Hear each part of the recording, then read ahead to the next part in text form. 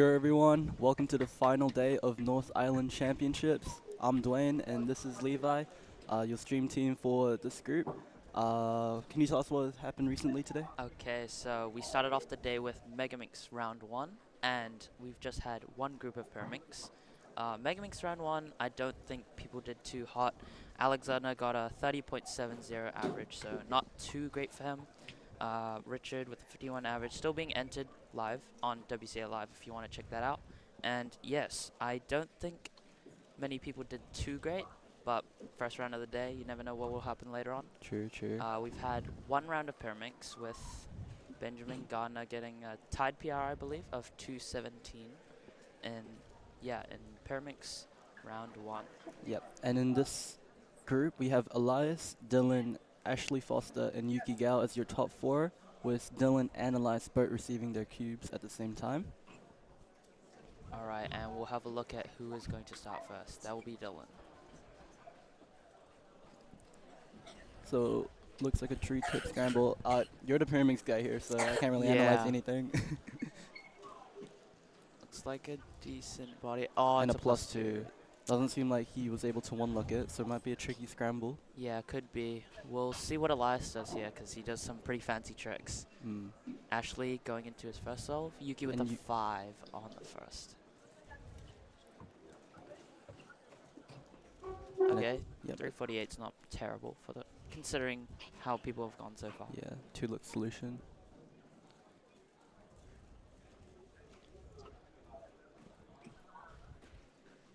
Elias hit on something. And a bit of a fumble at the start. Okay, 211's not bad, considering the scramble probably wasn't too great. Hopefully, everyone's times will start to go down as the average progresses. Yeah, one thing to note, it is like nearly 10 a.m. Oh, it's actually 9. Yeah. That's how screwed up time is for me. People are still warming up, it's just the start of the day. Yeah, and it's I'm assuming most people's hands will be pretty cold. It's not too cold, but can be a bit in the morning. Yeah. Especially after the first few rounds. Yeah. I believe we're about to see Dylan receive his cube. Yes.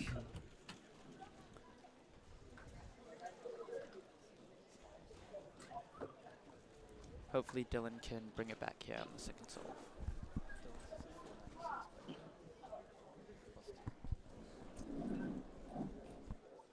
Okay, inspection. Dylan seems to be set on something. Bit tricky. Ah, seems to be to look 3.5.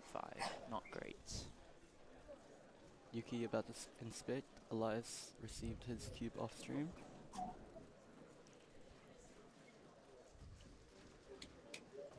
Still lucky. Ah, very lucky. That'll be counting, assuming she gets a better time. Not a great start. Ashley in inspection and Elias off stream preparing for a solve.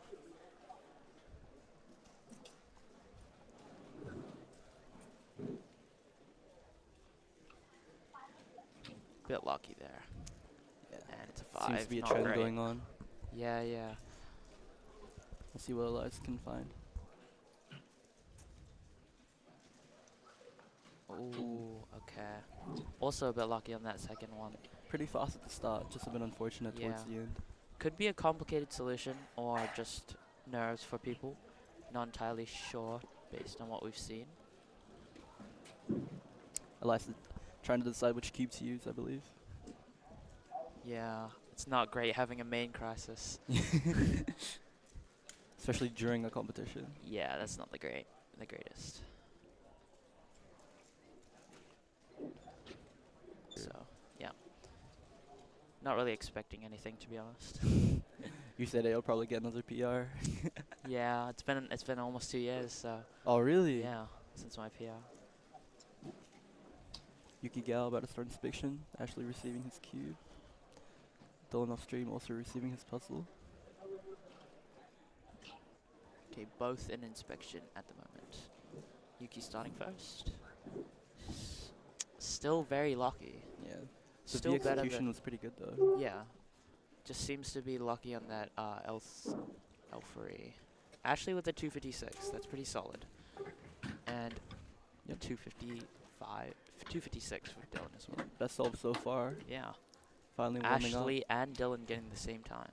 Oh, 0.001 difference. Yes. Okay, Trendsetter. Elias with his cube here. Hopefully this cube treats him better. He has a 148 on the display right now, which is his PR at the moment. Is this foreshadowing? Could be. Could be Manifesting? for later in the day. Mm. Don't know. I don't believe he can get it this average, but you never know.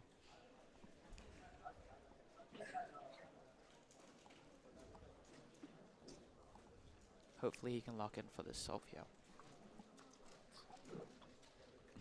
He does not look happy, yeah. Yeah, it doesn't seem impressed with the scramble. Must be tough.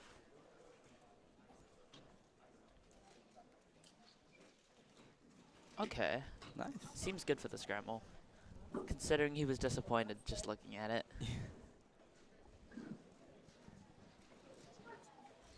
And Yuki with a 3.60. So it's going down. It's going down. Yeah. 5 seconds, 4 seconds, 3 seconds. Still pretty lucky though, which is a bit unfortunate. But hey, if you're improving with those mistakes, Yeah. it's a good sign. It's always the right way to go. Bring your times down, not up. Dylan with a 385 to finish off his average, I believe. And Ashley No, fourth. solve. warming up Okay. for his next solve.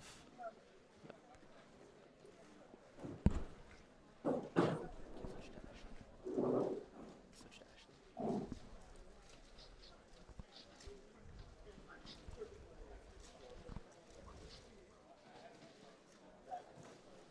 3.33. Okay. His best solve so far.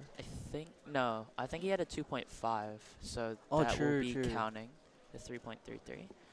It's not terrible. Unfortunately, we're having some network issues with what we used for the stats. Yeah. So it might be incorrect to what's actually happening. And Yuki got with a 3.09. Ooh, okay. Elias getting his cube now.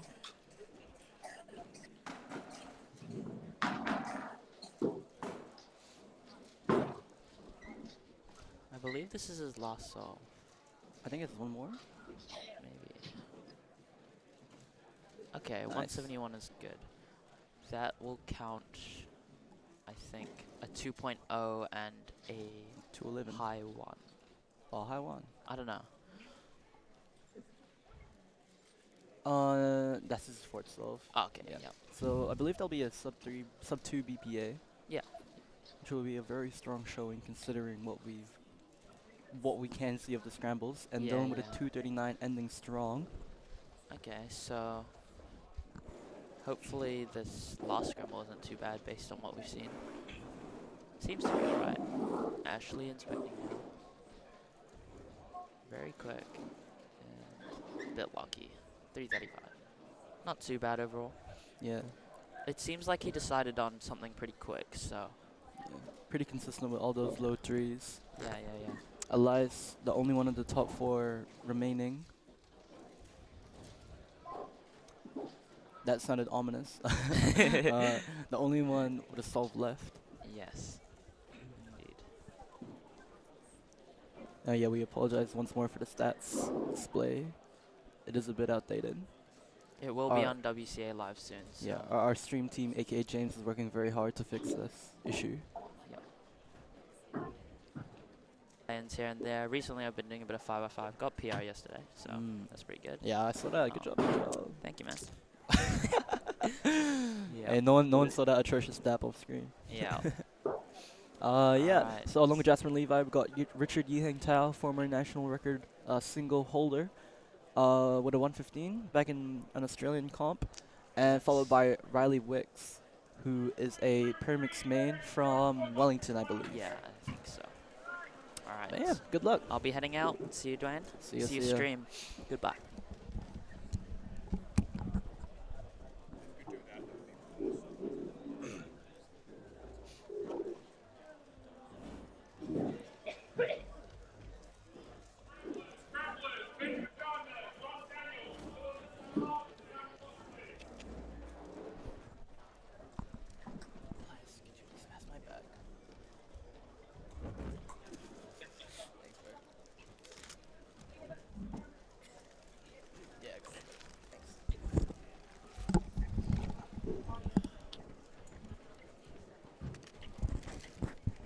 Hello, Elias. Hello. What are your thoughts on anything? Doesn't have to be this Pyraminx round. Uh, What's on your mind? okay, I'll tell you what was on about the prayer round. Okay. Okay, that was like, I'm actually rusty as you can see, but like, from like other people's perspectives as well, like the scribes were pretty bad. Yeah. I look, you just kind of like, I wasn't ready. Like, Mm. you know, when you say ready, you gotta be ready. But I feel like when I said ready, I wasn't really ready. So like, yeah, it's fine. Hey, it is 9 a.m. Yeah, You know? and it's like, I think that's fourth in the round so far. Oh, Only really? 2 groups have happened. So Hey. yeah, Remember, in a playoff, in an NBA playoffs, there's 7 games. yeah. Good Okay? point. You're in game 1. Bring it back in game 2. Yeah, Okay. definitely. Hey, Yeah. what did LeBron do when he was down 3-1 against Golden State? What did he do? Bro, he kept on going, He bro. kept on He going. kept on winning. Yeah, I'm gonna keep on going. Yeah. Yeah. Become LeBron. And good things will follow. Yeah. Maybe, potentially. We'll see. Honestly though, that round was like, it was alright. You had sub 2 BPA. Yeah. And like those scrambles didn't seem Yeah. that great. The last one was pretty good, but like I low-key forgot my solution with my hands on the timer. So like, yeah, That's a common feeling. yeah. It's like, what am I looking at? And then like I just start the timer. So Mm. yeah. So we had Jasper in this group, also Levi, my brother. Fun fact. Along with Richard and Riley. Yeah. So pretty fast top 4. Yeah, expecting big things. Definitely.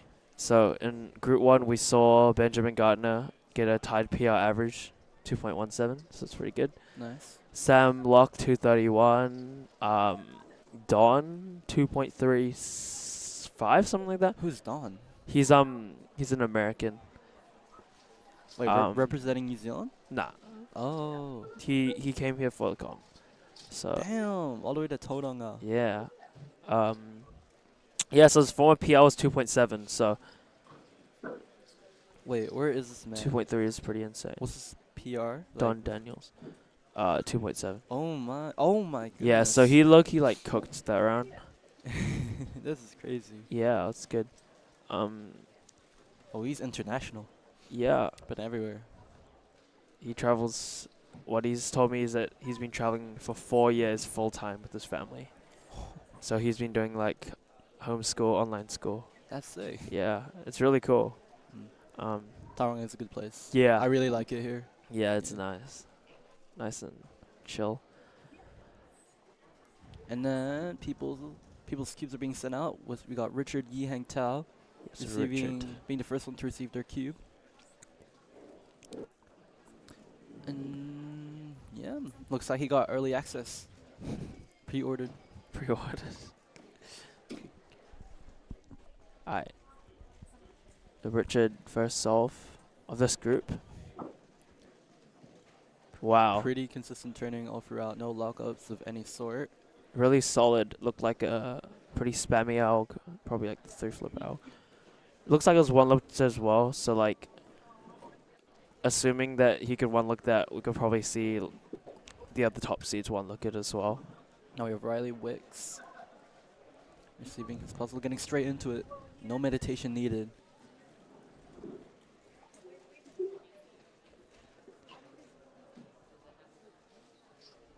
Bit of a fumble there. Oh, an oh unfortunate no. pop.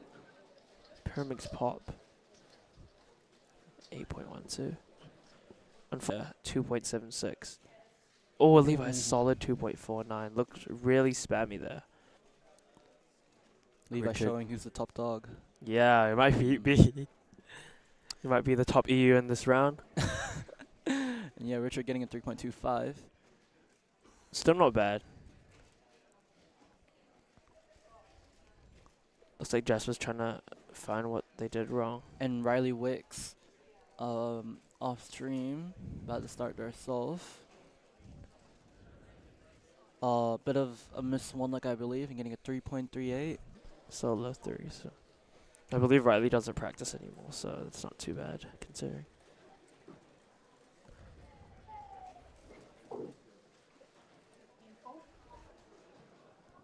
And then, ooh, the big boss, Alex Asbury, Judging Jasper Murray. Big boss. Yeah, the boss. The big boss. So Jasper starting inspection. Settled on something.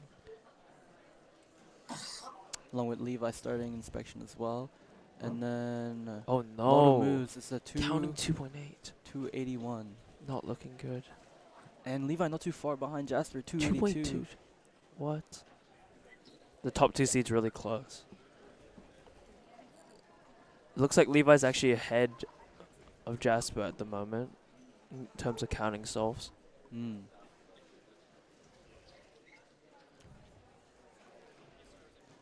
I think Richard's leading the pack in this group with the best counting solve so far, 2.4. That's true. And speaking of Richard, receiving his cube right now. And immediately went straight into the inspection. Riley 2.41 on the fourth. Looks like it might be a good scram.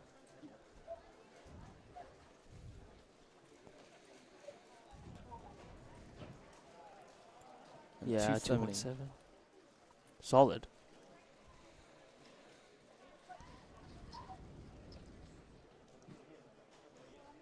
Looks like Benjamin Gardner's secured a top 3 spot this round, unless somehow they count like a mid one.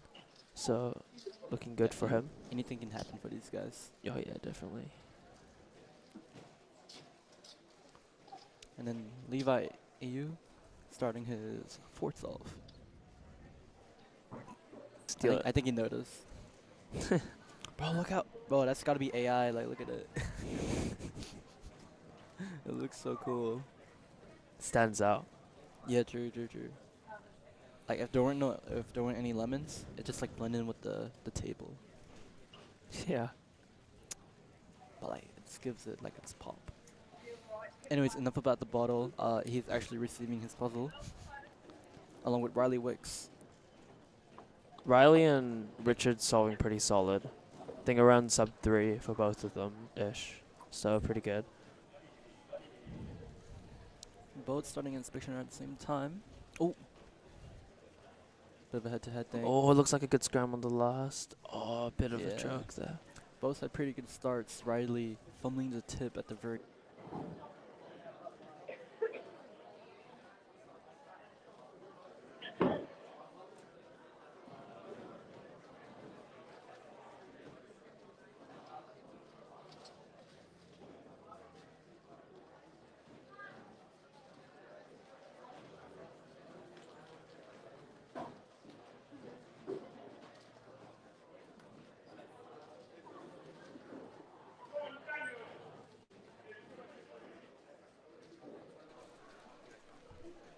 Hey guys, welcome back. We'd like to apologize for the stream.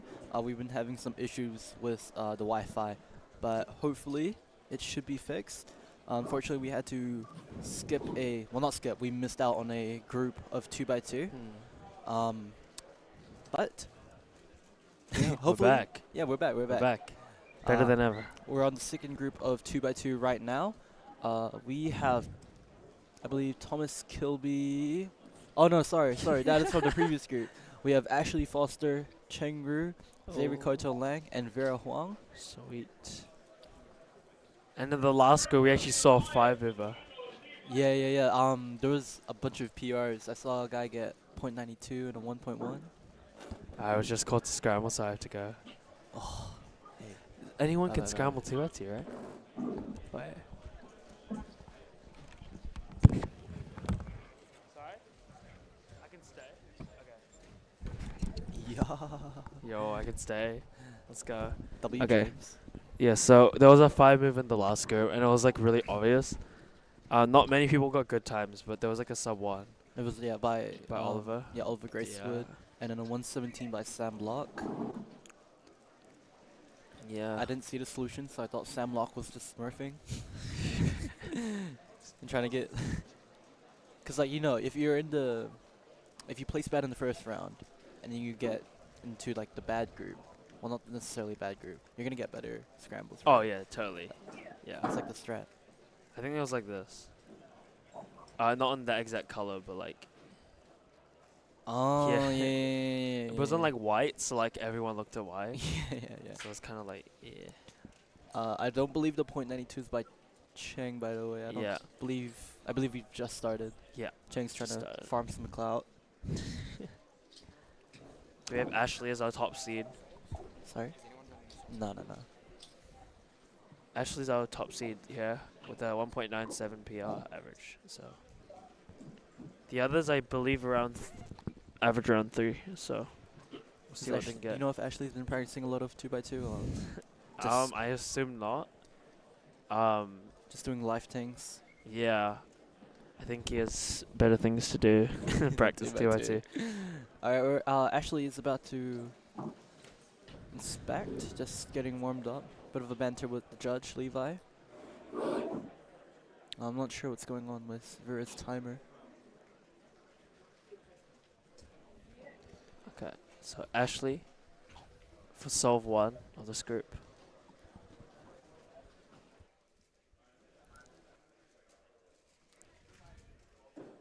Oh, 2 look there. 304. Not the greatest, but Yeah. I believe it would be top 12 to make finals, and from the psych sheet, that'll be a 2.19 average. okay. But those are PRs, and it is True. 2x2. So maybe 2.7 Yeah, I imagine like a mid to high 2 will Mid to make high two. finals. seems about reasonable. Chengru, a bit of a fumble there, 5:15.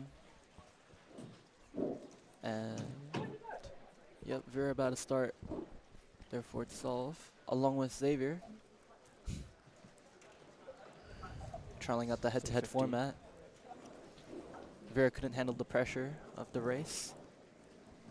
Getting a 5.4 versus Xavier's 3:15. What are you most excited for today? Skewb round 2. Oh, Yeah, okay. you know how it be. Yeah. Excited to see that as well. The most exciting event of the day. Oh, for sure. Yeah, for sure. Do you do pair? I didn't compete today. I was like 5 minutes late for my group because I wanted to get some trail mix from the local new Oh, route. yeah. It's a good investment. Yeah, good investment. Very valid. Chang getting straight into it. Has a 5:15 first. Hopefully he can bring it back slightly.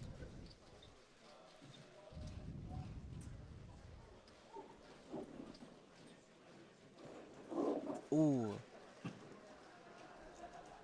Looked like a This one J-perm look. there or something. And yeah, this one look for Ashley, 5:57. Looks like he's gonna have to get some good times here in order to be close to qualify.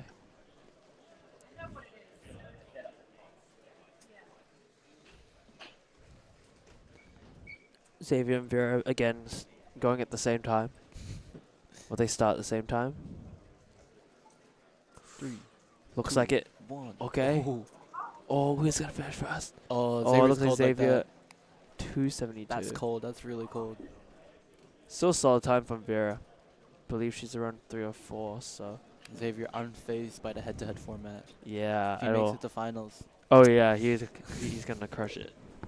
Sure.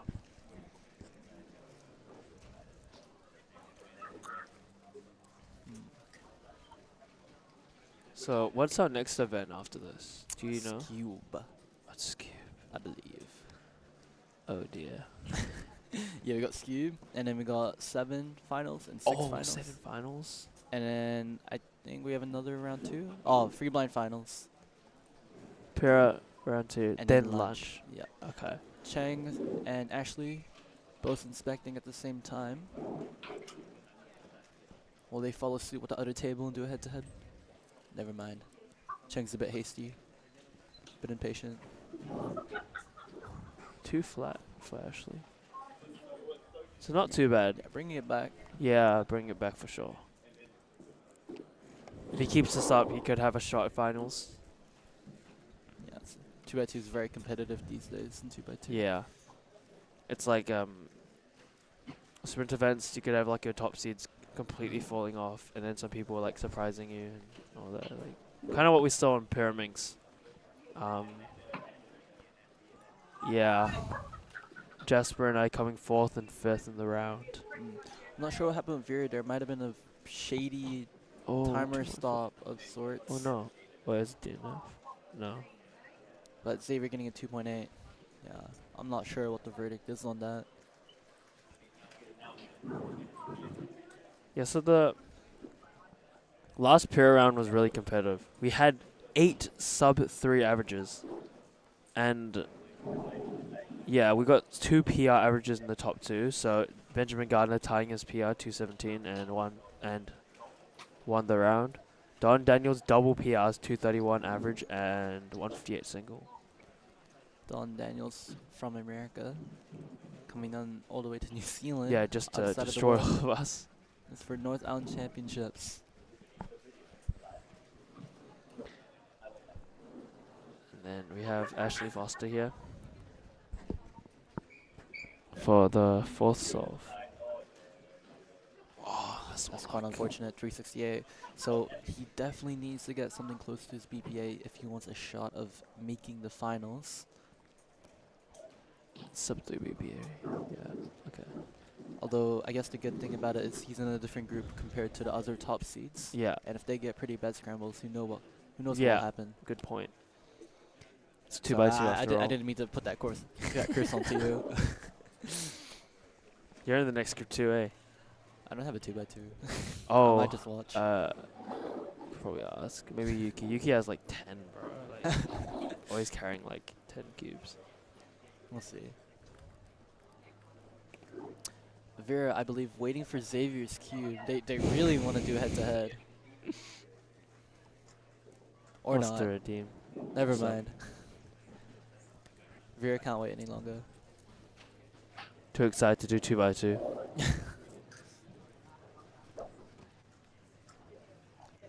Looking a lot smoother this time. 309. With Ortega as well, which is pretty good for Ortega. Actually. 166, solid Yo. ending. That is That's 291. 291. Okay. Really, that's a pretty good ending, yeah. 291 could make finals. It's That's pretty unfortunate. solid. Yeah, it's just really unfortunate with accounting 3.6, but Still not bad though. can't Still ask sub for a 3. better ending. That's the best he could have ended. So Chang Yeah. receiving his puzzle. 1.66 is not too bad. A local delegate in Oakland. Lived in Christchurch for a bit for tertiary study.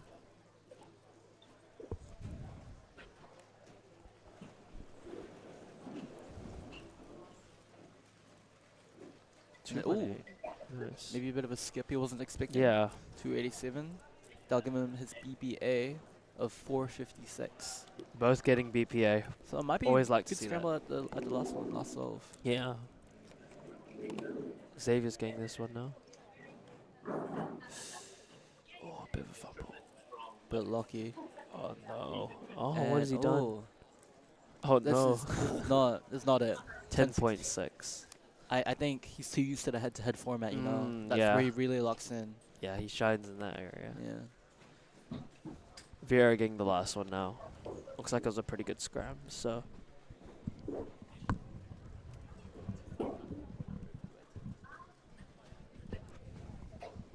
Nice, 2.41. So, showing that the last scramble was good. So yeah, very good. Yeah, and yeah, we're just about finishing up with this group. We're gonna get started with our top seeds from the last group. Top 10 or 12? Top 10 or 12, something I'm like gonna that. go 16 because I'm in this group. Oh yeah, And it's I pretty did big. I did not perform that well. Yo, you want to do some maths real quick? Hold on. Oh no. We're 2 at 2. Alright, what's 55 divided by 3? Too much, bro. It's, Like top like 18. 18, yeah. Top 18, top 19. Hey, Yeah. good job, bro. Yo, that's some calculator stuff right there. Yeah, so it's top 18, so Jesse and then up. Yeah.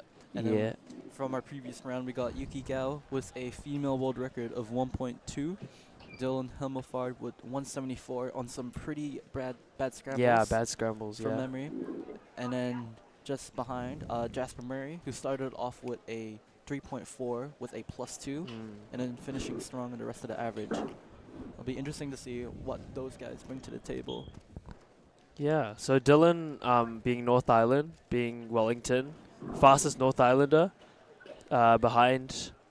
just behind is Jack McDougall with 195, and then me 2.17. So last round was pretty slow by New Zealand standards, besides Yuki. So I guess we'll see what we can do this round because we're all getting the same scrams. So. It's okay, Yuki follows the China standards. Oh yeah. China standards. And then, yeah, I think we're all laying out the cube covers for the next group. I think that's our call then. Yeah, wish us luck, chat.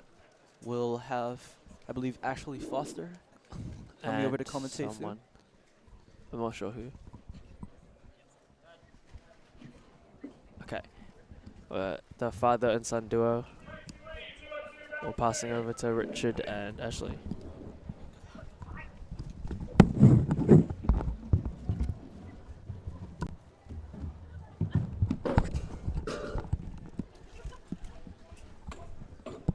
Hello, hello.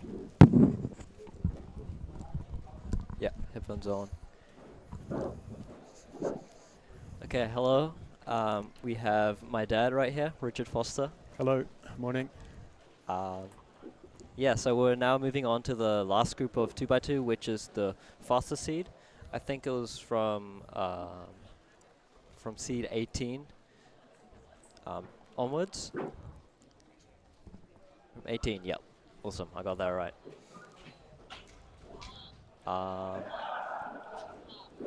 Yeah, so those who don't know, my dad, he was one of the organizers for New Zealand Nationals. And do you want to talk a bit about that? How was the organization side to that? No, it was really good. To be honest, Ram did most of the work, and I spent a lot of my time keeping Ram in check, trying to not have 58 rounds of Pyra, Yep.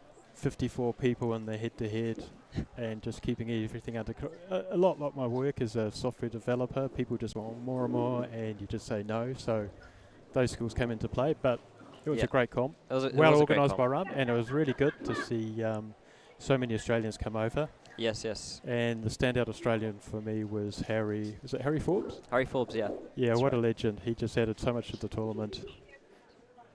Yep.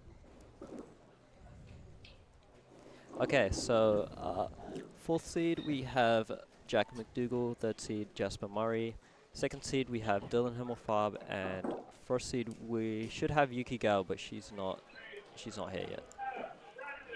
Isn't she just coming in now? So you can Do you have any knowledge about these 2x2 solvers or not really?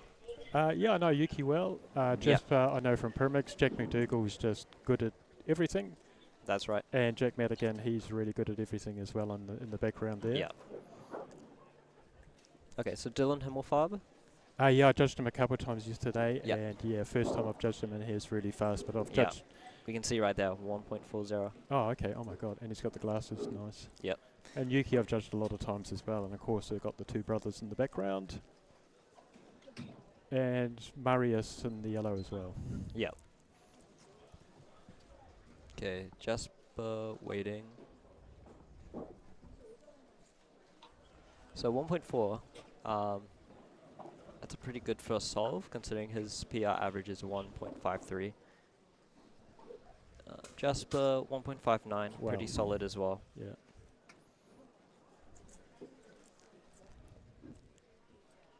Jack McDougall going up. Ooh, Really good, nice. 1.61.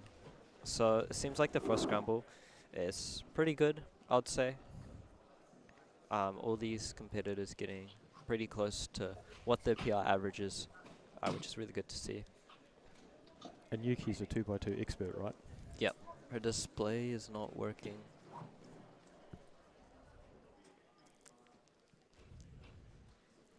Inspecting.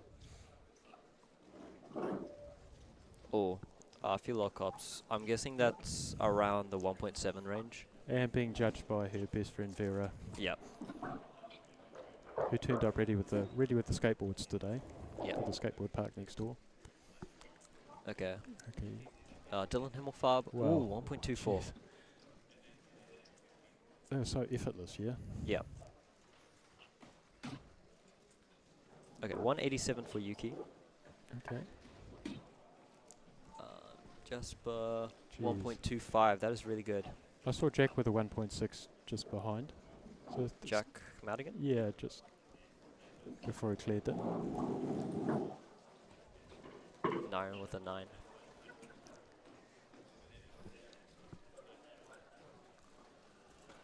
Okay, Jack McDougall inspecting. Maybe looking at the low 1 range. 185, a bit of a fumble at the end, but you know, it's still probably good enough to make finals. So how many people making finals? Is it 12? It's top 12. Okay. Based off the last group, it was a 2.7 to Okay. make finals. Okay. But I know a lot of competitors didn't do as well as I would have liked, so we might be looking at a bit faster, but you know, for the people closer to the 12th seed, they're probably, 1.39. Jeez. They might be looking to safety a little bit. Also, Dylan's looking really good. He probably needs like a 1.6, I would say, to lock PR. Ooh, I can see a couple of bars there, I think. Yep, Yuki inspecting.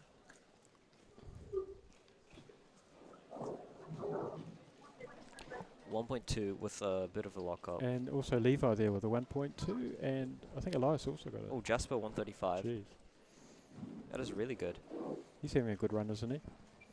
Yep.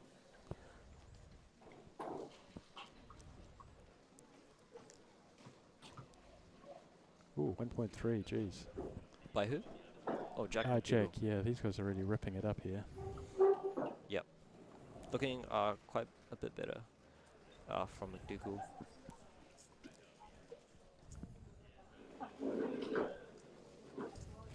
Okay, Jack McDougall. Sorry, Dylan Himmelfarb. It's quite a important solve. He can lock his PR here. This is the fourth solve? Yes. 1.72. I don't believe that will lock PR, but it's around the 1.5 range. He didn't look so happy with that one. Oh, poor Levi crashed out in the background there.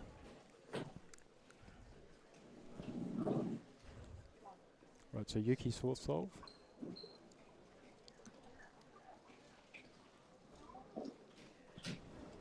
Also, 150 was possible for Dylan, which already guarantees PR. Okay. 256 for Jasper, that is not great.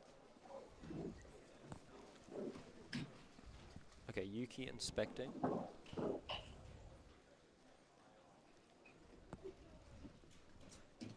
.148. And Elias, not look happy just with catching that. Elias here. 1392. 1392. Yeah.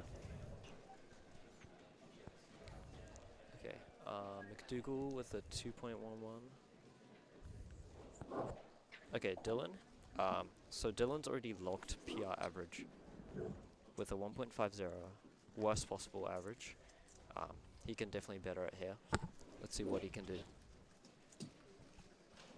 Oh, Ooh, 1.35. nice. That is going to give him a sub 1.4 average. He looks happy. 1.38 average. That is incredible. Definitely something he was hoping for a while. Oh, nice. Jasper 1.42. He's happy.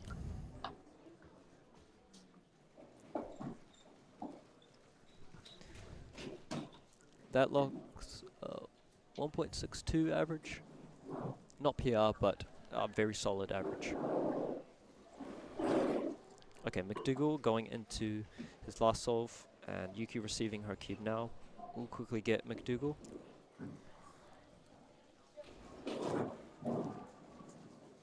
And 1.44, nice. very Yeah, solid. He's happy. And Yuki, I believe, has 2 more solves still to go. Oh, really? Okay.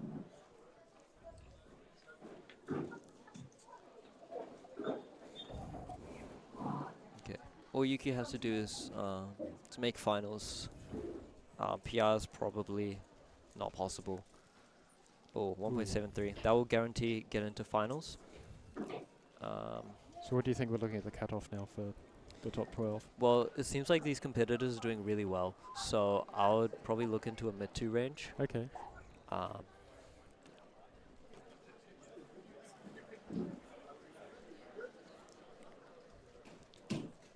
but we'll see. Oh. Oh, 119. And Elias is off the screen somewhere. Based off of the reaction, Come that back. could be PR average. Either way, even by itself is a good solve here. Yeah, 119 is very good. He looks very happy. That'll probably flow onto the rest of his solves of the rest of the day.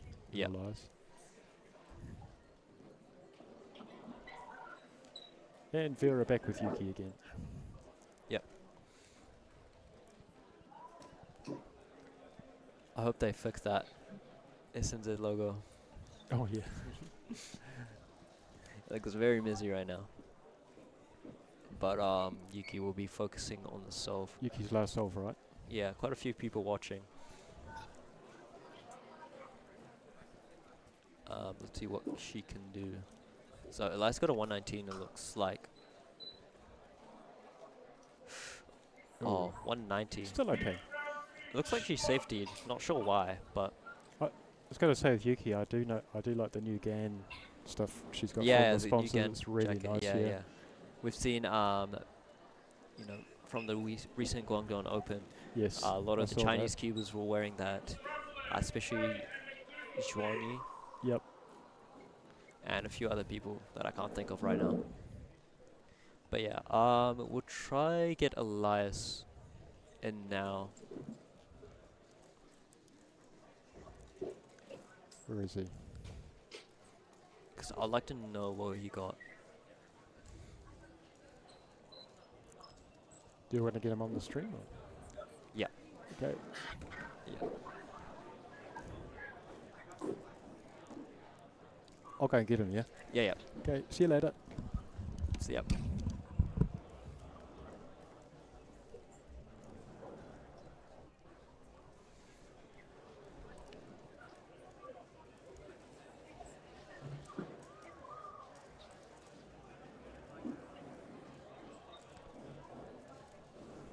What you get?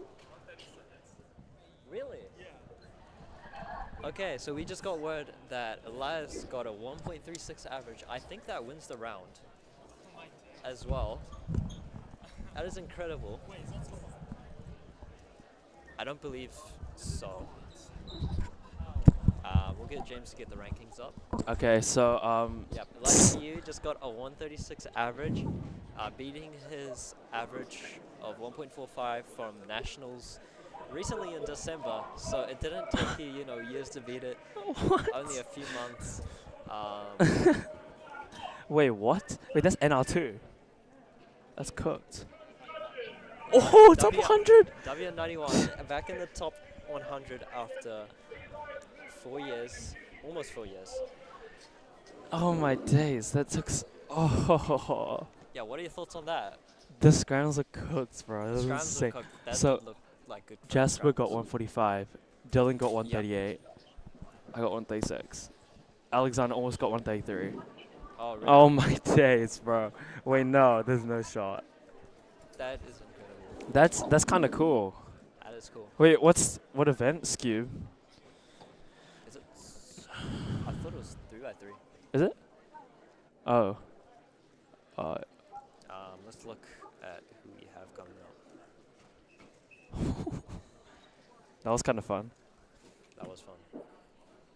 I'm not sure if stream really got that, but I'm not sure if stream really got Elias 136 because Don't worry, we have video footage. we have video footage. Yeah, Elias films all the souls, so don't worry. It'll be on Elias YouTube channel Yep.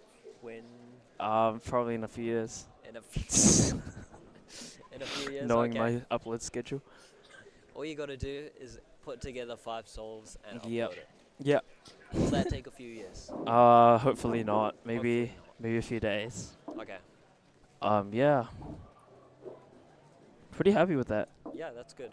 It was like I feel like I just didn't like that's a That's an example of average. I just didn't mess up. Yeah, like a solid Yeah. solid average with good scrambles. Yeah, and like, Okay, so we do have Yeah. Skewb now. 687. Can I sub out for someone? Because I might just go somewhere for a bit. Okay, could you find someone? Yeah. Okay, so Elias will be subbing out. We'll try to get someone else. Yeah, okay. Is everyone like? I'm not sure. Maybe Jasper. Okay, we'll try to get someone else, and potentially Jasper.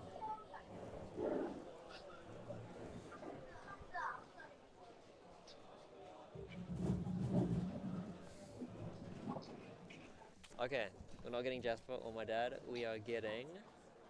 Do you want to? Oh, do you both want to do it?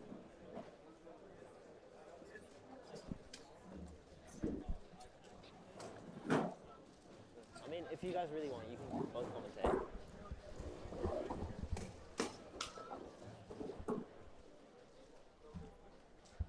Do you want to? Do you both want to commentate?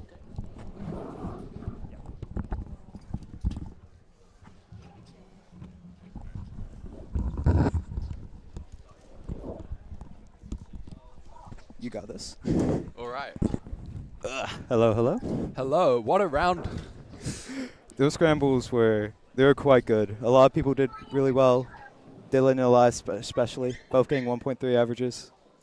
Really nice. You got a PR as well, didn't you, Jesper? Yeah, I got 145, so that's my first sub 1.5 average. Oh, that's really nice, eh? I thought I was a bit rusty on 2x2, but did some warming up with Yuki to get some inspiration and then good scrambles. So Yeah, definitely worked. Yeah. really, wow. Wait, hold up. What did I place? I got a 152. I had a 115 counting. No, just the duo. Either way, those scrambles were really nice. A lot of people did well, so that's good. I'm guessing that would have been a fun one to watch on the stream. It Oh, was yeah, for pretty sure. stressful for For us. sure. though. When you get, especially on that fourth scramble, when it wasn't as nice compared to like all those really great scrambles, it does kind of get nerve-wracking when you really want a good scramble and to finish like a good average. Yeah, exactly. Both of those last two solves, I was just sitting there hoping for a good Praying. Because like you get that nervous, and the inspection kind of goes out the window sometimes. Yeah. Especially if you get accustomed to like things that are easy to one look on the first three. Yeah, scrambles, and then like yeah. your one look ability just Nasty goes down surprise. right afterwards. Yeah. Who do we have this group? Ooh, Semlock and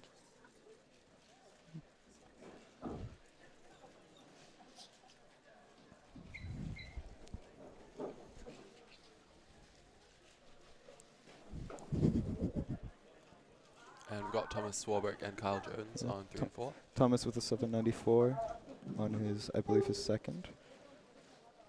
Semlock is finishing in a U-perm, 721 for him.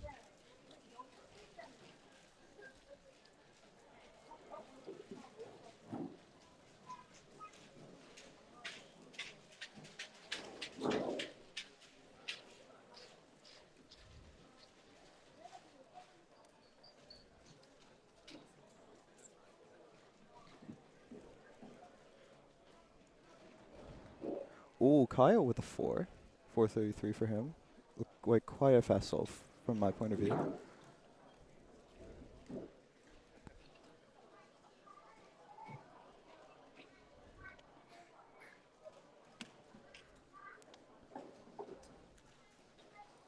And off screen on station 15, someone has a potential +2. Looks like they don't really know, which is pretty typical for Skewb. Thomas is on his U-perm. Bit of pause for him. 886 for him. Not sure what happened on station 1 with... yeah. What might have it been? Jupiter. We're pretty sure it is probably was a duplicate scramble, but either way. It's looking quite good on this. Bit too many pauses. U-perm 584. Good soul for him. Kyle going up for his 4th. bit of lockups. Now, I'm wondering, are you looking forward to the head-to-head final tonight? Certain degree, yes. Certain degree, no. My experience with head-to-head finals is I absolutely love watching them. That Guangdong Open final between Yiheng and Stronny was beautiful to watch. I think is definitely the future in terms of like viewing and speedkeeping, but to compete in. Can compete against Timon as well. That okay. Your experience. Yeah, no, like to be fair, like competing in for me is just it's a big difference. Like you feel a lot more nervous going off your pace. Like it's just not what I'm used to because you have to also to like go at the same time. Yeah. It's a big difference. And say for example, if you're on a good pace solve, let's just say for example, I'm on pace for a 4 and Team 1 gets a 3, right? The crowd reaction is going to be a bit distracting at some level, that's a right? good point. But either way, it's a good way to like turn speedkeeping into more of a spectator event. I absolutely adore watching it compared to just the normal head-to-head finals.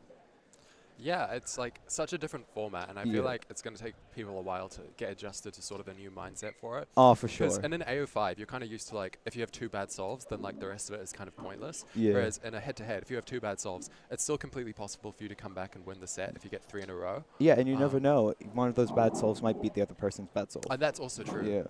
But also, too, I think this format has a lot of strategy in terms of where you want to be before in the semis.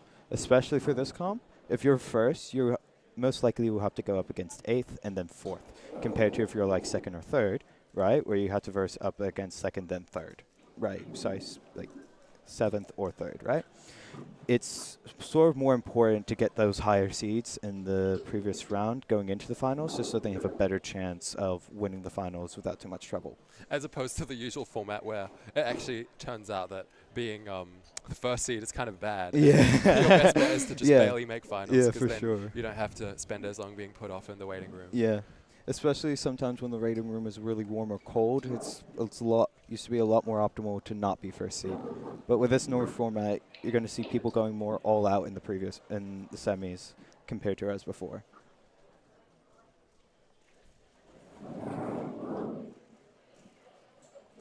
And it looks like we're getting finished up with this group. Yep.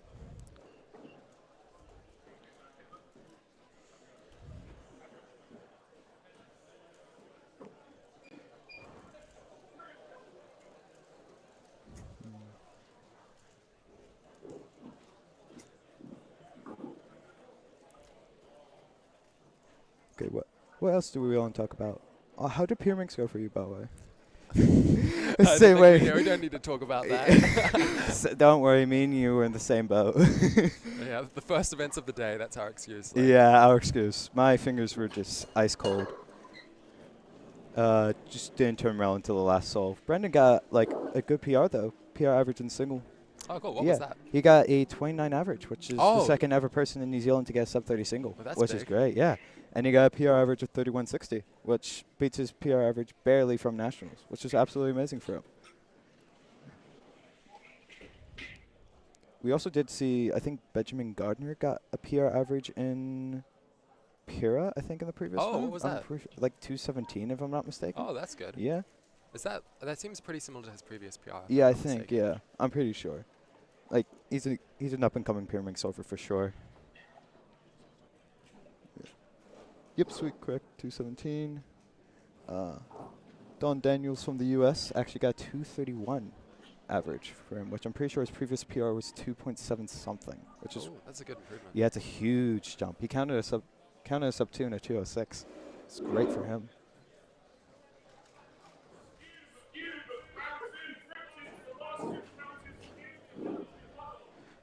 And I think we'll be getting into the top seeds of Skewb now. Yeah. I'm pretty sure the top 2 from the previous round, if I'm not mistaken, is Dwayne Ramos and Jack McDougall. Those 2 are going to be very close in this format and this final.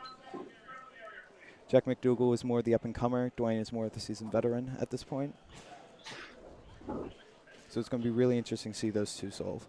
And yeah, it will be especially interesting to see Dwayne solve because you never really know what to expect from him in Skewb. In the past, he was world class. He hasn't really practiced in a while, but sometimes he can still switch it on. Sometimes he can get a high 3 average, or he can get like a low 2 average. It depends on the day. In the third seed, we have Ashley Foster from the previous round with a 440. And then finally in the fourth seed, we have Luke with a 441. Ashley being Luke by 0.001.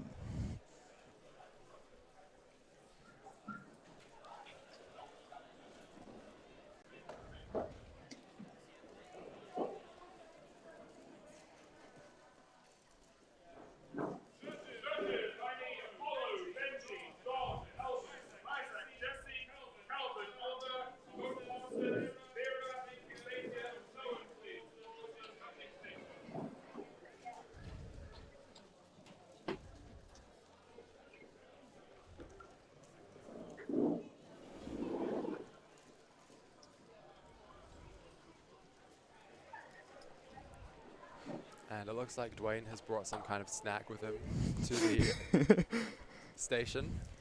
When you have so many events together, you might want to try and get food in between events, in between rounds. Keep your energy levels up during the day. It is going to be a long day for us. We're most likely, if we go to schedule, we'll probably be finishing around 6. So it's really important during these long stays to make sure you keep your energy as high as possible. James just pointed something out there. You're both doing 7x7. Dwayne, obviously the national record holder for single, I'm pretty sure. Jack McDougall doing it just for the love of the game. He is quite an all-rounder, though. He's really good at everything, especially the blind events. It's going to be quite an interesting final between him and James for 3 blind, Jack McDougall. James just off to the side said absolutely not. Ego coming in strong. Ever since the OCR, he's been a different man. He's lost it. The ego's grown a bit. It's all good though.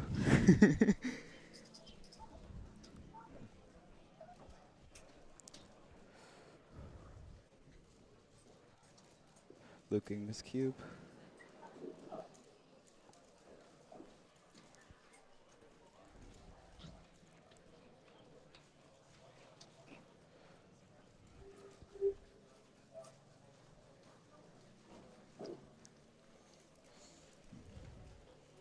And Jack McDougall getting his cube as well on station 1. Okay, if we can switch over to him.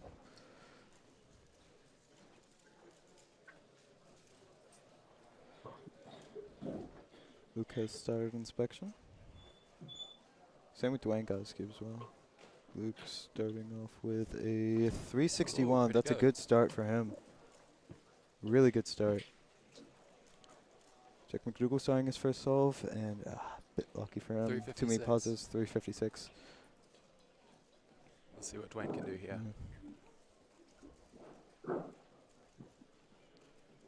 Scramble looks a bit difficult to me. I don't see that much on it from here.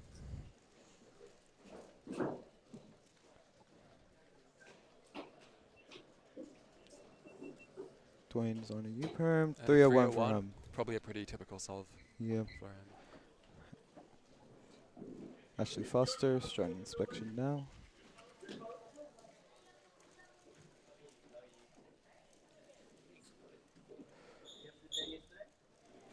Oh, huge lockup at the end for him, 449. Still pretty on pace with what he got in Yeah, round for 1. sure.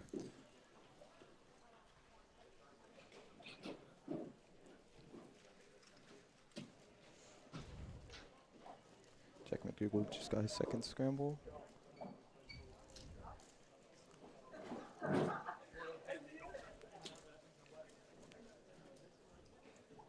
This looks like a relatively good scramble. And a big pause there. Still at 3.4. 349. You're taking it. In this position, your only goal is really just to make the final. If you can make the final, then it's happy days.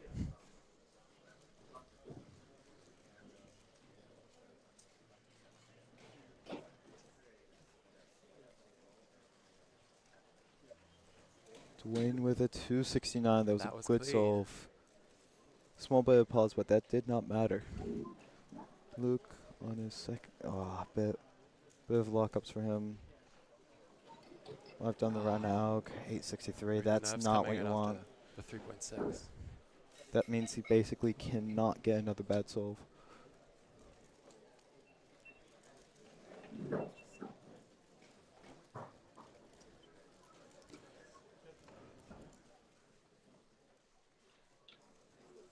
Actually going up for a second.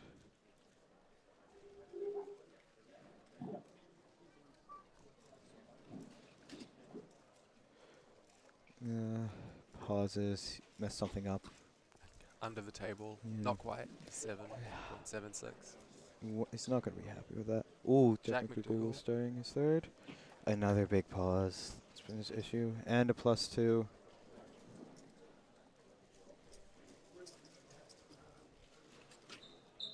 That's not what you want, but he does still have two pretty decent solves. Those threes will help him a lot.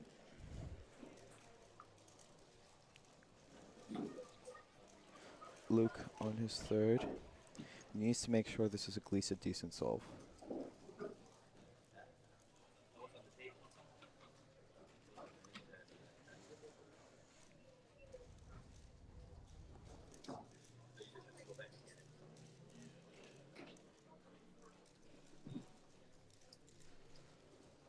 Ooh, and a 4.1 for him.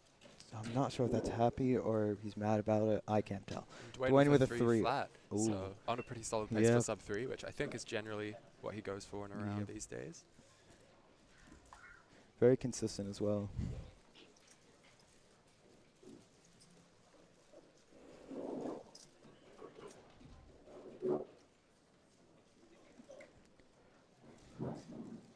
Ashley's now doing his third.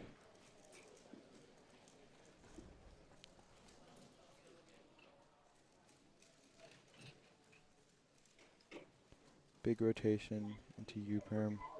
Oh, that's not what you want. 6-1. You can still count the 4 though.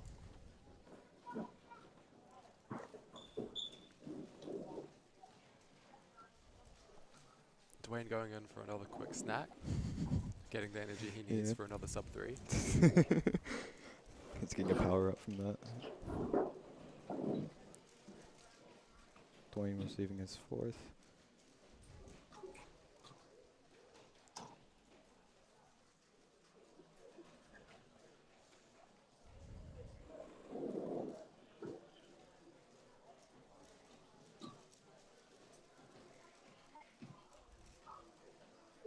Taking some time to calm down.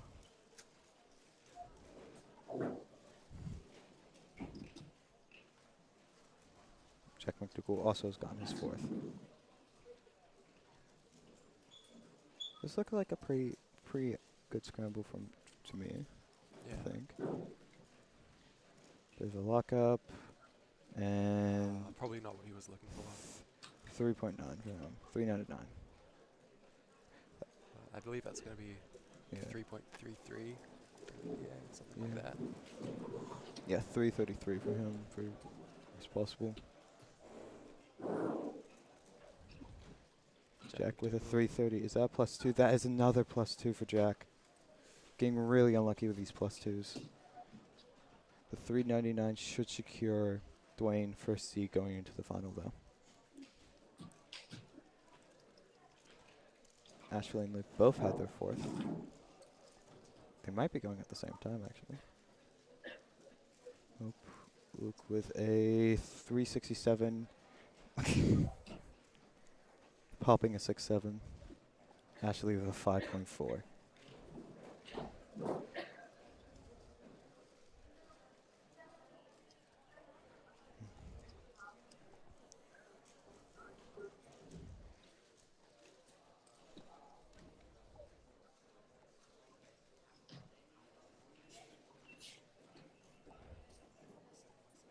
Yep.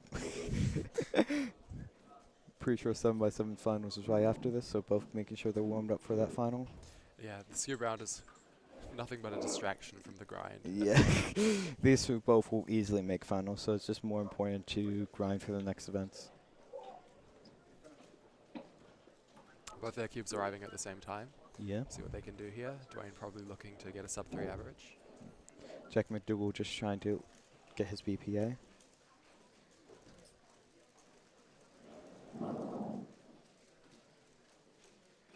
Oh, Dwayne. And he Oh, fumbles it. 304.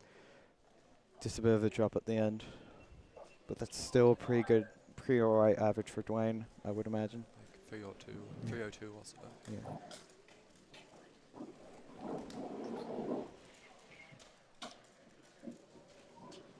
Oh, and Jack Jack McDougall with a 224. 224. Good job at getting his BPA. That was great. Actually on his last assault, he got a 4.7.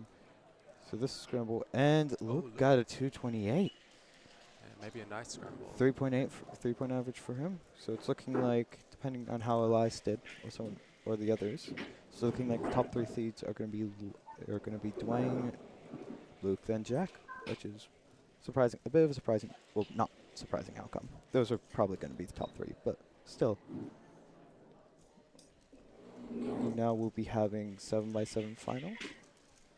I think that'll be one of the more exciting events of the morning Yeah. because we've got a pretty solid chance of a record being broken with Dwayne there. Yeah. He's been working hard on 7x7 from what I know of. Word on the street, he's been working hard on 7x7. I would really love to see him take that in Armeen and maybe get the first sub-2 single in New Zealand for 7. I'm not so sure how possible that is for him, but really hope he does well. And also, too, afterwards, we have 6x6 final, which is another event Dwayne holds in NR4. So hopefully he can also do well in that event.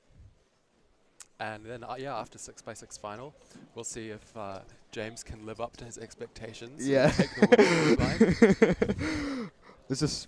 I'm hoping, hopefully. But who knows? Jack could pull off a great single.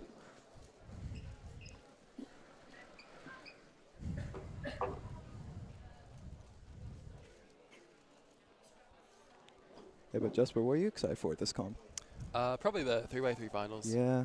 I think that's the main reason why a lot of people have come down to this comp. A lot of people are willing to try the new format. It's going to be relatively important, I would imagine, to try and get used to that new format. Like, because I Yeah. could see it be using for Oceanics, Worlds. It's a great format to watch, and it's it's overall really great format. WCA definitely did a good job with adding that in.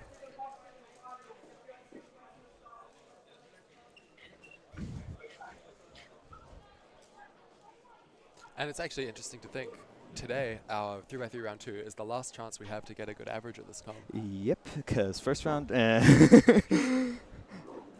I'm just experimenting with new cubes. Just first round, a lot of those souls just had a bit too lucky last pair or PLO. Wasn't optimal. But either way, it's going to be really interesting to see who gets first seed, because whoever gets first seed is going to get that huge advantage of going up against the lower seeds going into finals.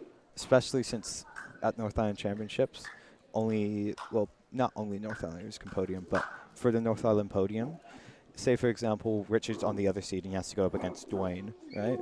That's a really, really difficult matchup for him compared to, like, say for example, okay, you're hard as well, but if Dwayne is solving really well that final, like, it's a bit different, right? And Hopefully Yeah. the final 2 doesn't come down to me and Dwayne, because that would be a Yeah. bit anticlimactic. it would The be very North sad. Island- However, North Island it would be kind of fun to have a losers bracket or a final with me and Richard. That's true. Yeah, because then we can we can actually decide who is the best in the North Island, without Andrew being here.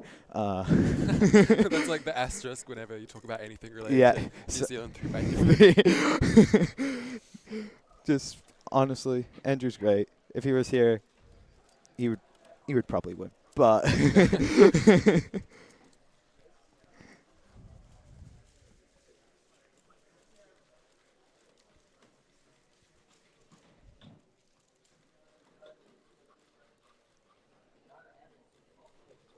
I'm kind of confused. Why is Dwayne on station 3? I'm going to look into 7x7 round 1. Okay. Okay, yeah. Oh, So he popped on the last off getting a 310. So he's 3rd seed right now. Yeah. Got a 237 mean. Oh, because of both Levi and Richard got PRs. that. in the last 224 means for both of them. Yeah, that's going to be a really close matchup between both. So this has the potential to be quite a fast podium. Yeah. It would be really cool to see either one of Levi or Richard break another PR in this final. And I think the two of them have really been sneaking up on the big cubes in the past year or so. They really it's getting have. to be pretty competitive. Yeah. Especially with 6x6 and 7x7. Apart from Dwayne and Henry, those third places has been quite open for a while now. Now with everyone grinding, it's going to be a lot closer for events like Nationals. And Oceanics, actually.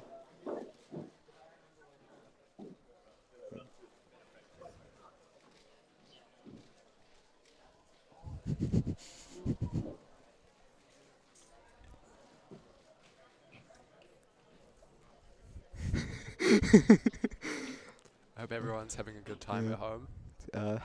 Or someone watching this in the back of class. Oh. Shout out. Don't like podium predictions. If we want to talk about podium predictions, I predict that crazy prediction here. I think Dwayne's going to win 7x7. Then another crazy prediction here. I reckon Levi will get second. He's been doing really well. He's been focusing on 7x7 a lot.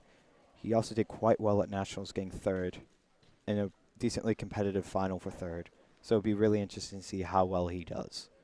And I think Richard will also probably get third. There's a huge gap between the top three compared to fourth, with James Dyer with a 247 mean. I'm going to save my prediction. I'll go Dwayne, then Richard, then Levi, just so we can have two different Oh. predictions here. I think Dwayne's probably got the win pretty... Although actually, 224 is... He could definitely get worse than that, but yeah, we'll see. I have too much faith in Dwayne. He's Fair too enough. clutch. His other solves, 225 and 217, so yeah, he could probably Yeah, able true. to beat that. Levi's going up for his first solve. Mean in 3 is a really difficult format. If you mess up one solve, your whole average is just over. It's a really hard part about the mean in 3 format. And we actually saw Nationals just a couple of months ago. Dwayne DNF'd his first solve. Yeah. So hopefully he can do well here. Yeah. It's one of the most unforgiving formats, and talking to other big cube solvers, that's one of the reasons why some of them would like to do an after 5 and just make the cutoff really strict. Oh, that's a pop already for Levi.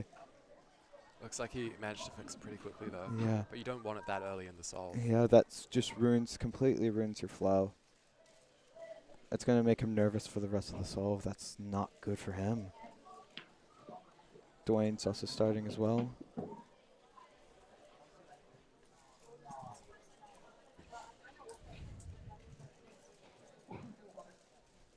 So I'm wondering, why don't you do more 6x6 and 7x7 as the national record holder in 4 and 5? Okay. So, goofy story. So, my dad's told this to a bunch of the Aussies, and I'm pretty sure Tyler Williams, amazing guy by the way, shout out to him.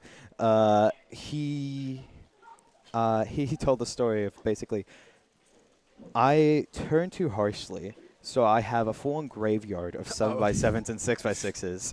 Right, and also too as well, another thing on that is you can only focus on so many events. With you doing very school and true. stuff like that, you want to limit down your events if you want to be world class in those events. You can be an all-rounder, but you can't be like #1 in everything.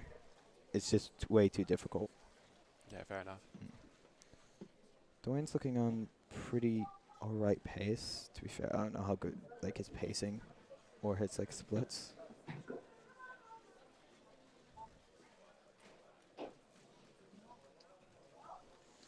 Looks like to be on last 2 centers now, I'm pretty sure.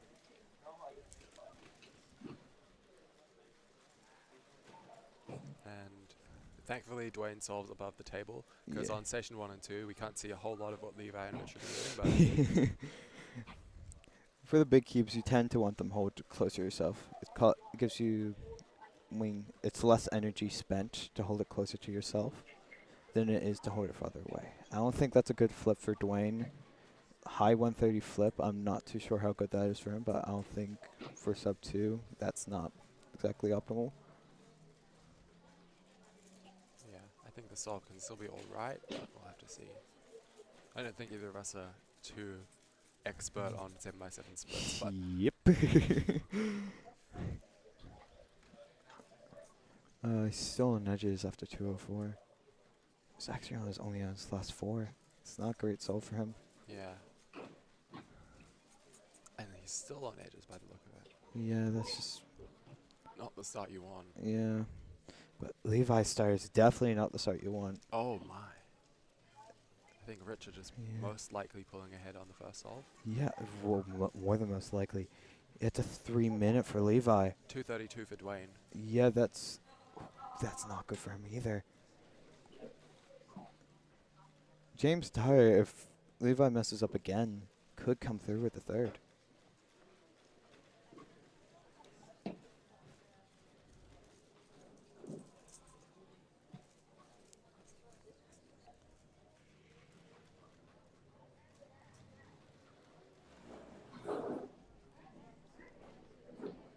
Can't tell where Richard's at, but I'm seeing his hand slowly coming closer and closer to the timer.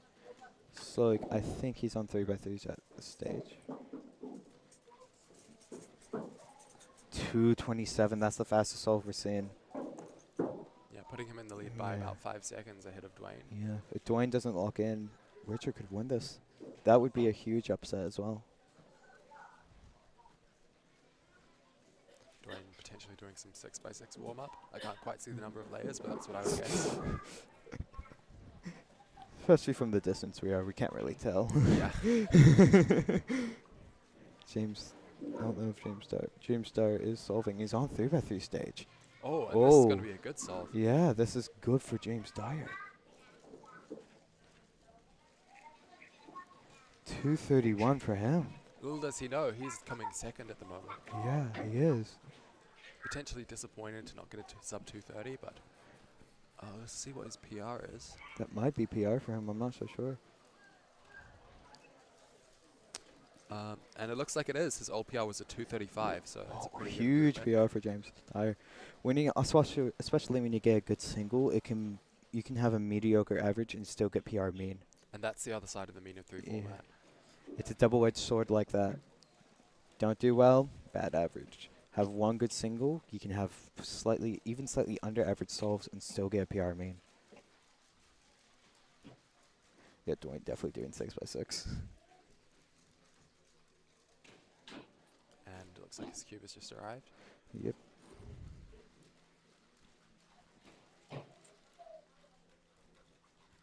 Special thanks to the scramblers suffering away, doing 7x7 scrambles. 7x7 and 6x6 is the most straining.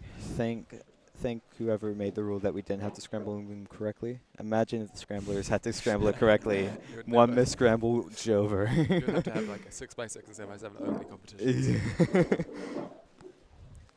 Either way, Dwayne's going up now. Inspection.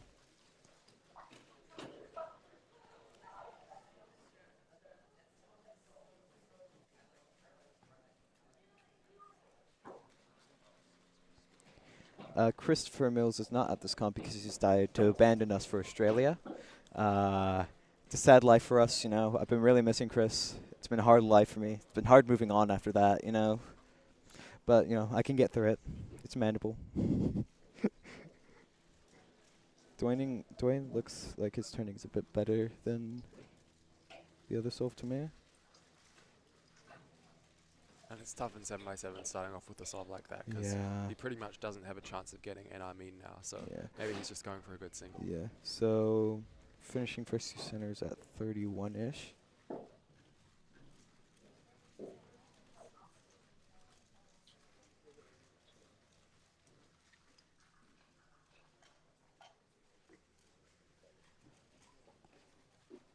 So someone else, same with Rom.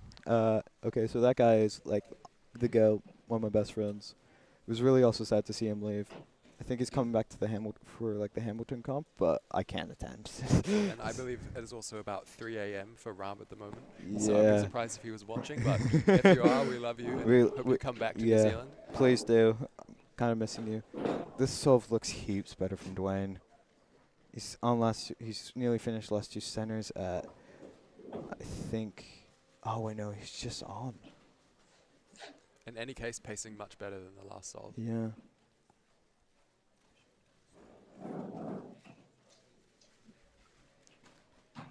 And Levi is about 112 into his solve, but we don't really know how he's doing. Yeah. Dwayne's actually similar pacing to his last solve. That's not good. Looking getting to edges around the same time.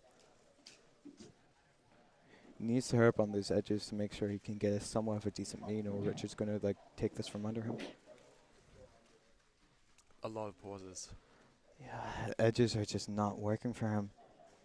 He's only on last 4 at 2:04. He's just pausing too much, which tends to happen when you're trying to go as fast as you can.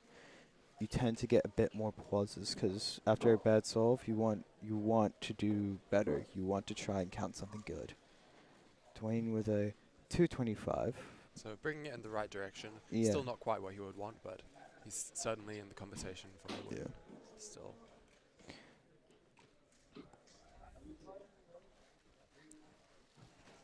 Richard doing his solve now. Just on his second center. Holding a cube a bit higher than last time, so Yeah. some We get of to an see idea. now. And I'm guessing Levi will probably be finishing pretty soon. I imagine. For any chance, he needs to be finishing quite soon. This is not good. Well, this is an okay solve for him. Never mind. He's struggling. I don't even think he's finished with edges yet. Oh no, he actually is. He's on 3x3 stage. 244. That's not good for him. That's a huge difference in time compared to his previous round.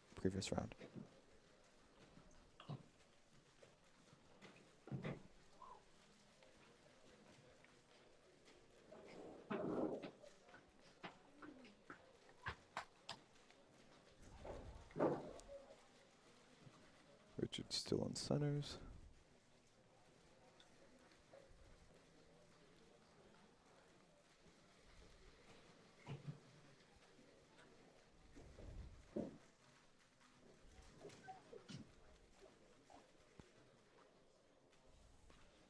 I think he's on edges now, I'm pretty sure. Yes, he is. And we can also keep an eye on James Dyer. Yeah. He could pull out a surprising 3rd place in this final. Especially given Levi's start. Yeah. He's actually looking decently good. He is a redux solver, so the splits are going to be a bit different. McDougall giving us a wave. The splits are going to be a bit different, but still, he is a great 7x7 solver.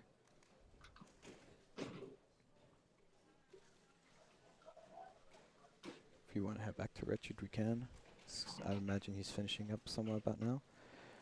And that is, oh, that looks pretty good for him. I think he's on 3x3 stage. Keeps coming up. 220. Absolutely securing his spot in the lead. Yeah. Dwayne needs to pull something out. He needs, like, I'd say a minimum 2-0 to get this win. James Dyer still on edges, but I think he's on last 4. Anything can happen on that last solve, but at the moment Richard does look to be on pace to potentially get PR again. Yeah.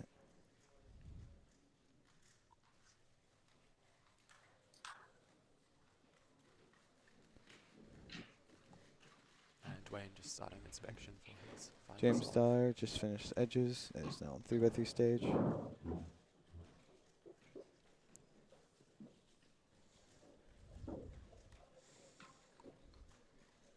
I believe 243. his PR mean is a 241, so he's certainly on pace for that at Yeah. the moment.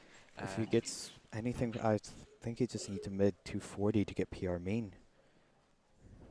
and depending on what Levi gets here, that would have a pretty good chance of being on the podium. Yep.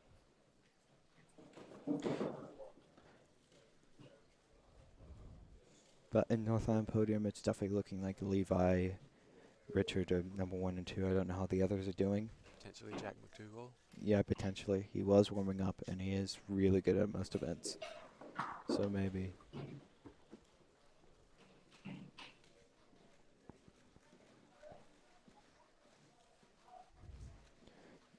This is looking pretty alright from Dwayne.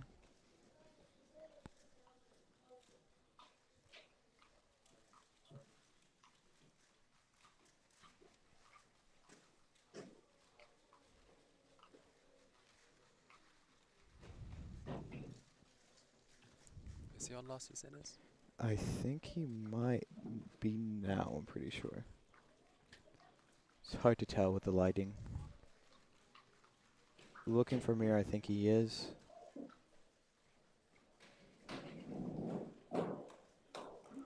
finish up quickly. He might be on pace. Yes, he is. Okay. Okay, that is about 8 seconds better than he's been pacing on all the other solves so far. So if he can have some pretty solid edges, he can maybe try and get that first place. He's doing quite well on edges. I think he's on last 4 by now. balls. Yeah. But Yeah. still looking alright. Last 4 and sub 2, that's been better than most of his solves so far. Definitely. think just last couple of edges Yeah. now. And I onto think he's on his, 3. yep. Maybe has parrot? No, he does not. So, Dwayne needs to finish up the solve, like, no, Okay, and pretty 215. good finish. I don't think, this is all going to come down to Richard's last solve. If he can get, like, I would say another 220, he has it, but 224.45. Oh, it's going to be extremely tight. Yeah. That's roughly what Richard's PR was in the previous round, Yeah. and that's roughly his mean of his first 2 Yeah. solves, so this solve is going to be super important. However, I don't think Richard's pacing all that great.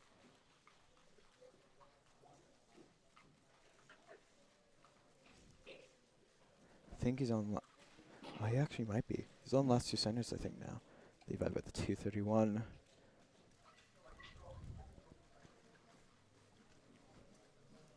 So Levi with a 246 mean, so I think James has a very, very strong chance. Yeah. Just We has to can- pull through. We can't say guaranteed yet. 7x7 being obviously a mean of 3. It's always, you never know what's going to happen. I think Richard's doing quite well through these. He's on edges at this point. Might be on last 4. Again, can't tell under the table. Kind of sucks, but it's the solver's choice.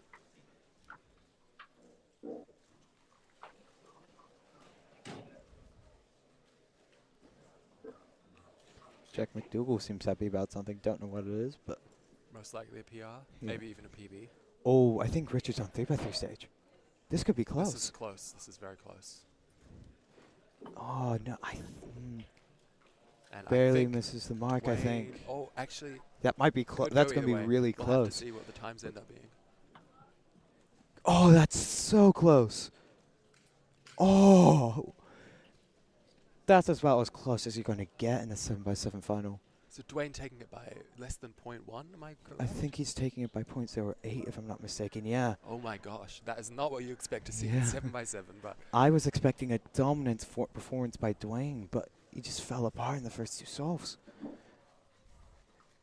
Still, we have James Starr though, who could get a PR mean. That would be great from James. He's on edges by now.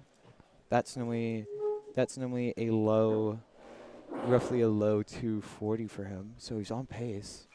It just needs to make sure it doesn't fall apart. I think he's probably going to safely take third place with the Yeah. look of this solve. Don't ever say safely. Never safe You in never 7x7. never safe.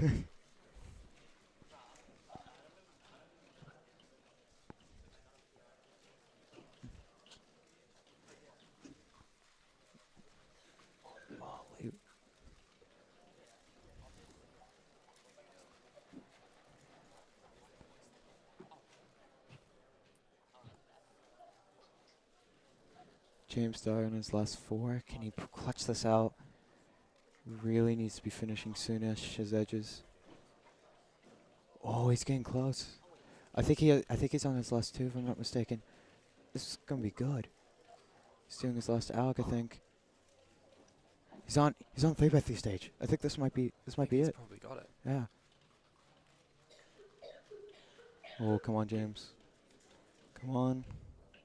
It's on Olo. It's on Pilo. And That is his does it. first sub 240 mean for James Dyer. I'm pretty sure. That's like 238 Yep, something. that's PR by about 3 seconds and comfortably sliding into third place. Yeah. Congratulations to James Dyer. Huge. That was not the podium I was expecting, especially with the margins.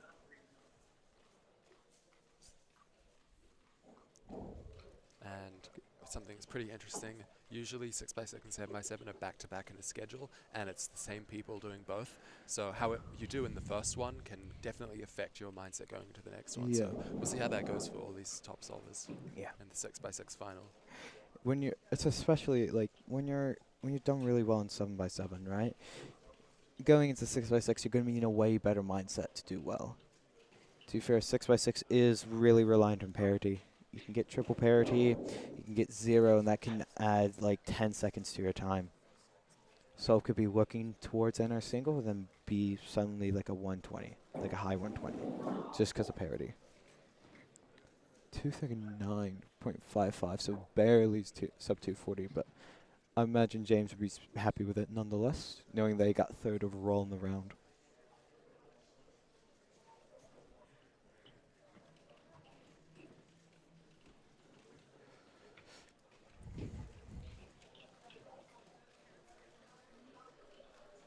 Now that was a pretty exciting round. Yeah, really, it was a really close race between Richard and Dwayne. It came down to the last solve, but Dwayne barely squeaks it out. Let's hope he can do a bit better in 6x6. That wasn't exactly the most ideal 7x7 average for him. And 6x6 getting called now. Yep. Let's see who are our seeds in terms of order. So number 1, obviously Dwayne Wamos with a 131 mean. Not exactly good for him at all, but I do believe he will probably do better in the final. Again, parity decides a lot of what a 6x6 solve is. Then you have Richard Yeheng Tao with a PR mean in the previous one, 133. Definitely been working on the big cubes. Then you have Levi EU with a 141 mean. And to finish off the top 4, you have Calvin Lum with a 153 mean, which was a PR in that round. So overall, what are podium predictions for this, you reckon, Jasper? If I had to guess, I would say, yeah, Dwayne, Richard, and Levi, probably in that order. I have a crazy opinion here. I reckon, personally, Levi didn't do that well in this round, but I reckon he's going to have a huge comeback and beat Richard in this final. Okay, we'll see. What is actually Levi's PR? Because he has like a 140-0, I think. okay. Yeah. Obviously a big fan of Levi EU. Oh, absolutely. He's definitely been gaining in the big cubes. It's kind of interesting because it's polar opposites to his brother. Elias more focusing on the speedy, quick events.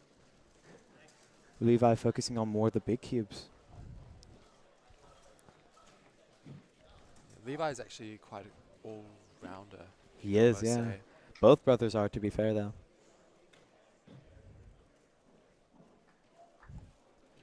Question, Jesper. With you being also so good at 5x5, why do you not intend to do 6x6? Pretty similar reasons to you. I don't quite have a graveyard. Yeah. Yeah, it's hard to keep on top of all your events. I'm a third-year university student, so Yeah. I'm struggling to even practice like 3x3 in Pyraminx. So I had understand to that drop for those. sure, yeah. Also helps a lot with energy levels at comps and Yeah. my attention span. I don't think I can do 7x7. Midway through 6x6 solve, just need to get Subway servers on the side to Yeah, watch. exactly. But this will be an interesting final. I get absolutely what you mean by when you're older you get, the less time you tend to have. I'm starting to experience that now as I started uni a bit early, so I'm currently doing a course. And it's a lot of time spent on trying to get stuff done. And it's just a lot different from what I'm used to. And this is why I think, in my opinion, the best way to stay at a top level even when you're getting older is to focus on 1 or 2 events. I think when you Yeah. put all your time into 1 or 2 events, you can consistently maintain good. Like, look at Sebastian Bayer. He won Worlds, and then imagine he poured all his effort into 4x4. And that was the reason why he won. Even though, how old is he? I think he's like, I know he has a kid. Yeah, I remember Yeah. them saying that on Yeah. the live stream. He does have a kid. He's been around the block. Yeah. In terms of cubing. I'm older as a cuber and I'm 20. But yeah, when the older you get, the more you want to single-mindedly focus on your main events. Okay, Richard getting his first cube, first scramble. And I must say, Richard has a pretty cool looking drink bottle. He does, absolutely. I think it has some lemons in it. Don't know what the health benefits of that. Probably something, but you know, can't focus too much on it. Dwayne warming up with some OH. Obviously, just recently breaking the Oceanic record average for one-handed, placing him 9th in the world.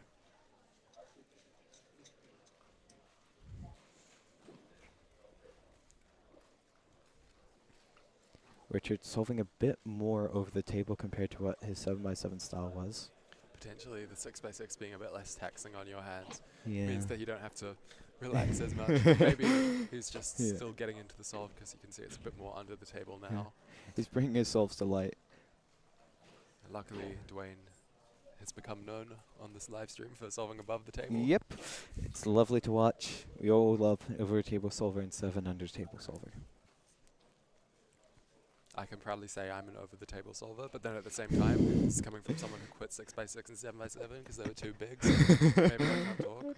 For me, it's more, it depends. If you know I'm doing badly when I'm solving under the table. That's how you know I'm doing badly. Because I'm not confident enough to show my cube to the world, so I'm trying to hide it under the table. Dwayne's starting off well. He's nearly done with his first 2 centers. And he does have a little bit of momentum because his final solve of 7x7 was pretty decent, I would say, Yeah. and clutching the win as well. Yeah.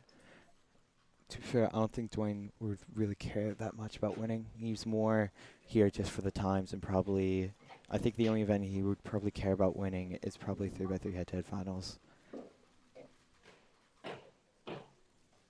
Dwayne, I think, is on his last 2 centers. This is, if he's solving, from what I know Dwayne's pace because I did judge him for, like, I think a Wellington comp. He said to me that if it's under 50, if it's under 50 seconds, if he gets edges under 50 seconds, then it's going to be an okay solve. If it's under 45, that's when you can expect something close to sub 120. Dwayne on his last 4 edges at 105. Not doing too badly this solve. He's now finishing up. Now here we get to see the parity counts. Maybe a 120 or Yeah. so. So this could depend. Oh, Oh, low parity. That's just not a good sign. Let's hope he gets 0 things else. Dwayne starting off. Oh, PLO parodies. Wow, really unlucky for him. I think he had triple parity that solve, if I'm not mistaken. That's really harsh. 6x6 is just one of those events that is just really unforgiving. You get triple parity, the solves is nearly over. Did we see what Richard got, by the way? I forgot. I know he was solving, but I wasn't too sure what he got. 152 for Richard. That's not good.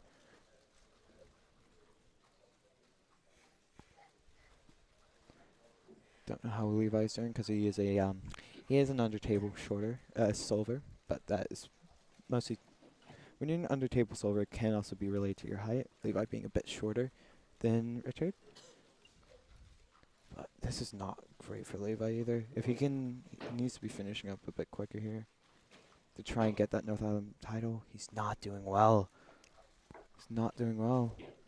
And I've just looked it up, and the national record main for 6x6 is 124.96. 152. Levi didn't know he was like well ahead of Richard.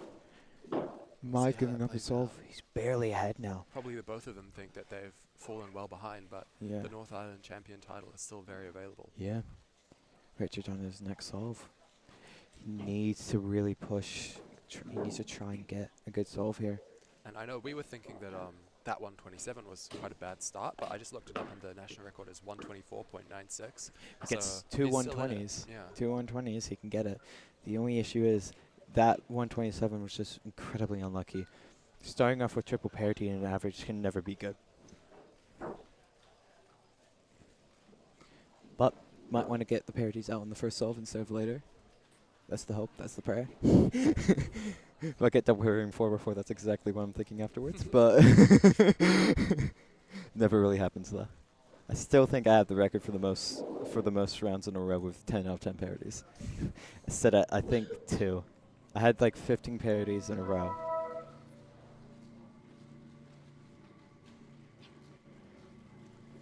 And Dwayne inspecting his second solve. Yep. I think Richard's on last 4 edges, so this is a bit better.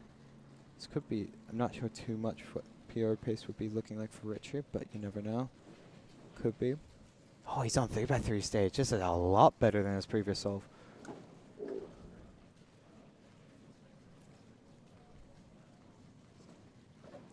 Yeah. And the ground is shaking a little bit. Because of an airplane. Richard's falling a bit. I thought he was on 3x3 stage. I was wrong. He's falling apart a little bit. 242. That's not good at all from Richard. I thought it was on 3x3 stage at like 120. It goes to show you never really know what's happening under that Yeah. table. Oh, this is a great solve from Dwayne. On last two edges at 39. He's doing well. He's locked in. He's trying to get... Flip at 47. So that's pretty Yeah, that's normally pace for a low 120. So if you can just have some great edges here. good. No parity, hopefully. Nope. No parity, but the parity gods are quite cruel depending on the day. Last 4 at 102, that's a big difference from his last solve. Good first 4 edges. Yeah. Bit of pauses, but you know. And Okay, so he has his last two, I believe, finished his last two at 113. So not exactly as great last 4 compared to his previous solve. No No OLL. parity. Just no PLL, please, please, please. And Oh, PLL. PLL, that's harsh. Okay. 125 for him. So if he gets roughly a 121 or a 120 or something like that, he could still get it, which is very possible. But we'll have to see. Parity has not been kind to him. I think he got double there with the edges, but hey, it's the luck of the draw. Never know what's going to happen.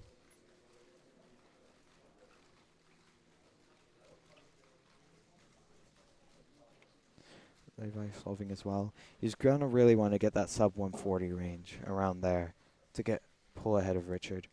If he can just remove from his head about that 152 and not be stuck up on it, he's going to do really well. Hopefully he's coming towards 3x3 stage, if not I already think there. he is. I saw his hands raised up a bit.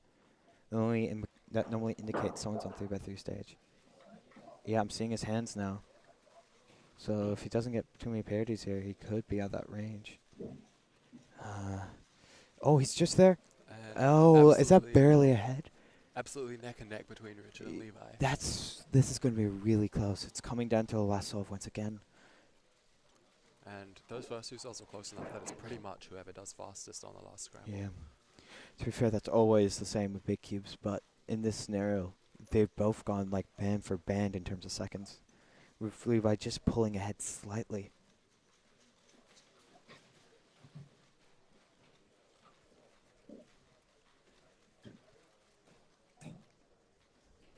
And Dwayne's cube has just arrived for his Yep. final solve. Richard's in the middle of the solve. It's actually looking quite good from here. 0.1. 122-ish is the word we're looking for. Yep. Word of mouth on the street. Word on the street. 122 is what Dwayne needs. Probably a lower, I think 122.04 is the number we're looking for.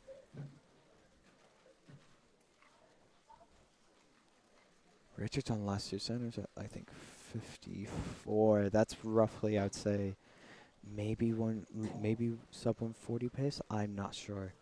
Yeah, I think so. Yeah. I'm just kind of calculating it from what I know my 6x6 souls are used to be, roughly. If I solved it, if it's under 1 minute, then it's most likely going to be a 130. Dwayne seems to be going pretty fast on those first 2 centers. Looks like he's finishing Oh, up that's second center. a bit behind the pace compared to what his other solves have been. Oh, Slightly. That's 2 seconds slower, but that is first 2 centers. plenty of opportunity to bring Yeah. it back. This is the thing with big cubes. You can have small mistakes, but you just can't keep on having them over and over again. I think Richard's on 3x3 stage at around 130, so it's going to come down to parity count. Oh, Dwayne's actually on good pace. He's on last 2 centers, I think, at like low 40. If he can just Struggling a avoid the little bit. parity, if he can avoid the parity hammer. So Oh, those wait, last no. 2 centers weren't the greatest, but Yeah, a flip at 50 is still nothing to... yeah. If his edges are good here, he can maybe get it. Needs his edges to be quite good and get no parity though. It's going to come down to parity though. Great great edges from him. He just finished them at like roughly 102. Okay, if he He's gets gonna like, pick up the pace here. oh yes, he's on 3x3 stage. He's on 3x3 stage. Please Come no on, all up. please. I pray to the parity gods. Please, you can give me triple parity in 4x4. I don't care. Please, It's so please, close, it's so no, close, no. it's so close. I think Yes, maybe yes, that's he's it, just that's it. gotten We'll have to see. That's close. That's close. He just made it. I'm pretty sure. Yes. And that is national record by 0.01. Congratulations to Dwayne Ramos. Are you sure that's? What's I'm pretty sure Henry has- 0.01? yeah.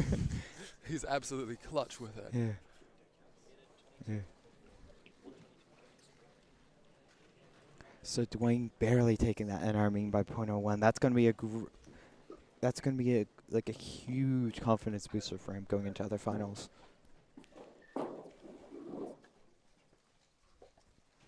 Now we really want to turn to Levi. We want to see what he's doing. Richard getting a 143 on his last solve.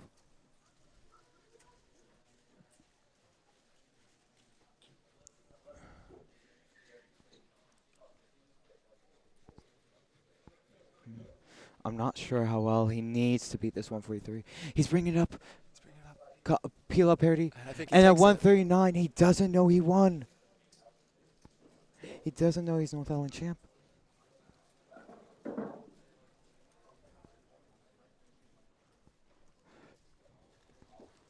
So, my predictions were correct. So, you know, just gotta say, a bit of a skill gap, you know. Understand you're not great at predicting. You know, I just read the future, you know.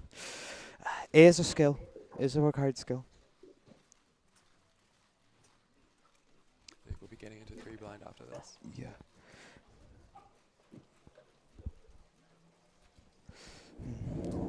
Now we can see James' ego get put to the test. Will he win? Or will his ego come back and bite him? I know for a fact that my ego always comes back to bite me when I think I have a guaranteed win in 5x5. I know my strategy for 5x5, be as humble as possible. Like, someone could average a minute, oh, you're going to beat me. It's optimal strategy.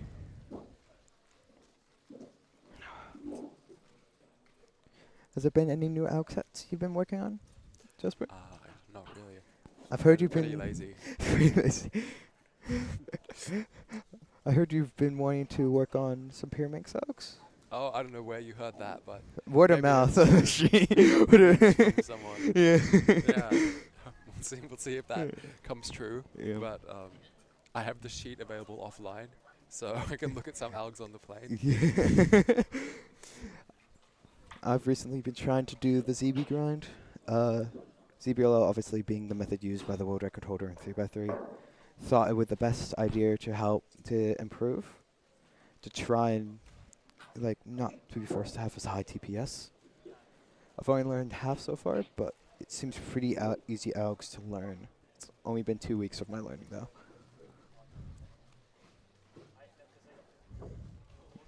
Who do you think is going to come third for 3 blind? Because I know Jack Madigan's been practicing.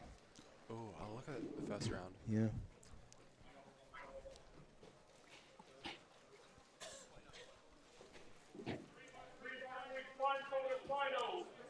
Looks like either Jack Madigan or Xavier. They both got sub 30. We're on. Let's see. Oh yeah, I forgot. Xavier is actually really good. This could be a really close final. Xavier, I know, has been working really hard. He's on full 3 style. He's having a bit of issues with his nerves, but still, he's really, really good. In general, he's worked really hard on 3 style. So it could be really close for that 3rd place. And who knows, 3 blind is, it's after 5 now. I forgot. I'm so used to the Mania 3 format. I forgot until you reminded me about that. Yeah, I'm so used to the Mania 3 format. That potentially plays a little bit into James's confidence here. You can't really triple DNF if there's 5 solves. Yeah, 5 solves. It's so much, gives so much room to 3 blind solvers to get better singles, but makes it harder for them to get average. It's again another double-edged sword. Works like that. But we did see after a lot of attempts to break the world record before it switched to average of 5, Charlie Eggins actually broke it after it switched to average of 5. I think his success rate is really good. I'm not 100% sure on that though, to be fair. I've never sold a Cube blindfolder unless it was speed blind. But apart from that, like, just can't be axed, man. Too much effort expended.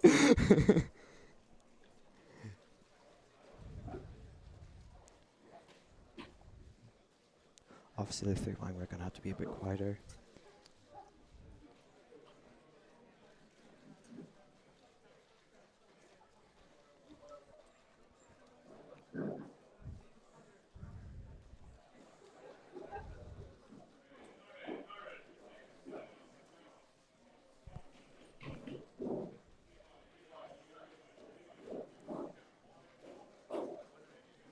do you want to commentate?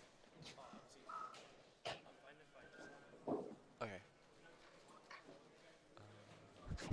Wait, did you agree to judge someone?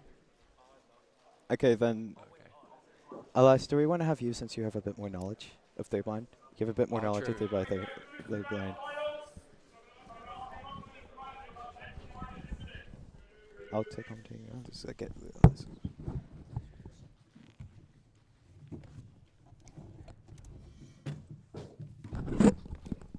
Hello, Elias. Hi, Alexander. Look in. Congrats by winning your 136 PR 2x2 average. Thank you Great very solving. much. Thank you. James and Jack McDougall both come there for a solve. This is going to be a pretty close matchup. The after 5 format will play a bit better into James's hand, being currently, I would say, a bit the faster solver in the single, but that could change in a couple of years. The solve looks kind of good with the corners. Starting at the same time. Yeah. Oh, James, yeah, that's really good. Jack with a 10. They're both starting at the same time. James is, oh, that's a lock up. pause. Yeah. That looked like it was going to go well. Jack is Ah, 20 DNF. for, 22.5. yeah, that is a good starting success for Jack. Success rate is so Yeah. good. Like, I think last round he got 5 out of 5. Yeah, which is really good success rate from Jack. Ridiculous. And he also got 22 out of 22 multi. Yeah, success rate for him is just insane. It is. Yeah. But in these finals, it's not about the success rate, it's more about the single solve. We don't really care too much about the average, we care about the single. So Jack's locked a pretty solid solve, so Yeah. looks like he can get something better Yeah. now. Xavier could maybe, Xavier is someone who I'm really looking out for in 3 blind. Oh I yeah, know he's for been sure. practicing Jack Madigan, just gained nothing of that. Realizing he completely screwed that up. Xavier, let's see the memo. 10-second memo, that's pretty good for him if I'm not mistaken. Not on as well. Very cool. He does struggle a bit with nerves, especially if he knows when he's doing well. Someone that's very self-aware. James on his second. Oh, 9-second memo, a bit poorer than his previous. Xavier with, I'm pretty sure, a 126 success. So that's going to comfortably place him in the, 26. Oh, he got 26. yeah. His PR is 26, so it's pretty close, I think. Oh, it might have been a DNF, I'm not sure. I saw the turning. James, James another with DNF. another DNF, just off by just off by 1 edge flip. Again, doesn't really matter too much. Jack with an 8-second flip. I'm too used to 6x6 and 7x7. Oh, this is actually looking really good. So on corners, yeah, it's too locky and too many pauses. 3 blind is really about having that continuous turning when you have that locky. Still a success. This guy's just too good at gaining successes. Bro, that's like 7 out of 7 successes this comp for 3 blind. Normally when we see pauses, that's normally pretty much a DNF, but we see those big pauses he had, but still, success. He's really good at recalling that information. Check Madigan on his next solve. 12-second memo. Not too bad. Yeah. Some solid exec. Oh, onto corners now. Pausing, really shaking turning. His hands are shaking a lot. 129, 29, sorry, 29, yeah. 29 for him. Let's Oh, head is it back to, DNF? I think He it's, turned the cube. I think it might be, I'm not sure. James is on, I think he had a 9-second memo, so I'm not sure how good this solve is going to be. He's finished edges now. He's going to really want to try and pull ahead of Jack. If he can finish up quickly, oh, that's a pause for him. 2380. Success. That is a success he has, but he probably knows Jack got something better. He's going to really want to try and lock in to get something good. And he only has 2 solves left. He does know he has a guaranteed success, so he can go a bit more all out. Definitely. Yeah. Oh, Xavier Xavier, on edges. there's a bunch of pauses, though. That's the issue. Jack's going now. Ah, that's a loud noise just randomly made. Jack with an 8-second memo, so that's like, if you can minimize pauses. This is looking quite good, actually. It's looking good. He needs to finish these. He needs to quickly finish these corners. A bit of a pause there. +2 for him, but a 26 nonetheless. Still a success. Yeah. That is 8 out of 8. He's too good. The guy's just Yeah. the guy's just built for just getting successes, man. Ridiculous. Yeah. 7-second memo. Oh, this could be good. Bit of James a could pull ahead pause. with this. He just needs to not pause. He needs to do. He's on corners though, so he could. This seems like sub 20, I think. Close 20. Jack saw that. That is not good for him. Challenging Jack. Yeah. Jack only has, I'm pretty sure, one solve that's better than that. So he's going to need to whip something out insane for him to take it away from James in this final. Oh, wait, that's pretty close. James' first success gave him more confidence, I guess, which is good. Madigan having another having a DNF. Xavier having memo at 11, It's so a good not memo. bad. Oh, Pause, the pausing. pause for ages. Okay, we have McDougall going for his Yeah. 4th. Now this is the solve that James did the best on. He's consistently been at the 8-second memo mark. If he can just Very continuously consistent there. turn, that's a pause. That's not going to be a 20.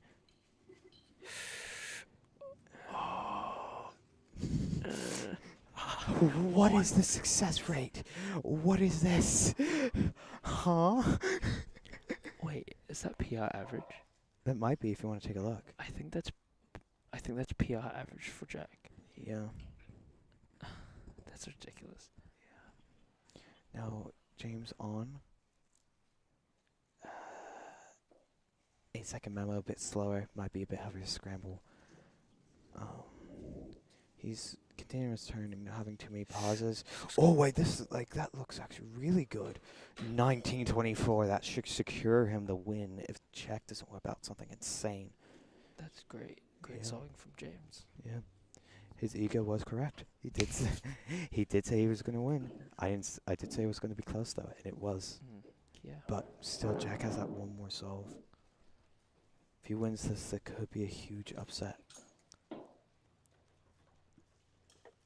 Jack Madigan on a solve. Yeah. Triple DNF so far. Mm. Oh, a few pauses. That's He's going to be unfortunate. 18-0 just due to the fact he's misplaced an edge. He's not going to tell. Yeah. Jack's on his final solve. Jack Madigan. Jack McDougall. He really needs to bring something home here. Xavier on his last. Yeah. I think Sub 10 memo for Xavier. Yeah. Xavier's. that's right. This is just straight ASMR. Hello.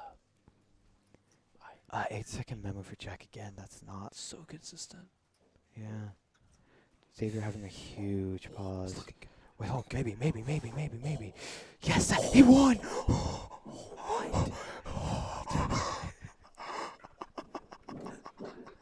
Holy.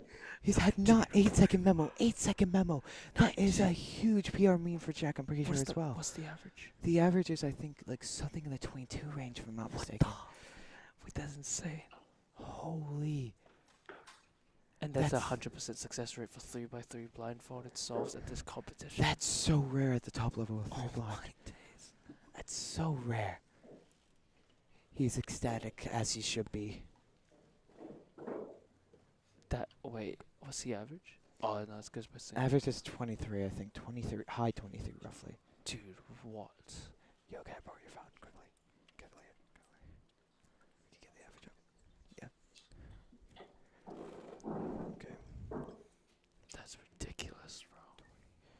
He's just clutch. Every single final, By he just hits a 0.1. clutch. Yeah.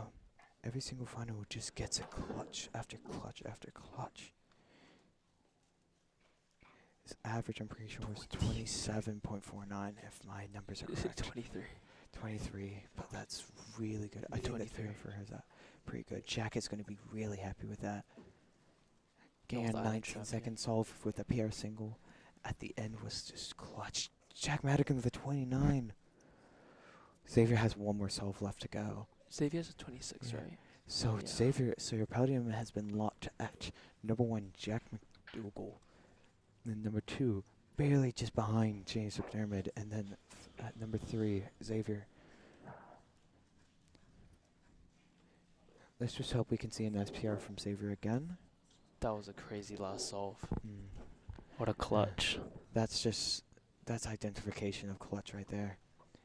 Like we were talking about before, how you said like James was saying he's gonna win. Yeah, the ego Came bite into him. last solve. Nah, the ego just bites, I swear. Yeah. The keeping gods just punishes you for having an ego. Yeah. That was so close. And by the way, this is all a joke, guys, just so you know, James doesn't have an ego. He's a very nice man, okay? It was Love jokes, okay? James. Please. Okay, so Xavier is swapping to 8. Sorry, memo 8. Same as Jack. Pauses, though. Finishes edges at 17. This is good. His corners seem really easy. No, please. He's on his last. No. The huge pause costed him. 26. The huge pause Still at costed him. 26. That was like a solid 6-second pause. If he just continued on that, I reckon that would have been a 21. Congrats to Xavier. Yeah. 26 is really solid. Yep. So your first place, Jack McDougall.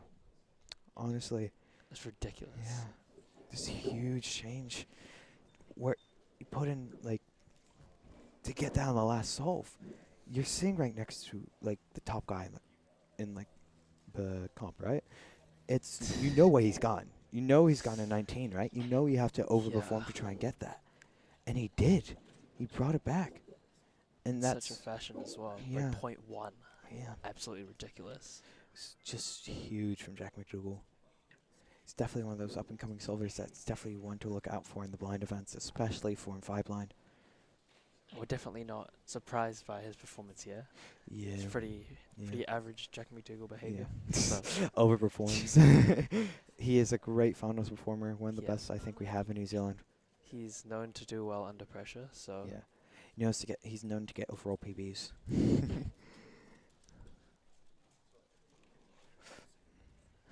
he's pretty happy about it. Yeah. He's so jumpy. Do you want to interview? How about you interviewing him? I'll go Alright. get lunch. Yeah. You know more about things blind than I do. So let's head off. Okay.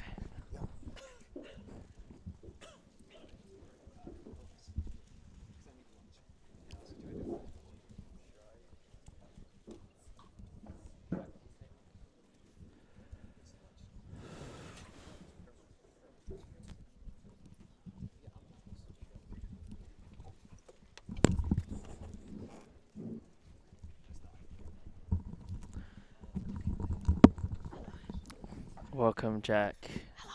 Congrats on your.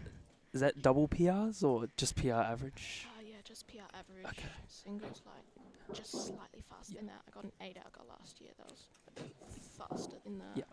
But yeah, PR2 single. Nice. Just really random. So I had a few questions. Okay. You had a 100% success rate for all 3x3 blindfolded solves this whole competition, right? Yeah.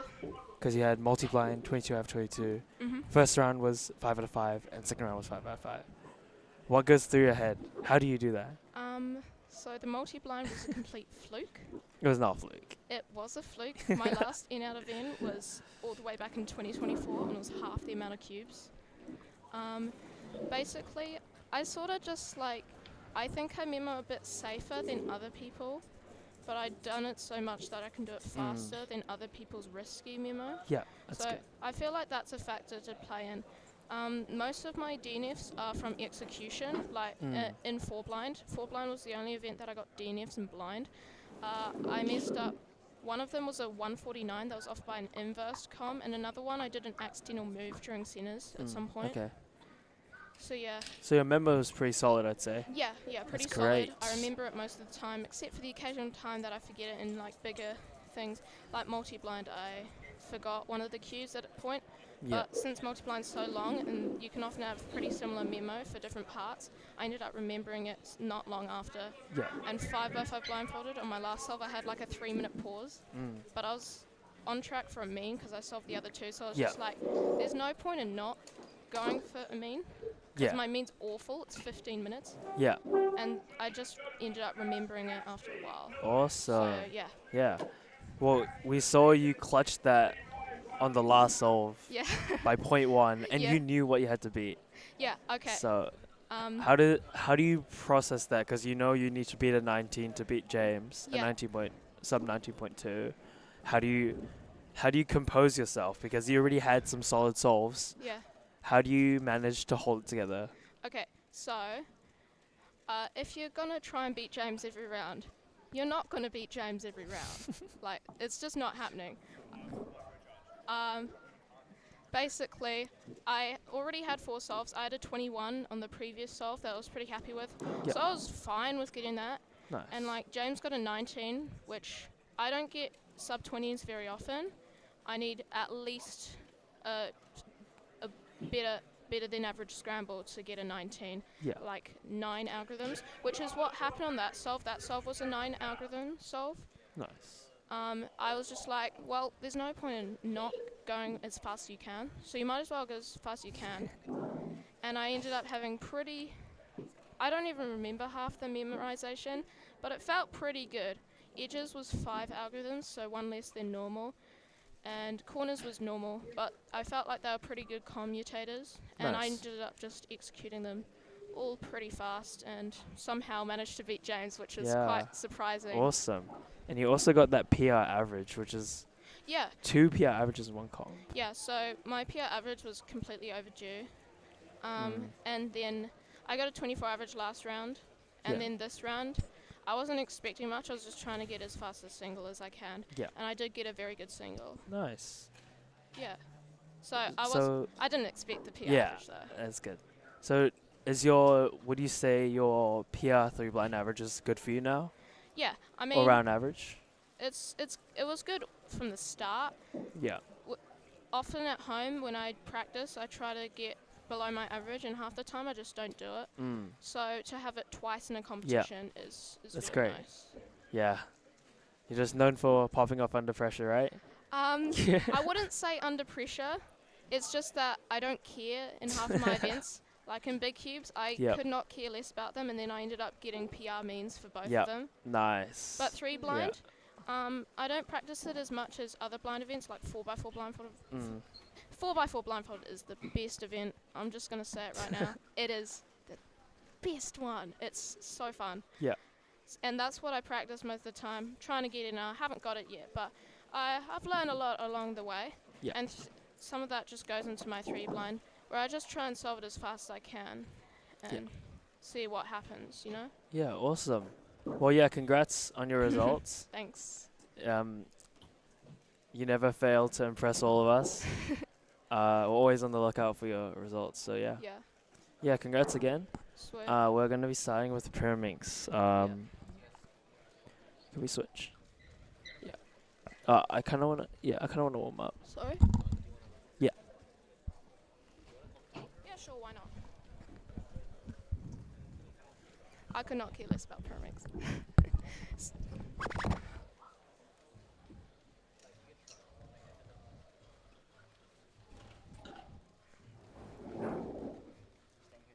Yeah, I'll be staying here for today, right now. Hello, hello. Hello. Good job again. Yeah. Alright, so I believe we have 2 groups for 2 groups? Pyraminx. Okay. For 3 groups. 3 groups. Oh wow. Quite a So big comp. yeah. Our top 4 for this group is Weyoung Yu, the SNZ president, Yeah. the big kahuna. Awesome. We got Aniran Hunt as our 2nd seed. The best in Iron. The in best in WCA. Iron. Got Caden Ho at Station 3, and at Station 4 we have Unwo An. Okay. Sounds good to me. Have they started their solves yet? I don't think so. I believe they're having scrambling issues. Are they? Oh gosh. Yeah, I see like so many people just piling up. Oh no. Not again, guys. Ooh, sorry. Having some wiring issues.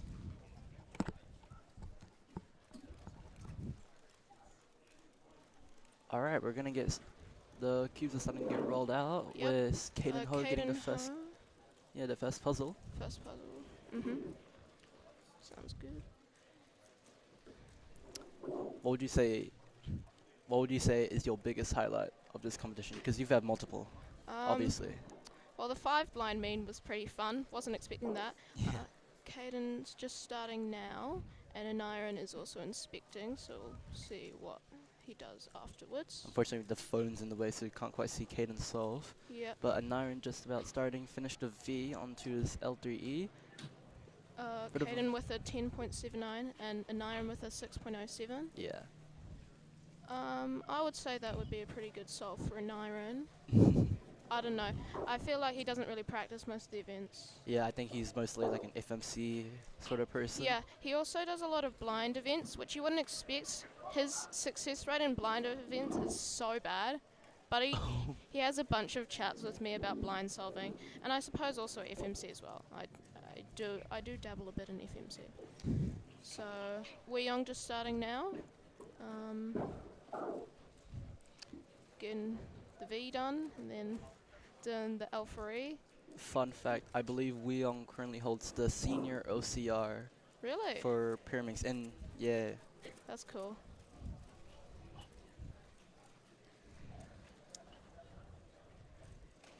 Having a bit of a chat with James. Not sure about what. I'm going to look at his stats real quick Oh yeah? to see if we're on pace for... Well, it's only been one solve, It's only but been one solve, yeah. just so we know what we're expecting. I think Unwu is going to start soon. That's the only person who's got a cube currently. Got the GAN Pyraminx, which is I wouldn't say the most recommended Pyraminx, but it's still it still works. It still functions. I don't know much about Pyraminx, to be honest. I know that you do L3, and then there's like ML3, which is like different angles. And now I'm just starting up here with a layer by layer sort of solution. Oh, accidentally turned a tip. Yeah. Oh, fumble. Still sub 10. Unfortunate cube drop. Yeah. And Unwo got a 13.86. I think that's 13.88. Oh, 88. Yeah. Thank you for that. Just looked at Weong's stats. His PR average is a 657 with a 432 PR single. Okay, so sort of around the range of times as we look at his second solve. Looking He's sort of doing really good Alpha as well. pace. Oh, 714. 7.14. I'd say those are pretty decent times for him. He seems improved. Yeah, recently he's been getting a lot of mid to high 8 averages. So That's it's a cool. pretty good pace. Nice. How's your competition been, Dwayne? It's pretty good. I really, I think the main reason why I'm doing so well is because of the fact I'm not as hungry as I usually am. Yesterday. That's the best reason. Yeah, yesterday I was so hungry and I could not wait until lunch because I was just so busy actually doing the competition. But that's why I skipped Pyraminx earlier today. Fair enough. Go to have a new The world best trip. event to skip. Yeah. It's the worst event in the WCA. I'm putting that right out there. Anwu's just got his cube, and Iron's also inspecting at the same time. And Wee Young's also receiving his cube as well. And Iron's just started. Anwu's about to start. And Iron, bit of a fumble towards the end, but 5.81, which I'd say is pretty decent. Wee Young still inspecting. Yeah, and Iron's best solve so far. Oh, and he didn't start the timer. Oh no! So this is gonna be a DNF. Oh, that's so sad. I don't think he. Maybe he realized. I think he realizes at this point. Oh no! Just realized at the end. So that's quite unfortunate. Caden Ho just receiving his third scramble. I relate to the timer start issues. I've been taking like 3 seconds to Yeah. start my solve during big cubes. Sometimes I do that, but only really at home. Like in competition, I just have a habit of holding it down for quite a while. Yeah. But some of my other friends just don't do it sometimes. So we made up We Didn't Start the Fire, the song. Well, it's now We Didn't Start the Timer. Little parody. Yeah, it's great. That's basically it. Speaking of fire, there was a fire alarm here yesterday, like towards the very end of the competition. Really? Yeah, I was walking past the venue and like all the delegates, our staffing team, was just outside, and it was just like. I think something that like was that. after the competition ended. Yeah, it was, but good to know there wasn't actually any fires or like any damage that we can see. Yeah, that's always nice. An iron with a 5.26. He looks pretty disinterested. Yeah, we can't really read him. Nah. An iron's first NR was actually in Pyraminx. Really? Yeah, it was like a 4-second single in Nationals 2012. Fun fact. Wei Young just fumbling a bit, getting an 8.46. I think this average has just gone a bit downhill since the start, unfortunately. But it's still like. It's still not terrible. Like, Yeah. you could get... That is what he typically averages, and if he like keeps up the 7 to 8 pace, Yeah, it could be his best average of the year. potentially. I mean, it's not really much competition because the year's barely started. Yeah, he has 2 rounds. He did 2 rounds this year. Caden just got a 6.67 Pyraminx single, which I don't know if that's good for him or not. But I'd say that would be reasonably okay. Is Wei Young holding? Is that a Skewb? Or That's 2 a by 2? 2x2. You know, at least he started the timer on cell 4. Yeah, that's true. It could have gone worse. Could have not started the timer. Ooh, hold up. His son is judging him. This could be, I don't know, some Levi. shady stuff going on. Yeah, I suppose.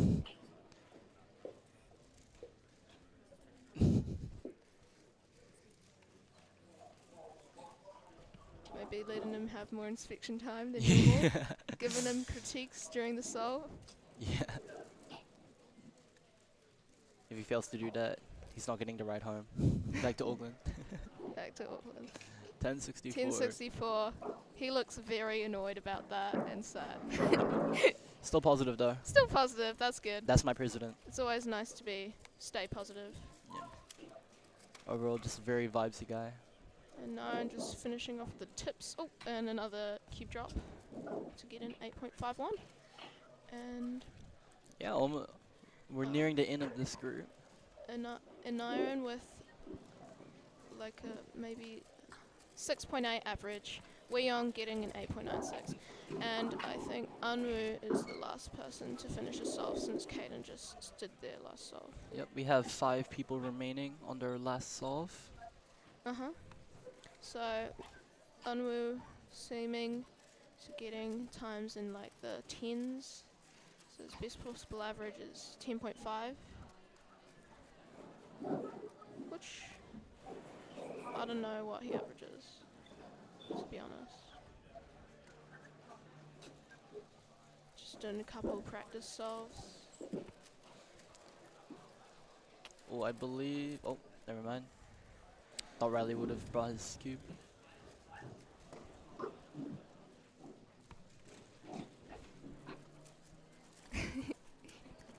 And Aaron's saying the mic's at my nose, so I'm gonna put it down.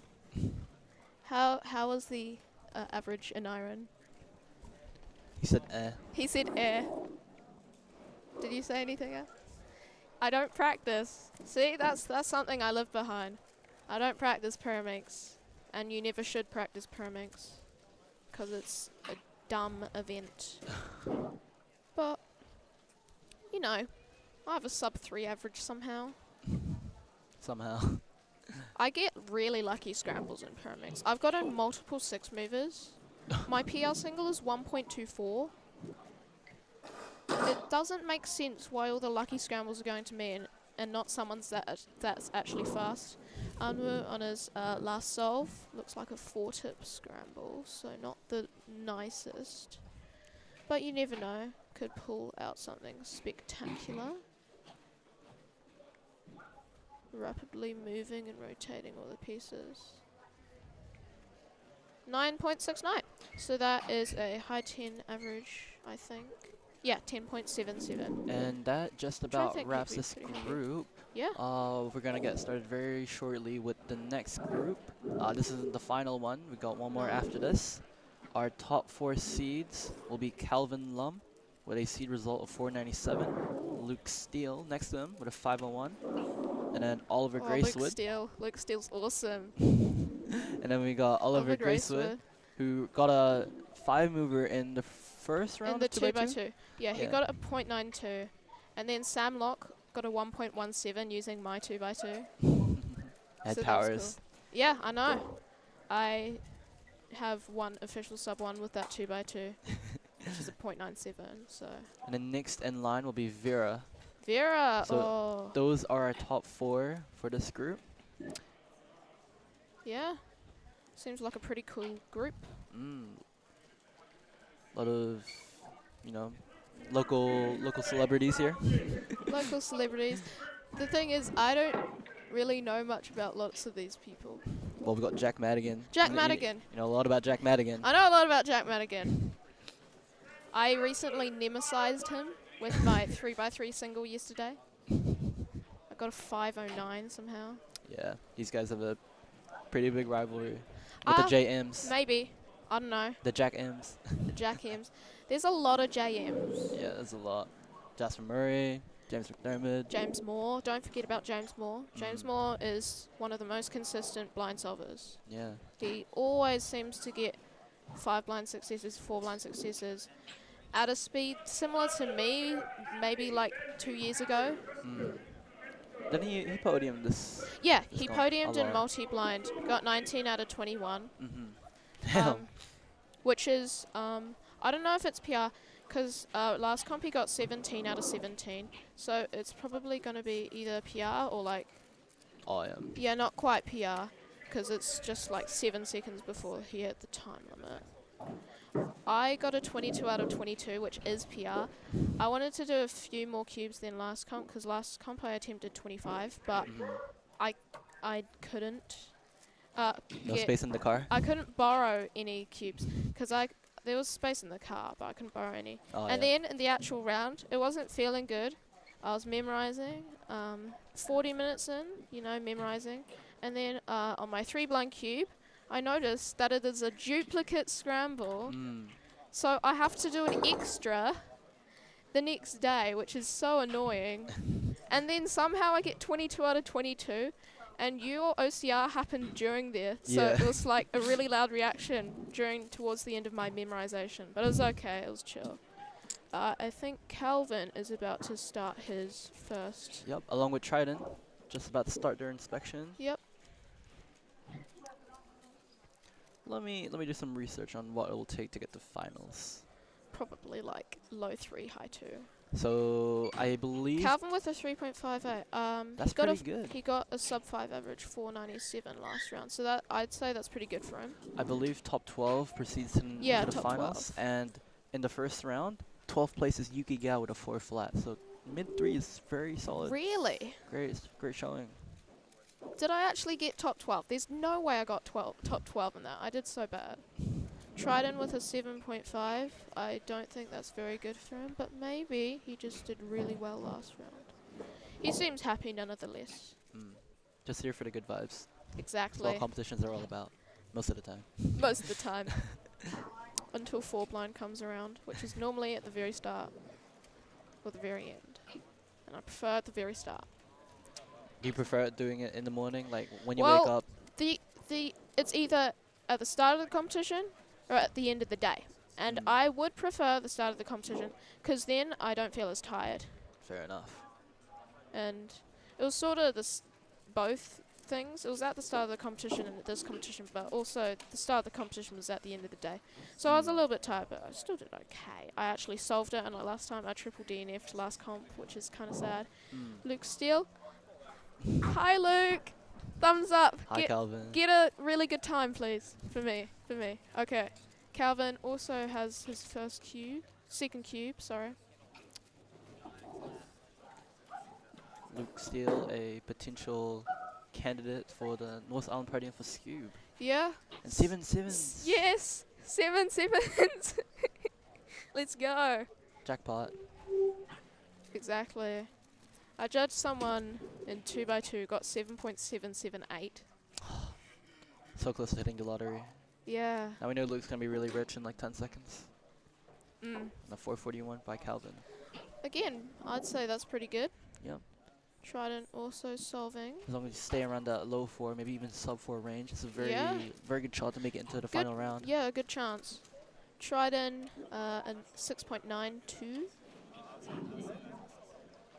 which is faster, so it is an improvement. And then now we're gonna get, Oliver Gracewood. yes sir. I don't really know much about Oliver Gracewood because I feel like they're like one of those Aucklanders who are like good but don't have any records, so I just have no idea who they are. Because I just don't go to competitions in Auckland or like close to Auckland, so I don't really know who Oliver Gracewood is, but he seems nice. Yeah, he's a very good dude. Solvin movement, bit of a cube drop. Is that a And then plus Luke 2? Steele It in looks the fine. middle of his solve. Oh yep, Luke 6.98, shaking his head, but it is faster than his last solve, so that is a plus. Luke Steele recently finished full NS for Skewb. He's been practicing a lot, but he gets quite nervous in competition. Yeah, fair enough. I think he beat me last round though, because I counted a 5. Yeah, it's really hard when you like put all Oh. your eggs in one basket. Triton seems to have gotten maybe the same scramble. We'll see what's happening there. And meanwhile, Calvin has received his puzzle. Mhm. So again, aiming for around a low 4, sub 4. Potentially. Yeah.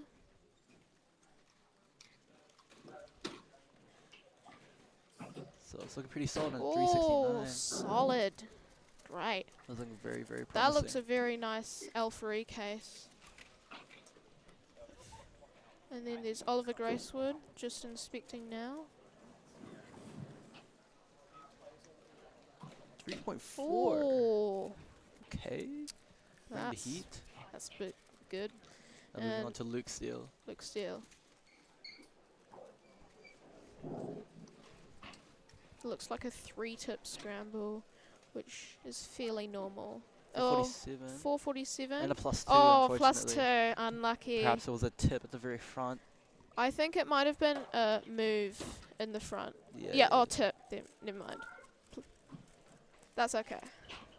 It's still as fast as solve.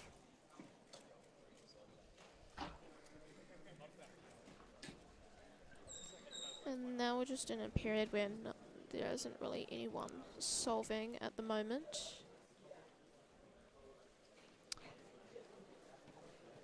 Jack, you're from Wellington, right? Yeah. Do you go to Duck Island much? Sorry? Do you go to Duck Island much? It's that ice cream place, right? No, Yeah. I don't. I'm so jealous. Like, that's where it came from, right? I Oh. thought it came from Hamilton. Oh, no, you're right, but it's like real popular. in Yeah, it is Wellington. popular. It's in like Willis Lane, which is like a big underground thing. There's like mini golf and arcade and a bunch of a food court there. Are you not really an ice cream person? I like ice cream. It's just not really a point. Not the bougie ones. I mean, it's probably nice, but it's probably quite expensive as well. Yeah, for sure. And it's probably, What about Popeyes? You have a Popeyes there. yeah, Which I'm very jealous I don't of. think I've ever been to Popeyes. Oh my god, Jack! There's like $1 million just like in your city, and Yeah. you're not taking it. You're not withdrawing. And a 737 from Calvin. 737 from Calvin. A bit below the pace that he was looking for. But Oliver Gracewood with a 6.21. Yep. He still has one more solve, Still has one more solve. so hopefully he can bring it back. Yeah, hopefully get sub 5. Luke has just received his cube. Luke Steele. I think this is a 3-tip scramble. Although the pieces look a bit messy, there's a lot of flips, I feel, so it's not the nicest body, as far as I can see. Yeah, this isn't looking And up a to very, very ugly L3, I think. But a 7.14, it's not his worst solve. par. I think he has other events to worry about. Yeah, Very yeah, nice. like Skewb. And, There's nothing wrong with just yeah. solving for the fun of it. Yeah, exactly. And I feel like Luke does have a lot of fun at these competitions. Yeah. Always brings like Always energy. brings great energy. Yeah. Triton is solving. And Calvin is inspecting as well. Triton doing a little bit of a double alga there. Oh, 327. Calvin, Gotta 327. bring his BBA. That is his best possible average, which is 3.89. So that is a reasonable shot at making finals, actually. Because that would have came 12th last round. Yeah, just as a reminder, 12th in the first round, got a 4 flat average, and that was by Yuki Gao. Oliver with a 3.16. This seems like a pretty good last scramble. So 4.63 average. Maybe potentially could be top 12 to make finals, but I don't think so. But I still think that's pretty good. That's better than what Oliver got last round. Unfortunately, the same cannot be said for Luke Steele, who has a best possible average of 6.86, and last round was 5.01. But still having fun. Don't think he cares about Pyraminx much at all. But And maybe he could get a nice single on this last one. Yep. We'll see. And after this, we're basically finished with this group. I think Triton is inspecting as well. So Oh, we'll true, just- true, true. Oh, that's best possible average. Nice. 6.86. Nice, Luke. Good job. Triton solving, and that's a 6.54 for him. And that is a 6.59 average. Not bad. Nice. Not bad. And now we're gonna move on to the The group- main event of this group. The group. Oh, this event, this Yep. round. I'm in this group, so I have to go. Yep. Hello, how are you? Just as let's look at who we got. Oh, yep. Alex Asbury is calling them up. Yep.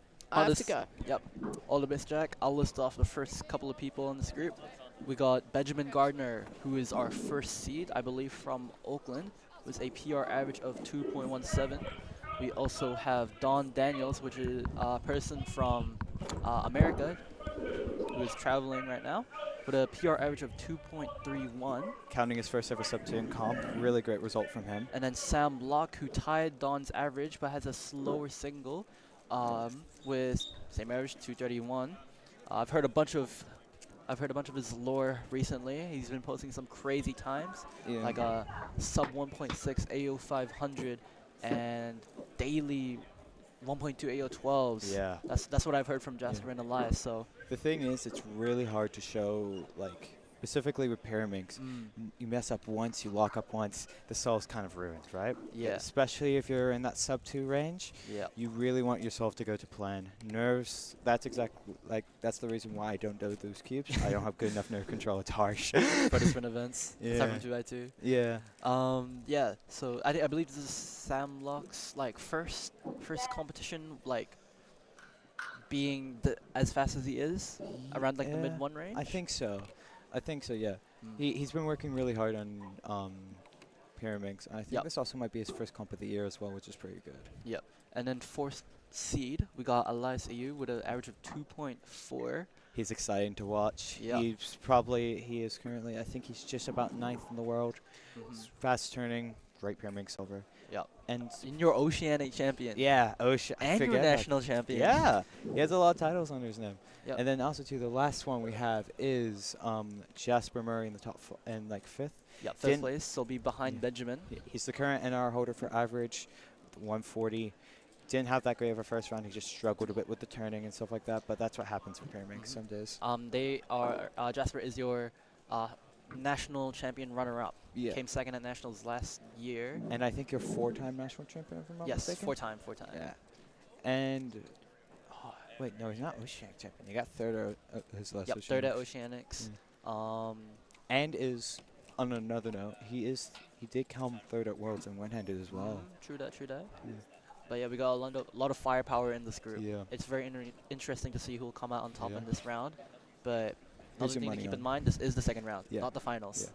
Only thing that really matters in this, only thing that really matters in this round is just making the next round. That's should be your main goal.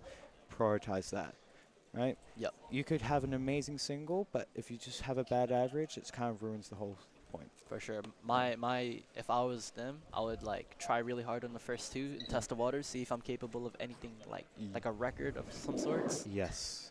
I tend to in this situation, I tend to go all out and to improve it otherwise. Yeah. So, for example, if we have a 4 or something in that time range, you do not want to go again.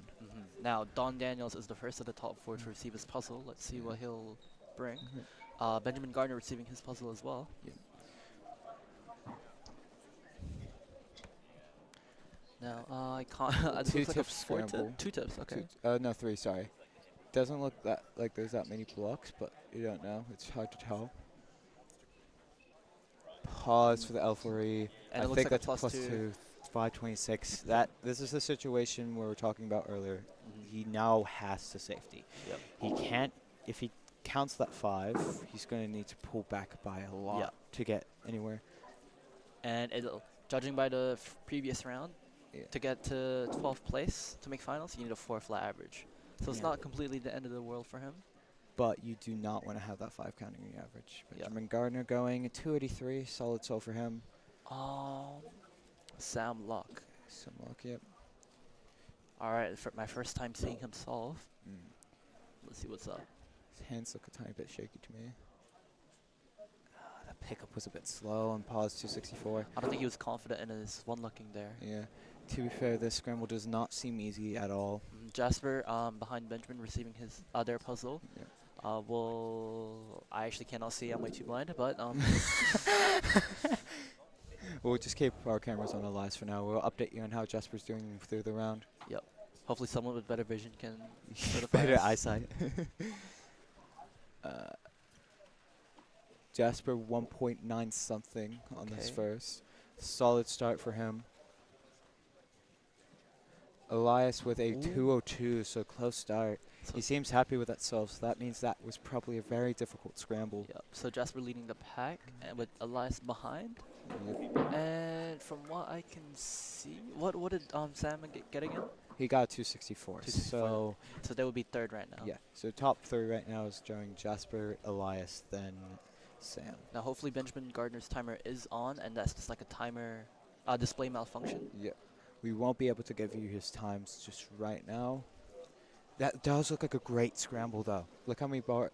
There's a lot of bars, and it's only a 2-tip scramble. Okay. He's shaking his head, though. That could be a baity scramble. I would imagine that's around the 2.4, 2.6 range. All right, and Iron to the rescue, trying to notify Chang about the display. Don has his cube as well.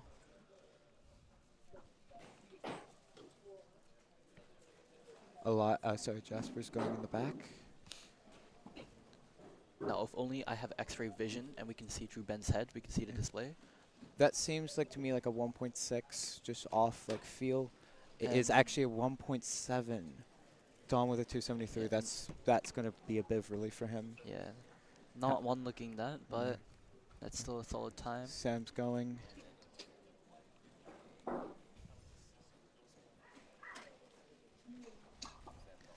So according to you, this could be a good scramble. Yeah, to me it seemed like compared to the last scramble, it seems like blocks. It could be one of those scrambles that's just really baity, but that's really positive for Sam. Not one looking. 308. So I might have been wrong on that. I could have just been. I thought I saw tons of blocks, but You you know. just got bad vibes. Yeah. You got fake vibes. Yeah. You got clickbaited. Yeah. So my bad shit.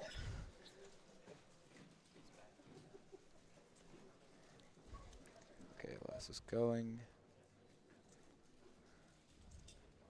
He's rotating a lot, not really being super decisive on the solution. Now settling on Yep, something. and Don has received his puzzle. We'll get on him shortly. Same with Benjamin Gardner. 196. Very nice. 196. Now, shout out to Naren.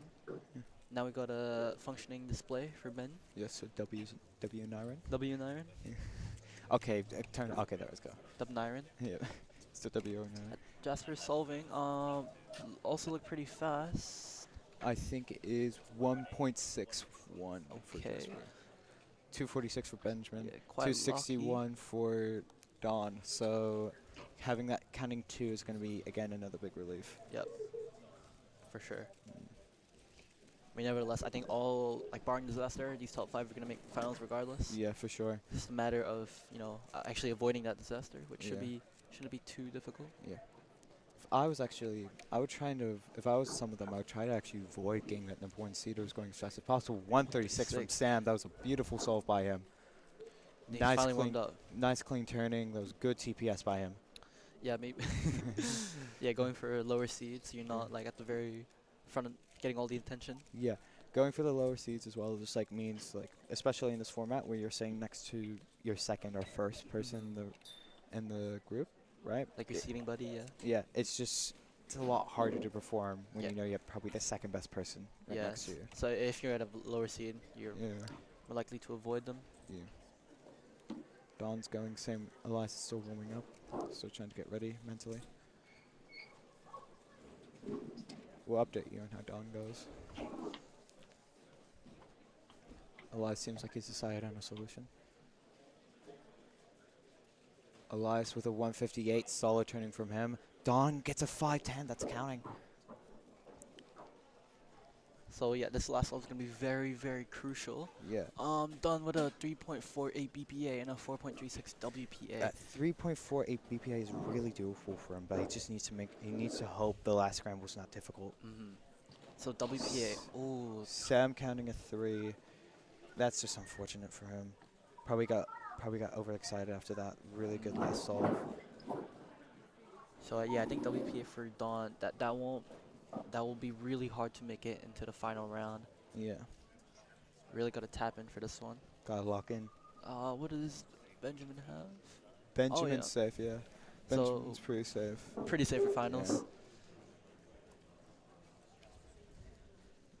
And Jasper about to solve on his on their last scramble. See how he does. Oh yes, keep going down, Bing. We can see the display. 1.7 for 178. Yep, 178 by Jasper. So Jasper probably is going to be taking that first place bar. Elias doing quite well in this last 2. That's a huge turnaround for Jasper. Really happy for him.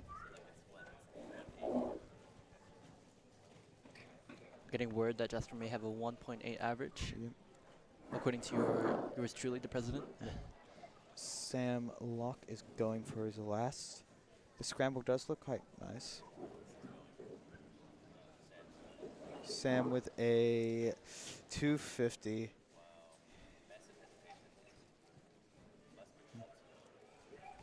So Elias is going for his 4th. Taking a while to make sure he's calm, composed. So yeah, could potentially beat Jasper for the top spot. But he is going to need to count probably that 1.5 to have a chance. Just really poor. 258. Well, guaranteed spawn to finals. Yeah, guaranteed For spot. sure. You're taking that, right? And also 2 as well. That might be locked second seed though. Yeah. So we'll be seeing Jasper and Elias. Don, I'm pretty sure with a 250 on his last, if I'm not mistaken. Which gives him his BPA, so that's great for him. Yep. Very high chance of making Yeah, finals, that almost was a good- guaranteed. That was good clutch at the end. Elias still has one more solve. I'm not sure what's going on Ben's side of the table. Maybe, Maybe sorry. Duplicate scramble. most likely, yeah. Just having a couple delegates checking that out. Oh, we see where Jasper plus 2 of their solves. So the 1.8 average is probably not true. Yeah, it's probably closer to like a mid 2. So Elias has probably locked in the first seed. Yeah. And I might be mistaken, but is he also your North Island champion, like the current one? I don't know. It's He like didn't go to North Islands last. last year, okay. Yeah, and before then, funny story, it was actually me. So Interesting. because he didn't get to that one either, so he might gain his title of North Island champion. Elias going now. 149, solid ending. 185 average for him. Insane. Yep. Great composure. Yep. Even under those, I would say probably not the greatest scrambles, except for the last two, I imagine, based off the times. Or But maybe, 1.8, yeah, true. still, that's your Oceanic champion. That's your Yeah. national champion. Mm. That's top 10 in the world for you. Top 10.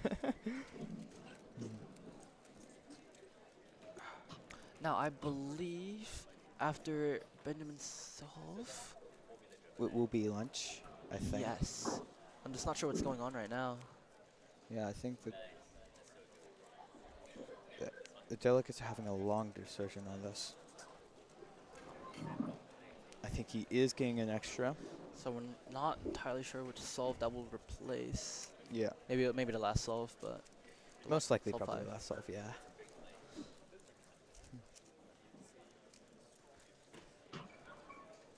But after this will be lunch, and after lunch, I'm pretty sure. Do we know what it says after lunch? I think 3x3 second round. Yeah, most likely it's the last second round. Yeah. Yep, we'll have our round 2 of 3x3, then we have 5x5 and clock Yep. finals. And then Megamix. Yep. You know, most important of them all. No one really cares about Megamix. these Yeah, days. honestly, it's kind of a bad event, not optimal. Yeah. Yeah. No, Looking forward to 3x3 though? Nah, I already got what I came for. OCI. Oh Was- no, a decent 6x6 mean. What was your average, Jasper? Okay. 3.1 average for Jasper, probably. He's gotten 3 +2s in a row, which is the ultimate just being just completely unlucky. Now, I believe that will be 395. That will give Benjamin his WPA, if I'm not mistaken. 283, so is that second? Second going into the next group? Second seed. Most likely, Yeah, actually. most likely, yeah. I believe Elias is the only one who did relatively well. Yeah. That's quite surprising as well, but Pyraminx is a scramble-dependent event, so it depends on the scrambles on how well you're most likely going to do. I don't think that mattered to Elias, though. Yeah, true. he was aura farming that round. he was doing too well. Now, I believe that wraps up the entire round. Yep. Unless, I'm not sure if Richard is just wanting to warm up 3x3. Yep. But yeah, that's about it. I think we'll see you guys After lunch? after lunch in about an hour or so for our second round of 3x3. Yep. Goodbye.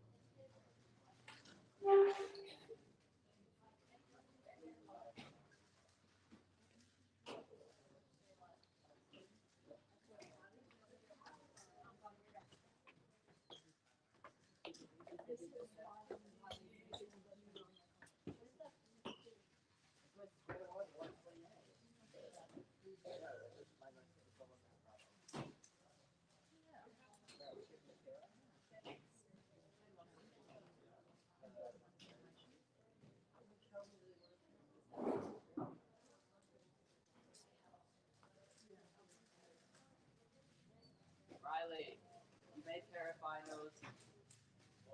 You made parafinals. See, delivered.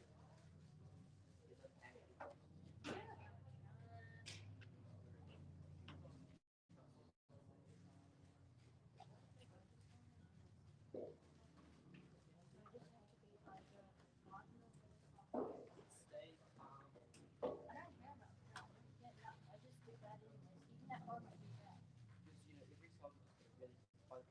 Because you know every song is really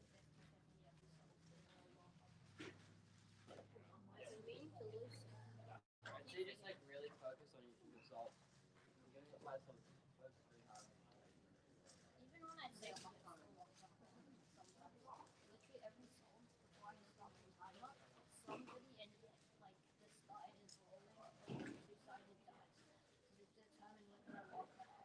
Two-sided die. That makes good boarding.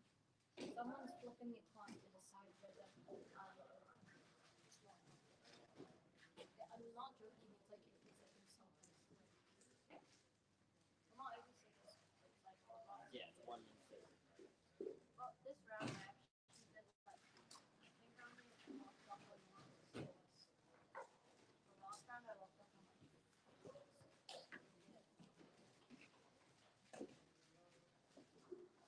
like also like wooden jobs.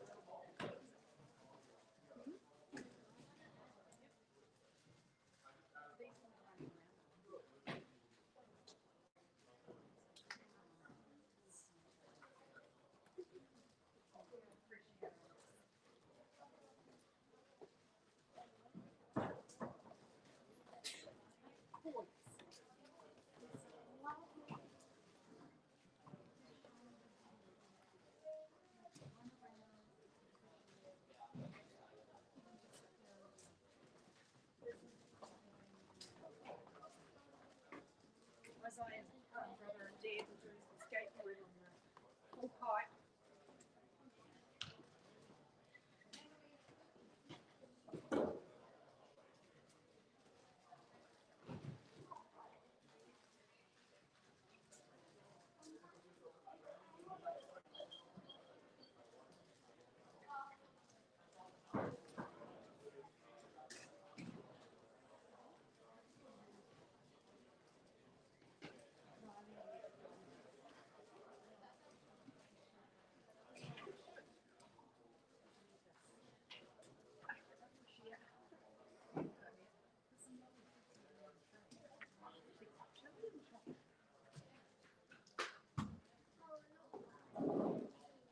오빠가 발이 돌아갔어.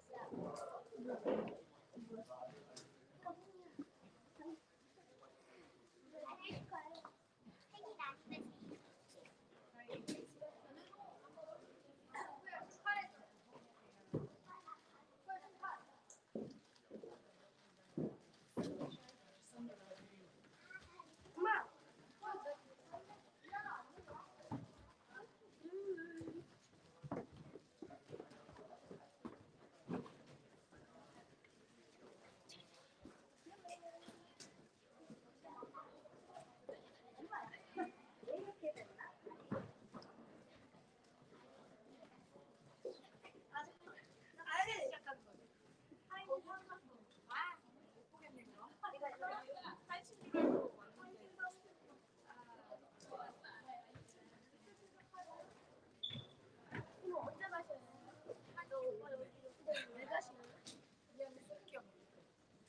근데 그 저기는 항상 내부한테 이렇게 일요일에 있어요.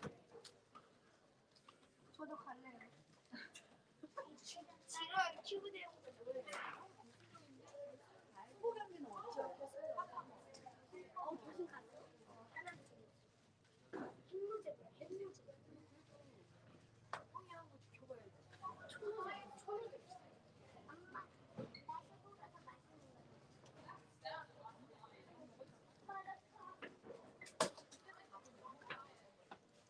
밥 안 먹고 왔어? 피자. 피자 먹고 왔어. 피자 먹었는데 왜 이렇게 맛있는데?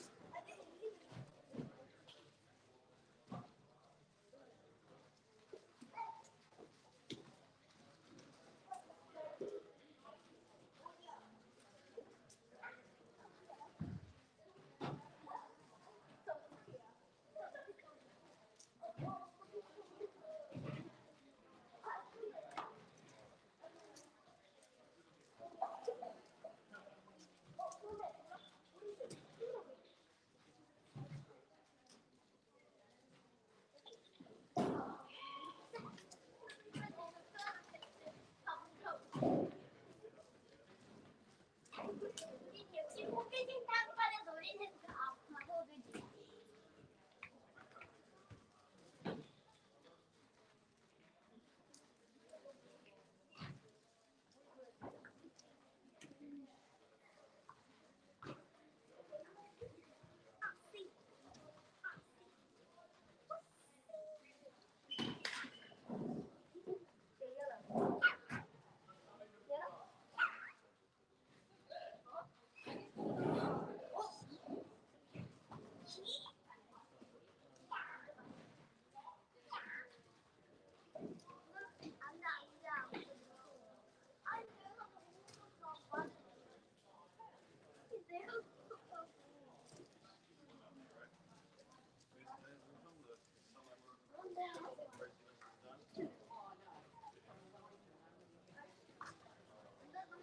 아니 이게 너무 작아.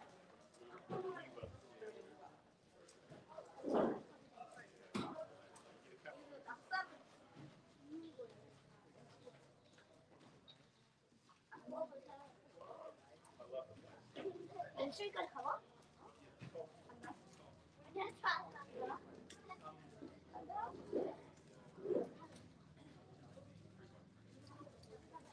이게 넘어갈 수 있어. 나 근데 위험해.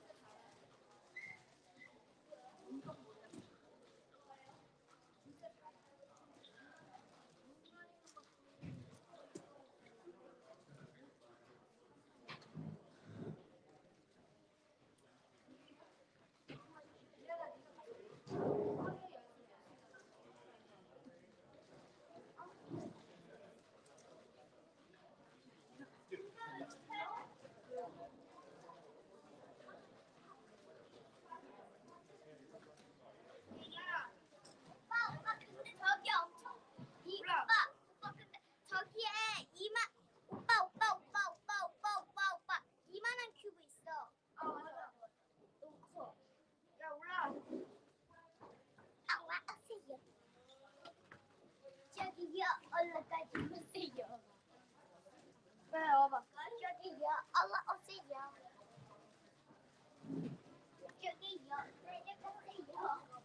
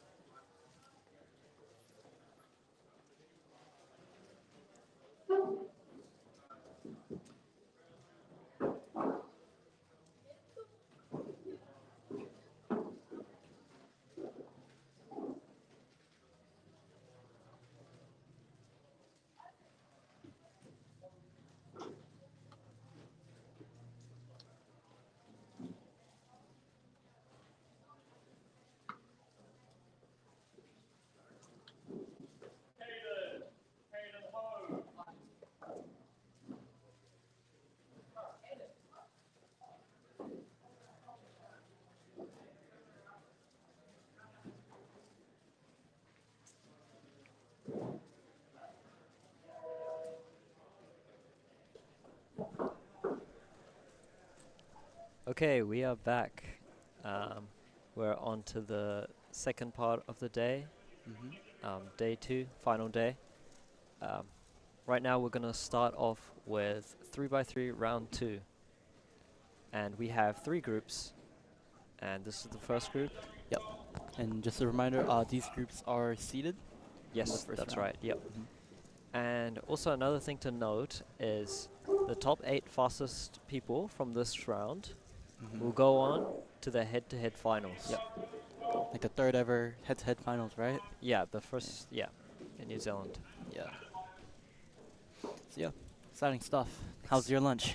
It was very good. You know Yeah. how my lunch was. Yeah. We were there. $10 wicked box. Wicked box, Wicked yeah, box. that's right. 4 wicked wings, 1 bread roll, packet of fries. Yeah. And I got a free drink too, because they ran out of gravy. Yeah. So good. I'm actually so full. Okay, so we have Caden Ziegler going up first. Thomas Kobe finished, but I don't know what he got. Yeah, we might need a... Oh, Elias is to the rescue. So yeah, our top 4 to... Looks like the battery pack Oh, yeah. might be dead. So along with Caden and Thomas being our 4th and 3rd seed, we have Zoan Gibbons and Luke Houghton as our first and Oh, second I think seeds. Zone didn't start the timer. Or unless if the chi display is dead. Nah, I believe that's didn't start the timer, yeah. Oh, yeah. Okay, yeah, he didn't Yeah, start the that's timer. been a That's common unlucky. trend recently. We recently did the same thing in Yep. Pyraminx. Yeah. I think a common thing for not starting the timer is the Gen 5. It takes a little bit longer to start the timer. You kind of have to hold it for a bit longer. And, you know, people practicing at home, they might not have the Gen 5 timer.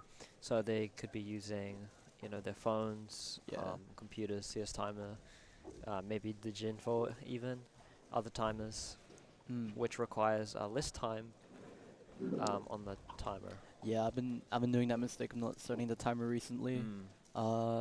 Round 2 of Worlds and 7x7 didn't start a timer. Oh, really? Yep. Oh, So didn't know that. all my big cube subs, I've been like, my hands are glued for like a solid minute before I start.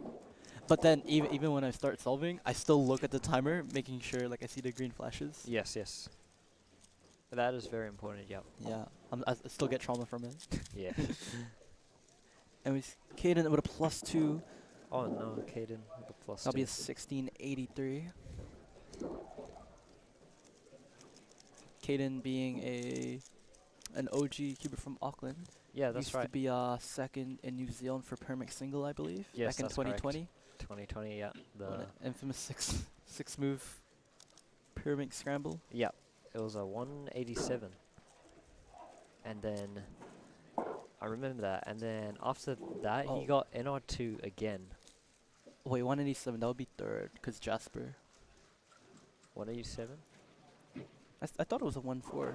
1.4. Or 1.4. No, so I think when at New Year in Auckland 2021, you got the OCR of 122. And then I believe Jasper's PR at the time was 158 because... Oh, true, because Wellington, yeah. Yeah, Wellington, Nats, he didn't. Jasper didn't beat it. And then that was, yeah. Anyways, on to Thomas Kilby. About to start his inspection. Yep. We'll figure out the Caden mystery in a bit. Thomas, local Auckland keeper. Same with Caden. I think I versed this guy in arm wrestling back at Nats 23. Really? Because Alex was like hyping him up, saying like, oh, he does like arm wrestling competitively. And yeah, one match I can clearly see why. This man is... Oh, this man's strong. Of course I love this man is strong. And I think Alex was like doing some arm wrestling bouts with him the entire competition. Oh, yeah. All right, let's hopefully Caden's able to have a more gentler finish. All. Might have been the wrong Al. Whoops. Rotating before PLL. A lot of moves. Oh, another +2. It'll be a 2192. So not exactly a good trend to follow. Yeah. Luke Holden, 1455. His best solve so far, and actually halves his first result of 3076. Yeah. Good downwards trend. You know, we might see a 7 very soon. Yeah. 14.74 for Zone Gibbons. Learning his mistake from the first solve and starting the timer.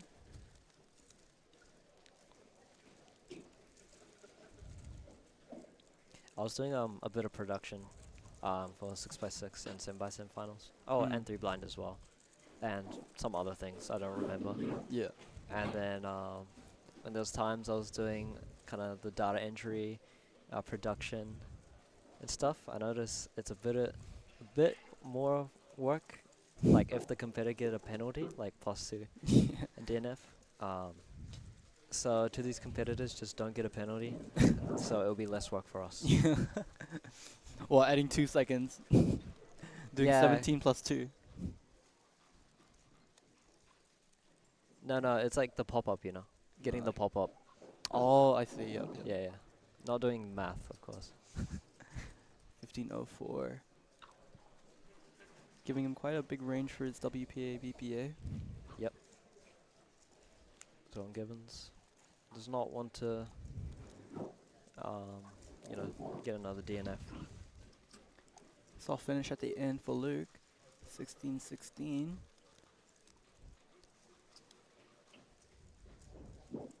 So top 8 will be making the finals, and top 8 based off the last round was 858 by Jesse Brook. So we might be looking at about a mid to low 8-second range for these competitors to make finals.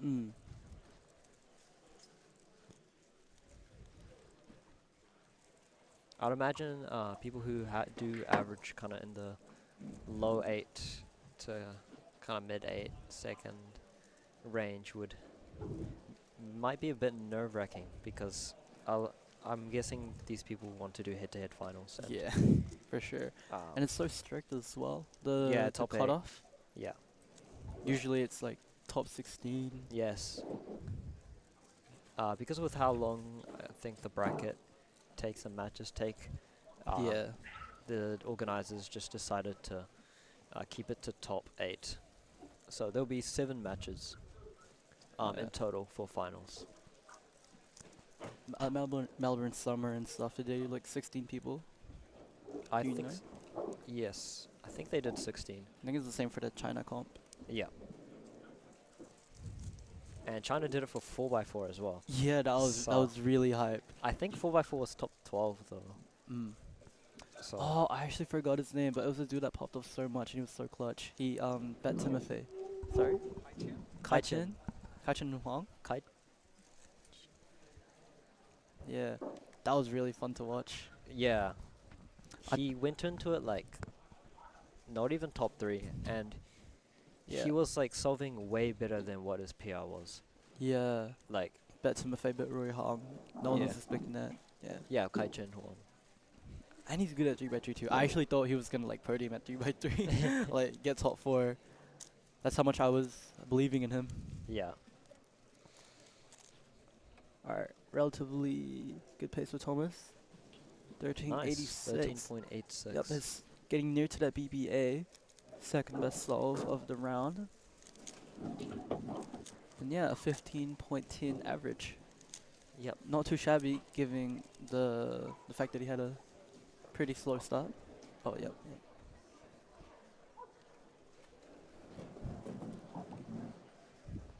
Okay, we have 42 viewers. Those watching, please share out on the stream. It's very exciting. It's worth people watching. Caden, doing his last solve. Let's see what he can do. He +2 twice, I believe. So hopefully just a solid solve for this one. OLL doesn't know the OLL, and PLL. Oh, he's no struggling. +2, just no +2. Yep. Okay, 19.76.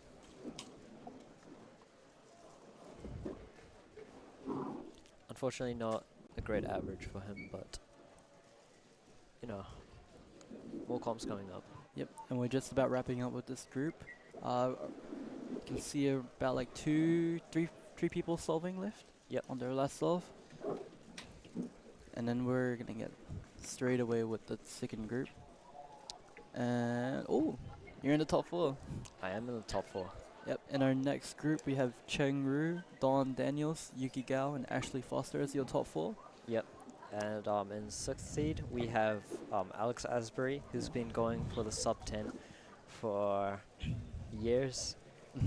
He got really close, didn't he? Yeah, at New Zealand Nationals, I remember like Lachlan, Gibson, and Jesse Brooke were commentating, and then Alex got he got 2 9s and like 1 really low 10, and then he got 2 12s. Yeah.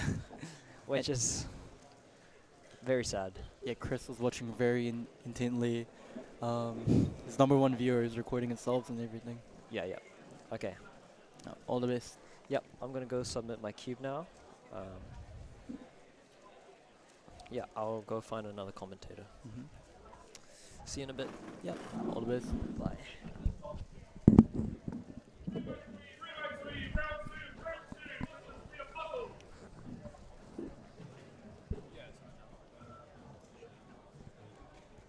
Shout out the lady at KFC. She gave me a free large cup full of water. Very much needed.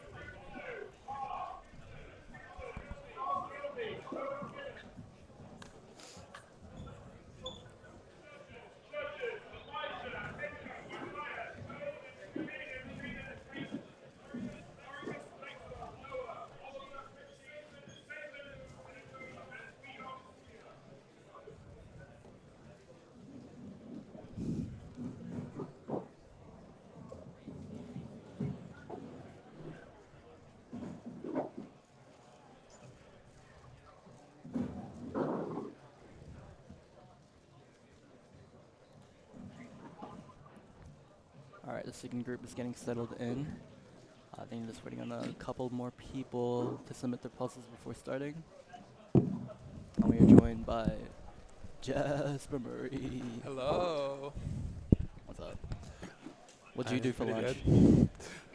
I'm gonna give you one guess. I think local to our room. To our room. McDonald's? Yeah.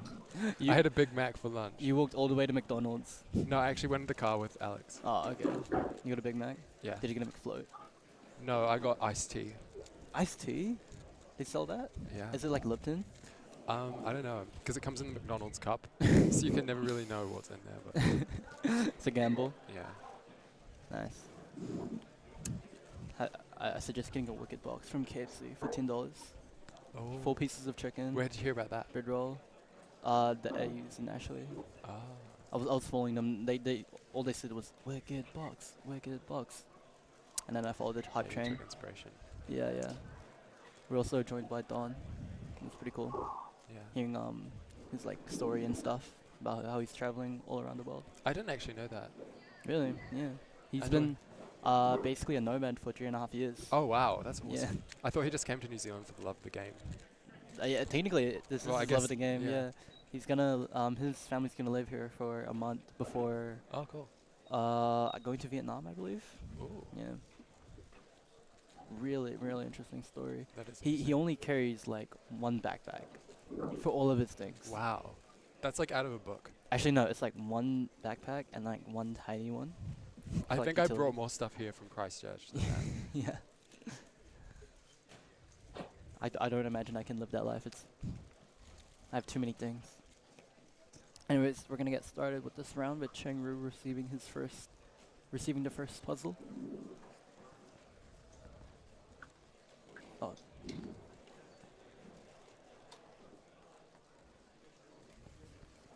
And about to start.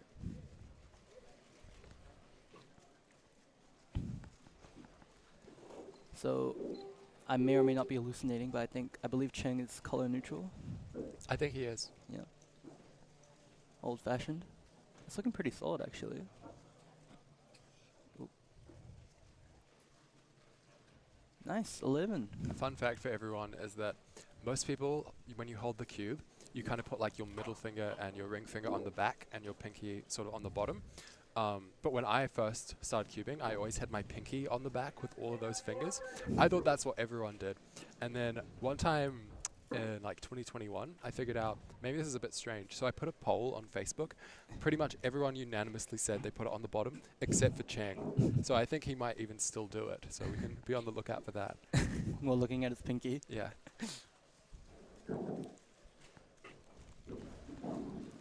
Looking really solid. 950. I believe Don has a 10.0 PR average, and he's been gunning for sub 10 for quite a while. Oh, that's what you'd really want to see then. Yeah, it's like D cubing milestone to break for any speed cuber.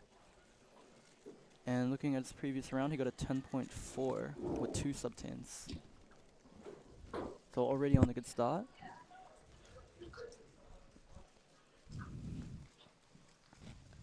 Here we have Yuki inspecting.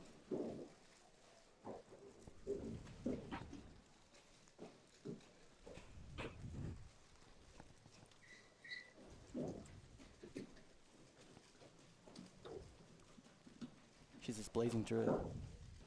976. Doesn't look pleased, but doing any major lockups. Yeah, I haven't seen a lot of Yuki's 3x3, but I would guess she probably has quite good toning. Like very, very fluid. Alright, let's take a look at Cheng's pinky. I can't really tell. Same. Ooh. Ooh. EPLO at a very good pace. 9.48. Alright, Don. And Ashley about to start his second. Does Ashley have a sub 10 PR average? I'm not sure. I think we can fact He check. might. Oh, and that is an interesting state to leave it in. Yep, I'll be most definitely be a DNF. 955 PR average for Ashley, so needs to pull it back a bit more. Don about to start his second, already on a good start.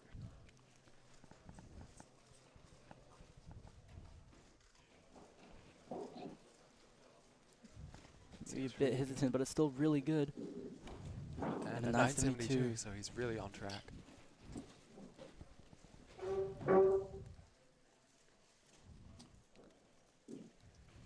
Let me look at Don's recent cubing journey, because he told me he started cubing after COVID.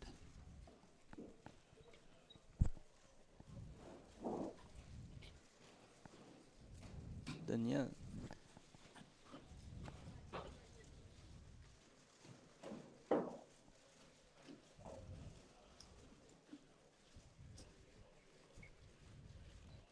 A 1025 by Cheng. His second best sub so far. Do we know what his PR average is? I think he is sub 10. Yeah. Anyways, Don's most recent average before this comp was actually his PR of 1005. Oh, that's very He's close. getting closer and closer as each competition goes by. And Ashley Foster in the middle of his solve, getting to PLL quite early at 1063. So did we see a point 3 by Yuki? Yeah, it's getting some point twos. They're probably practicing a 4-mover. Preparing for finals. I was scrambling with Yuki when there was a 5-mover in the first group of 2x2. Yeah, I was a running judge, and every time I would go there, she would be like, "The scramble looks so easy." And a 971 by Don. Easily on pace. Maybe he looked a bit shocked at the time. Maybe it was a bad solve for his standards, but he's itching closer to that goal. Cheng just about reaching PLL. Looks like a J-perm. 1043. The 10. He stops the timer so like gently. It's like, boop. I don't think we'll have anyone frame counting his timer stops. Not anytime soon. Yuki only on her second solve. A lot of rotations, YYs, but a bit Like a lucky bit at of the a end. struggle on the last layer there. Yeah. Still at 10. Ashley receiving the Skewb, so it's Dawn. And this is a big moment for Don. If something really good happens here, he could have a shot at making finals. Do you know what we're expecting top 8 to be? First round was a mid 8, Okay. but anything can happen. Yeah. Ashley, 894 best love so far, and sub 10. Oh, and he does it 4 9s, no problem. No reaction at all. Oh, there we go. Big relief there. Nice. Can't help but root for the guy. He's been trying really hard for this goal. And he's done it with one solve lift. Already in the bag.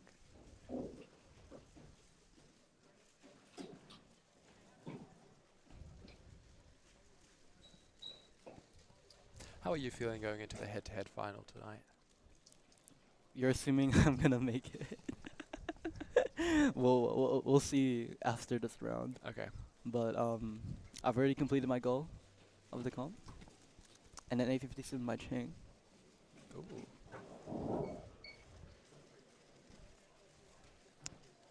So him and Don have the same exact BPA. Oh, wow. So they're neck and neck. But Cheng's really... Oh no! Where is Cheng going? Did we miss a solve? I think he's done. Huh. Interesting. Anyways, moving on to Ashley. Oh, and Yuki.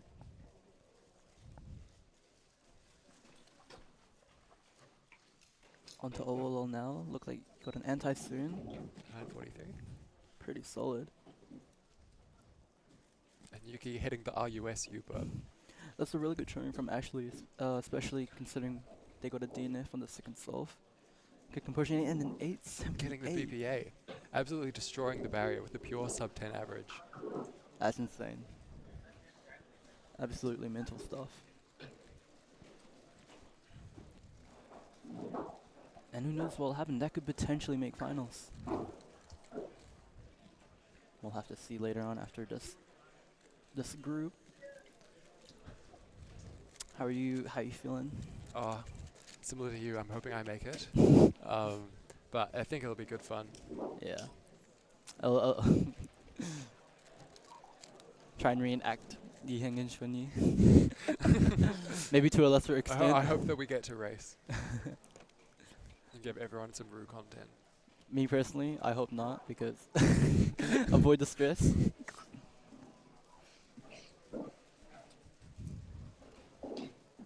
I guess it's like the fact that you have to listen to someone else's solve, it's going to be a bit more directly comparable with us than like going against anyone else. Yeah. It's okay, we raced each other like A lot of times. so many times. Well, for like nearly 8 years. Yeah. Now I'm not sure what happened with Yuki's Q, but she's on her 4th solve now.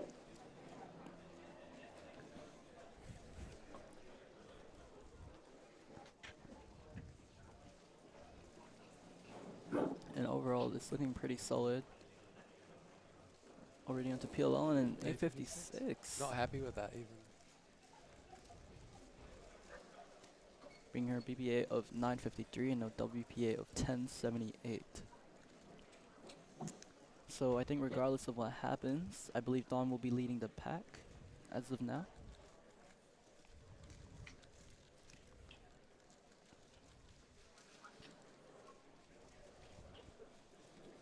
Yuki's so correct at 2x2, I swear. Yeah, I already said this on stream yesterday, but I watched her solve for like 2 minutes and she got a .9305.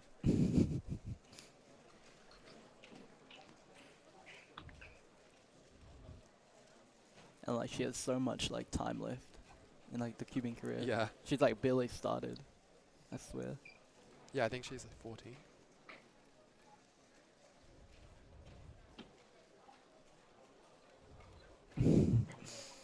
Safety to 197.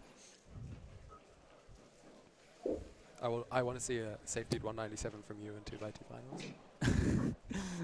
I have really bad news for you. Oh, did he make it? No. Oh. I got like a 4. Anyways, already onto OLL. This could be another 8. 890. I think that's us. That is us. Wish us luck, everybody. We'll be joined soon by the other commentators. And we might be together for this round, I think.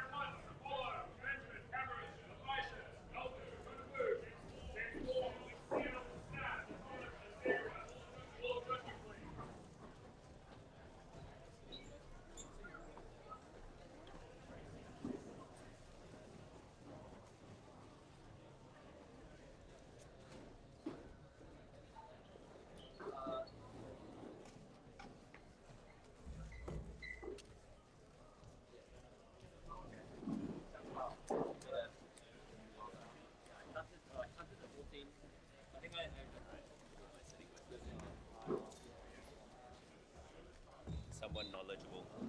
Yeah, it's not that. Okay. Yeah, you'll be the knowledgeable one. I'll just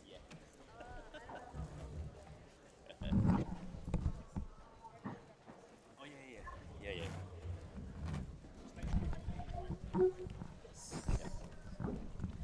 Maybe you can shuffle over a little bit.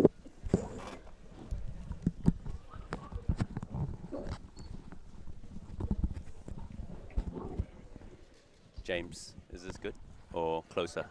Yeah. I think it's okay. Yeah. It's the wrong way, eh? This way? This one? No, yeah. There. Oh, is it? Okay. Like that? Yeah. Sweet. Alright. Cool. Alright. So 3x3, round 2, final group. Final group. All the fast people. The fast people, top Yeah. seeds. We've got Station 1, Dwayne Ramos. Station 2, Jasper Murray. And then we've also got Alexander Vujic and Richard Yiheng Tao on station 3 and 4. Yeah. And the front table, seeds 1 and 2, are both university students, very busy. According to both of them, they've said to me that they haven't had too much time to practice. So let's see how they go. Dwayne reckons he's been lifing. Life is busy. He was doing his homework yesterday morning before coming to comp. So yeah, I did a lot of physics stuff about 2 days ago, just on the drive down. Oh. So gotta just do what you gotta do. Yeah, getting that sorted before all the fun. Yeah, for sure. Well, Dwayne did pretty well today with the big cubes. Yes, yeah. 7x7 and 6x6. Alright, he's starting his first solve. Alright.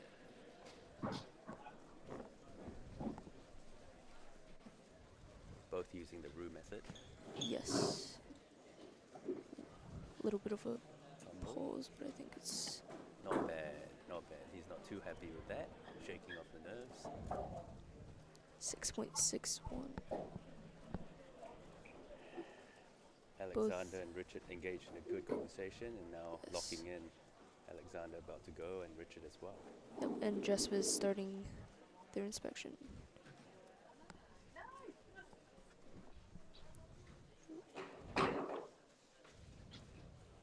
Looking clean.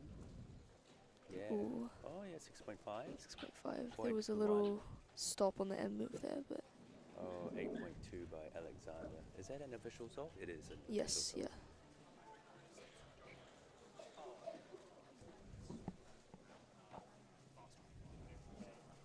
Richard's about to start his solve, I think. Yep.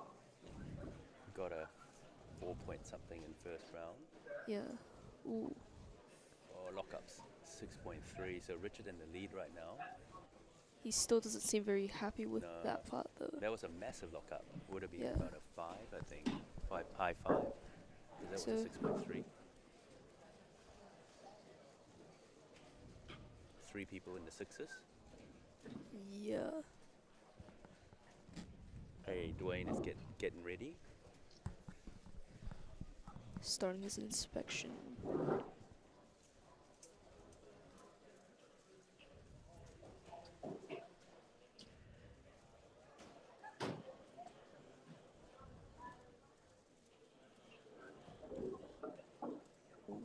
Okay.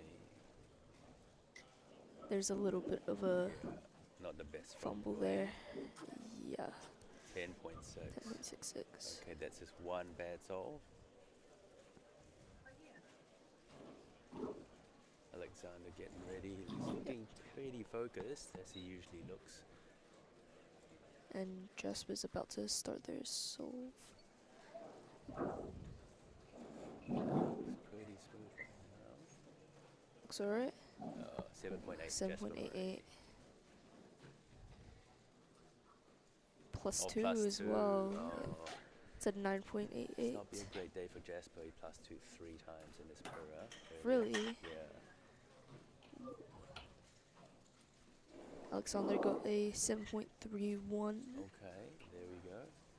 And started with an 8 and now with a 7. Heading in the right direction, although he would be Maybe- unhappy with that so far. Yeah. Maybe the next solve will be a 6. Yeah. And then ending with a 3. That would be good. That would be good. Yeah, Richard was pretty pleased with his 4 point something in this first round. Oh, yeah, he got he got pretty good times today. Have you had your round, Vera? Yeah, I just won. How'd you And I double PR'd, so it was pretty good. go? Wow, for 3x3. Yeah, That's good. my old PRs were quite bad. Yeah.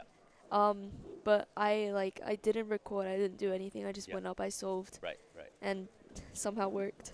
Were you nervous, or were you sort of like, okay, I'm just gonna solve? I was just really tired, so Yeah. just getting it over with, and Right. somehow, yeah. Dwayne Ramos going for his third solve right now.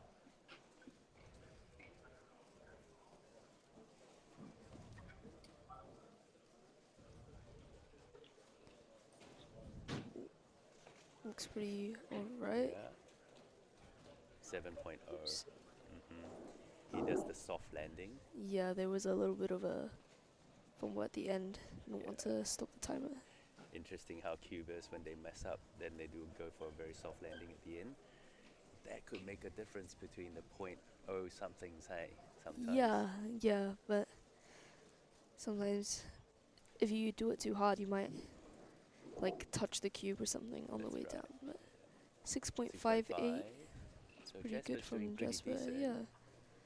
So he's now got a counting 6. Oh, Yes. Richard's got a 6.19.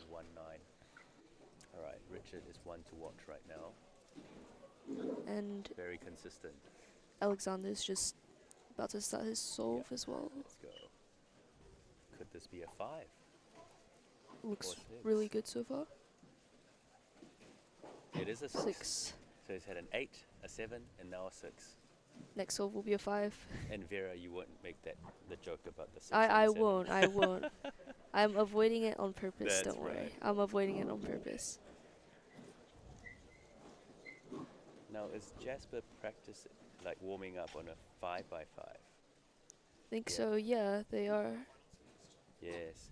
People say that when you warm up on a 5x5 or a larger cube, it helps with the smaller cubes. Yeah, I find that it does somehow. I guess just look ahead and stuff. But Now, Dwayne going for his 4th. yep.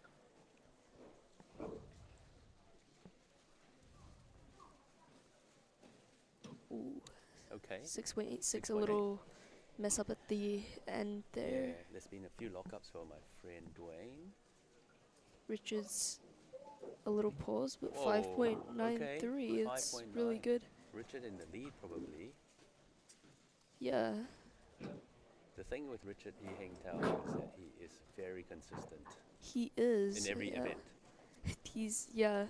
He would get the odd really fast solve, and then everything else is roughly the same times. Yeah.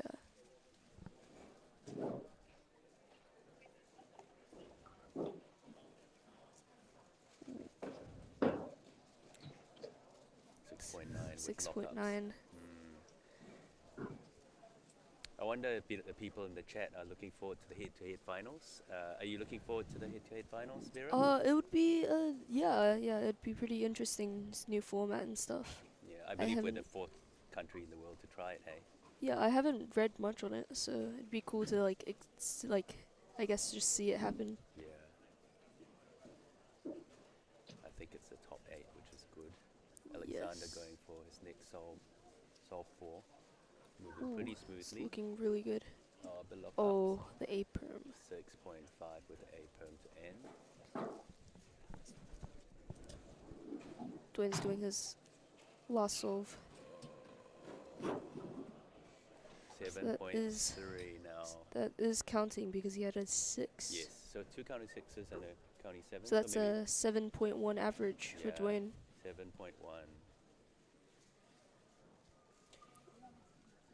Dwayne has an uncanny ability to clutch it in the finals. So He really does, yeah. So let's see.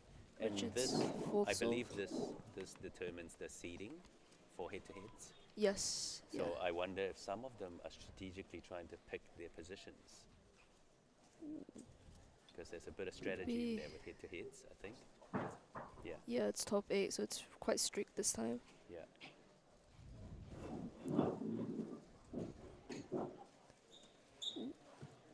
7.27 from Richard. Okay, his worst solve so far. And Jasper with a 7.12. So Jasper's ended with a 6.89 average, which is pretty good. Yeah, that's very And good. And Richard with a on the 6. His BPA is 6.18, is it? 1.6. And Alex worst just possible finishing it. average is 6. Yep. 6.0. Alexander just got his last solve. 7.42. Yeah. Yeah, he wouldn't be too pleased with 7.23 average. 7.23. Yep. So that was counting as well. It would be good to get someone on the stream at some stage to explain the head-to-head finals format, and I'm sure that probably will happen just before it starts. Yeah, Um, likely. I think Jasper's getting ready for 5x5 finals soon. yeah, Yeah, they were doing a lot of 5x5 solves of warm up. in warm-ups, yeah. Alright, Richard on his last solve. Yes. Could he top the charts? It's possible.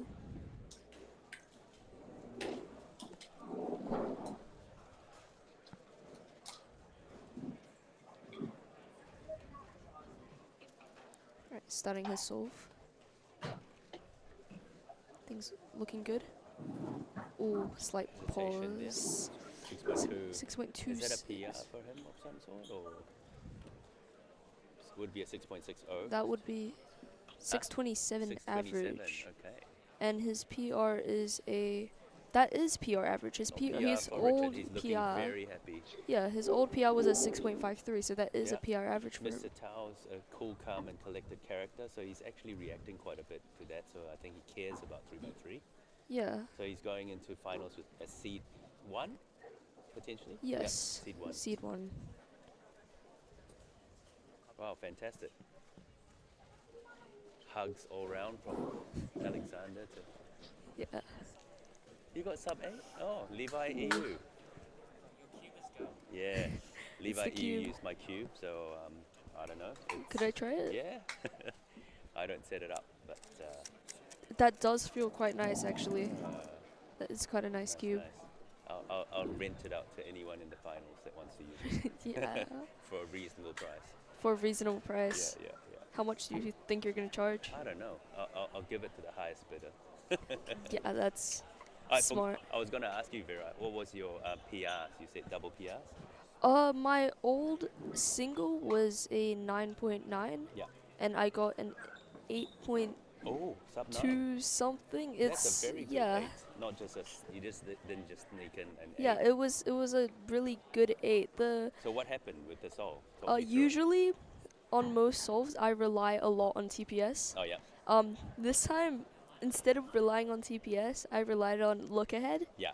And I don't. And it worked. Yeah, it just worked. Was I it don't. a full solve, or was there any skips or any easy pairs slotting in? I think it was an all-out skip, Yeah, yeah. but I think that could also be strategic from F2L. Yeah, yeah, yeah. So I'm not sure. I don't have recordings of it. It was the only average that I didn't record this comp. Well, you got it. And That's the yeah, key. and I got it. So Yeah. it's and my old PR average I've been meaning to beat for a while. Yeah. Because it wasn't very good for me in general. Yeah.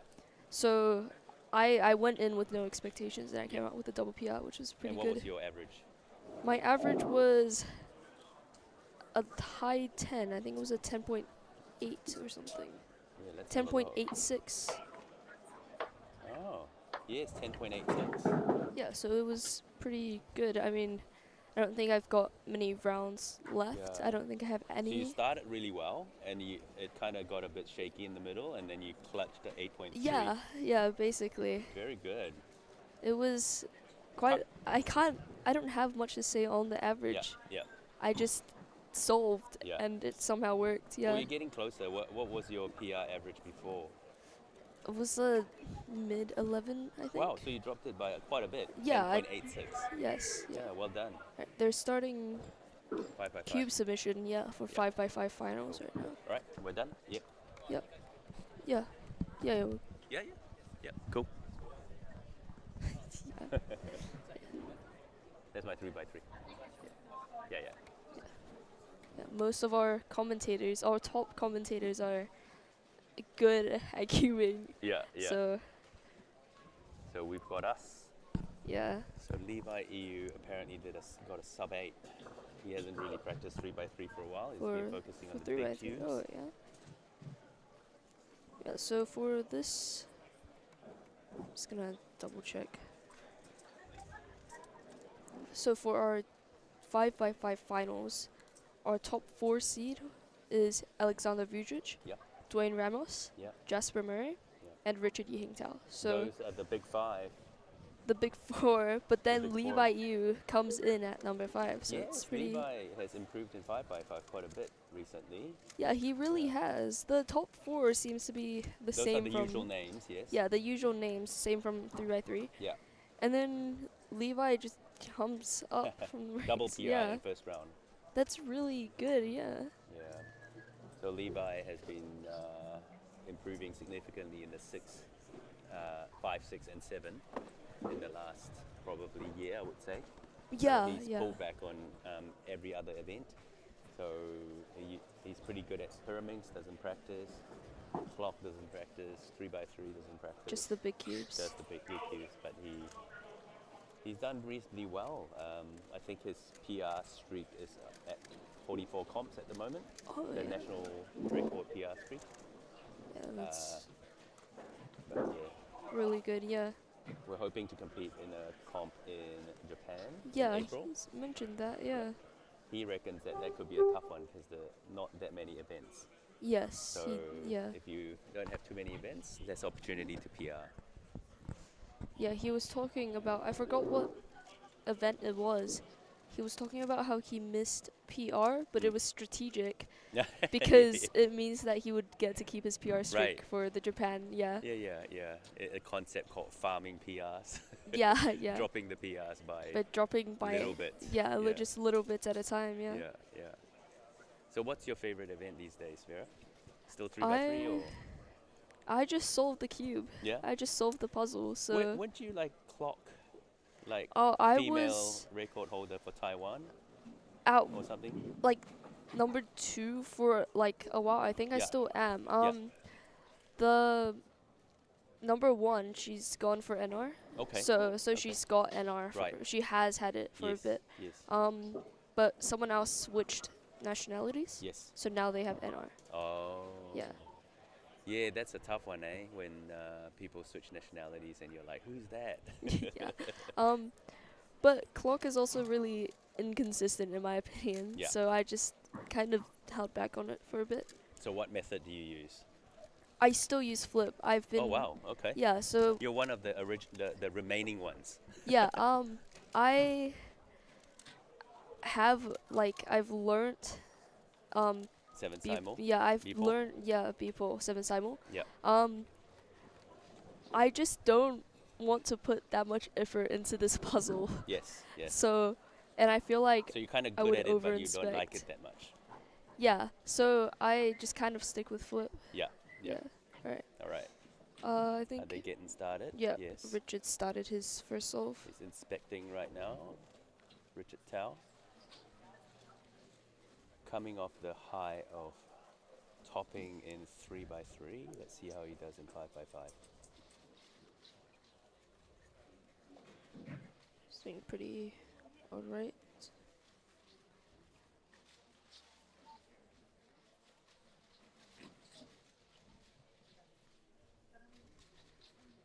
I think Dwayne's also starting his solve now. Yeah, Dwayne's going top seed and fourth seed. Yes. Let's see Richard finish his solve and we'll switch to Dwayne. Yep. Seems to be going pretty alright. He's just 3x3 stage. Okay, a 50.23. He won't be too pleased with that, but it's not far off. In round one, he got a 48.77 average. Yeah. Now we've got Dwayne, for reference, got a 48.0 average in Yes. round one. No, it's heading really good. I think something happened a little bit, but 47.68. Yeah, He a doesn't lot of seem- lockups at the end. yeah, he didn't seem too pleased with it. I think he got to kind of PLL at about 40. And then Yeah, but lots the of lockups. last he did. Yeah. Right, so two of them have gone. And Is Jasper on his way? yes. Yeah. that's- So and Alexander and Alexander. Jasper Yeah. are both doing their solves now. Yeah.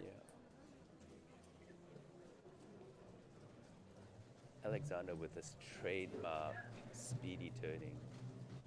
I don't think there's Yes. too many people in the world with as high a TPS as Alexander. Yeah, he Any of the turns. cubes. Yeah, and he's got the facial expressions too. Yeah. He seems to mumble something to himself all the time as he solves. Maybe telling himself to focus. Maybe, yeah. And Just finishing his solve now. okay, that won't be very good for him. 48.32, looking Yeah. disappointed. Round one, his best was 41.42, and his average was 45. And Jasper's ended with a 52. Okay. All right. Well, in Richards. round one, Jasper had a 1 minute solve, and then he clutched it to get a 48 average. So, it's still possible. We all get Yeah, one bad solve. always possible. That's a good thing about cubing with the average of 5. You get one bad solve. You get one chance to do bad. Yeah. And right, Richards halfway through. looking pretty consistent so far. My observation of Richard's turning style is that it's very smooth. Rarely see Yeah. him lock up in all the events. That is true, yeah. And often for smooth turning you need really good look ahead. Yes, he seems 49.1. 49.1, That's which pretty is respectable. he doesn't seem too upset at that. Yeah. Dwayne Ramos halfway through as well.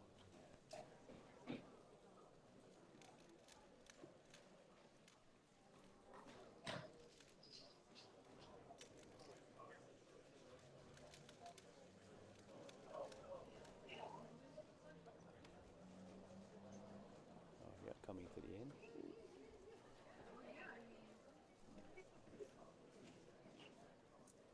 Little lock up there. Oh, 50 flat. 50.38. So a 47 and a 50 Yes. for Dwayne at the moment.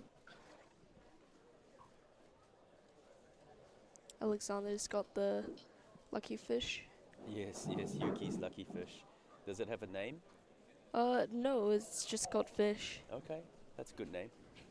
I guess, yeah.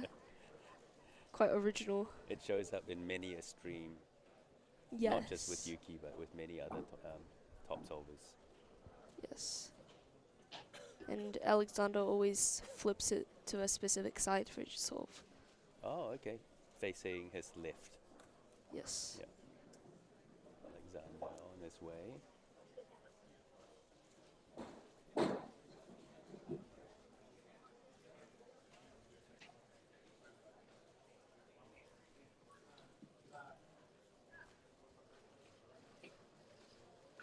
Okay. He is progressing very well. Does I'm seem trying to pretty see good so far. Non-stop turning, hardly any lockups. This could be a good one from Alexander usage.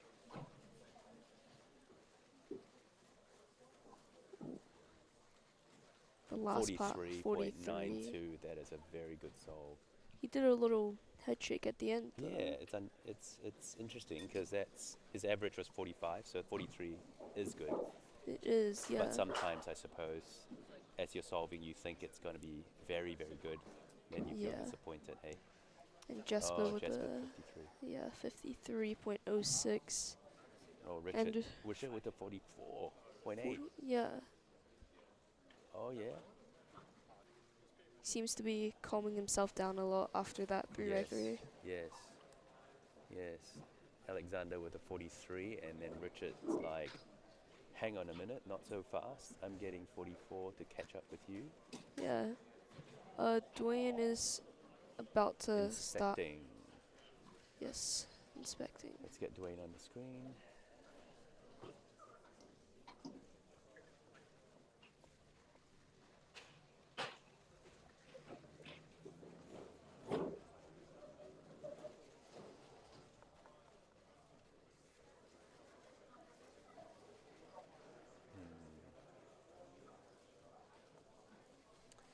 Alexander receiving his cube. Yes. That would be his third solve.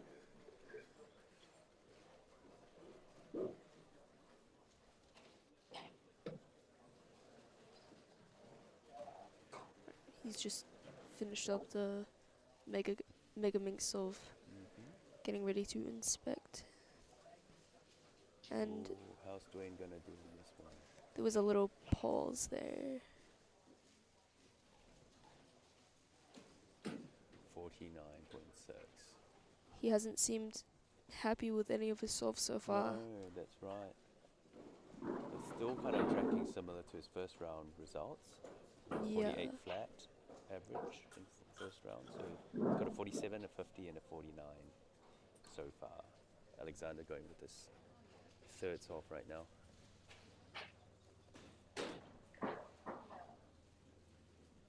And Richard getting started too. Yes. Jasper is also in the middle of a solve. So Oh yes. we've got 3 people solving. Yeah, Jasper's slightly ahead. There was just a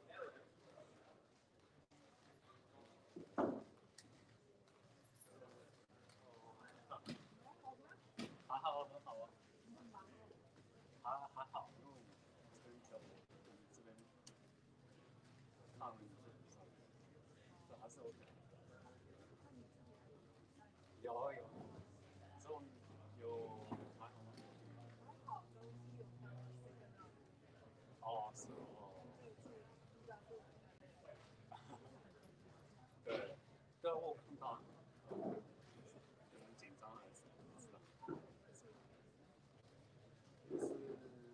can do that. It wasn't Wi-Fi issues. What but was it? The PC restarted. Oh yeah. Hello, we are back. Sorry about the delay. We just had some issues on the production side, but we are back now. Yep. We've seen 2 solves so far. Oh, sorry, 1 solve each from the top 2, Elvis and Kyle. Yep. They both, I think Kyle got a 4.2 and Elvis got a 4.7. Yep. So not great. Yeah, they had starts. cube drops in between. And they didn't solve the backside, so they had to flip it over and find out. Yeah. Anyways, Elvis starting his, I believe his 2nd solve now, unless I missed something else. Look on the screen. Oh no, 507. You're so right for that. Yeah. So, Elvis is the fastest clock solver in the North Island. In this competition. Yes. Well, yeah, at this competition, of course. Seeming a bit bummed out because he has a counting high 4. Yeah. And that is a 199. 199. Okay, sorry And we, that was we good. can't get times up, but we'll just use our memory. Or people could type the times in chat. So Carl started with a 4.6 and 199. And a bit of a fumble at the end, but 481 from Brandon. Ooh, okay. I haven't caught any of Jack McDougall's times right now. Yeah. McDougall in like every final. Yeah. But at least we have Kyle picking it up. Yeah. With that sub 2. I was gonna say he's in every final like you, but you're commentating clock right now. Nah, I lift Thursdays behind. Yeah. The clock phase is now over for Dwayne. Yeah, back when hey, making finals is like sub Kinda 6. hard. I can't do that anymore. Maybe if it was like DNF. Yeah. Nah, clock Making it is like a for good single. the younger competitors, I reckon. Yeah. I think Elvis is like 13 or so. Yep. And Lockie is 12 or 13? Yeah, it's unbelievable Yeah. how like fast the like new gen is. Yeah.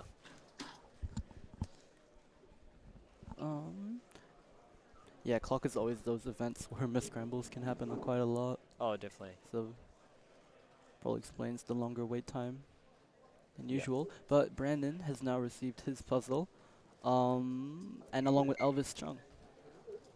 Yeah.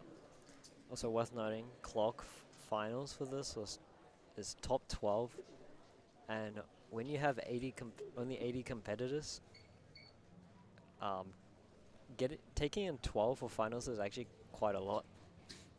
Because not a lot of people do clock either. So getting scramblers, judges, especially in this part of the day, it's really difficult. So Brandon with a 3.7. Unfortunately, Ooh. Elvis with a 4.5. Okay.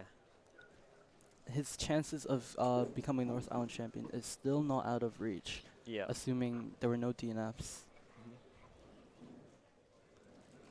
Okay, Carl Jones. But just needs to keep on going for 2 more solves. Yeah. And then Kyle. I'm gonna look in front of me, just 'cause I want to see this live.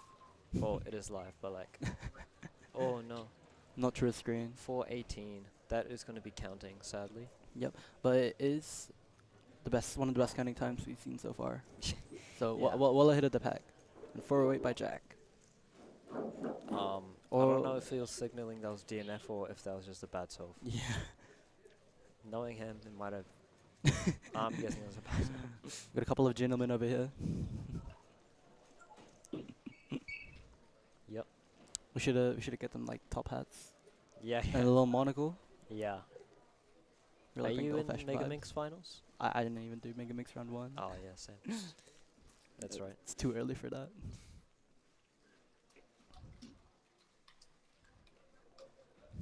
But other solvers we have Richard Yuheng Tao, former OCR single holder.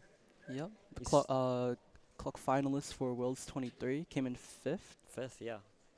That was awesome. Yeah, with a DNF at the very first solve, I believe. Yes. And that was for pushing the pins, which that wouldn't be. Well, we can push the pins now, so Yeah, at least that's changed. yeah. Yeah, off stream, Richard getting a 9:26. I think he left the clock days well behind him. We have Brendan Dunn again in chat. The current world record average holder. Commentating the chat. And then Calvin bringing. Oh, never mind. He juked us. Broke my ankles. It's actually Brandon's Skewb that he's bringing, along with Elvis as Yep. well.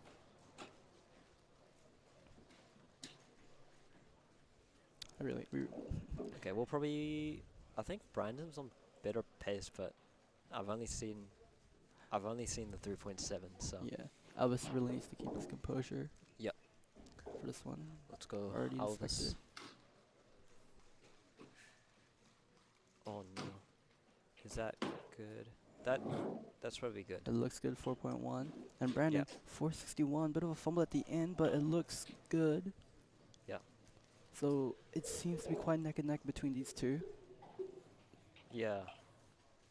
Brandon has a 3.6, and Elvis does not have a sub 4 yet, so Brandon might have a bit of an advantage. Carl Jones serving now. Oh, 217. That is counting. And we don't know if that's a.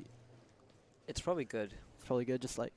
Yeah, if they're not fixing it like right after the solve, Yeah. I would say it's good. Probably just a bit disappointed because of the other counting times. Yeah. I guess he can afford to kind of go all out now since. Yeah, I think he's locked the win at this point. Yeah. Even with the counting 4. The time overlays, we'll have them up later on. Yeah, probably from the. It's just because we got the stream started midway through the round. Jack McDougall with a 4.64. Are they going to tip their hats?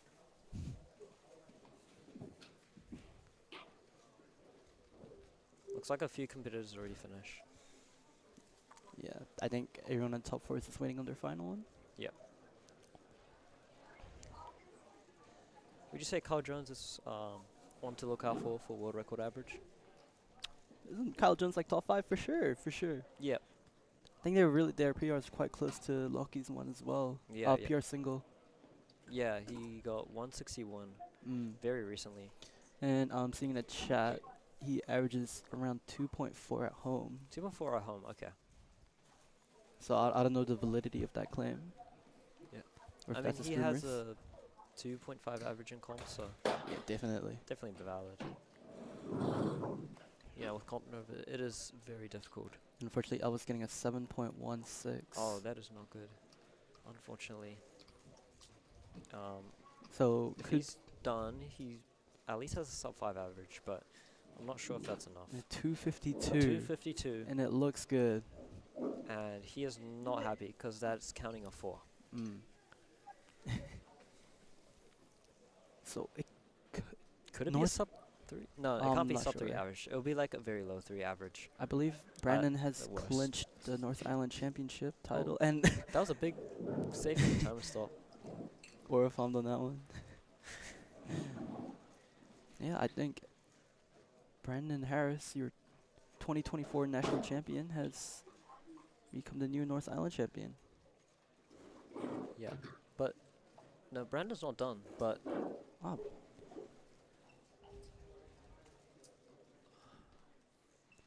to be honest, I don't know. yeah. I don't know who's winning. Yeah, it well, might be. we know Carl's winning. Yeah, it might be very close between Elvis Yeah. and Brandon.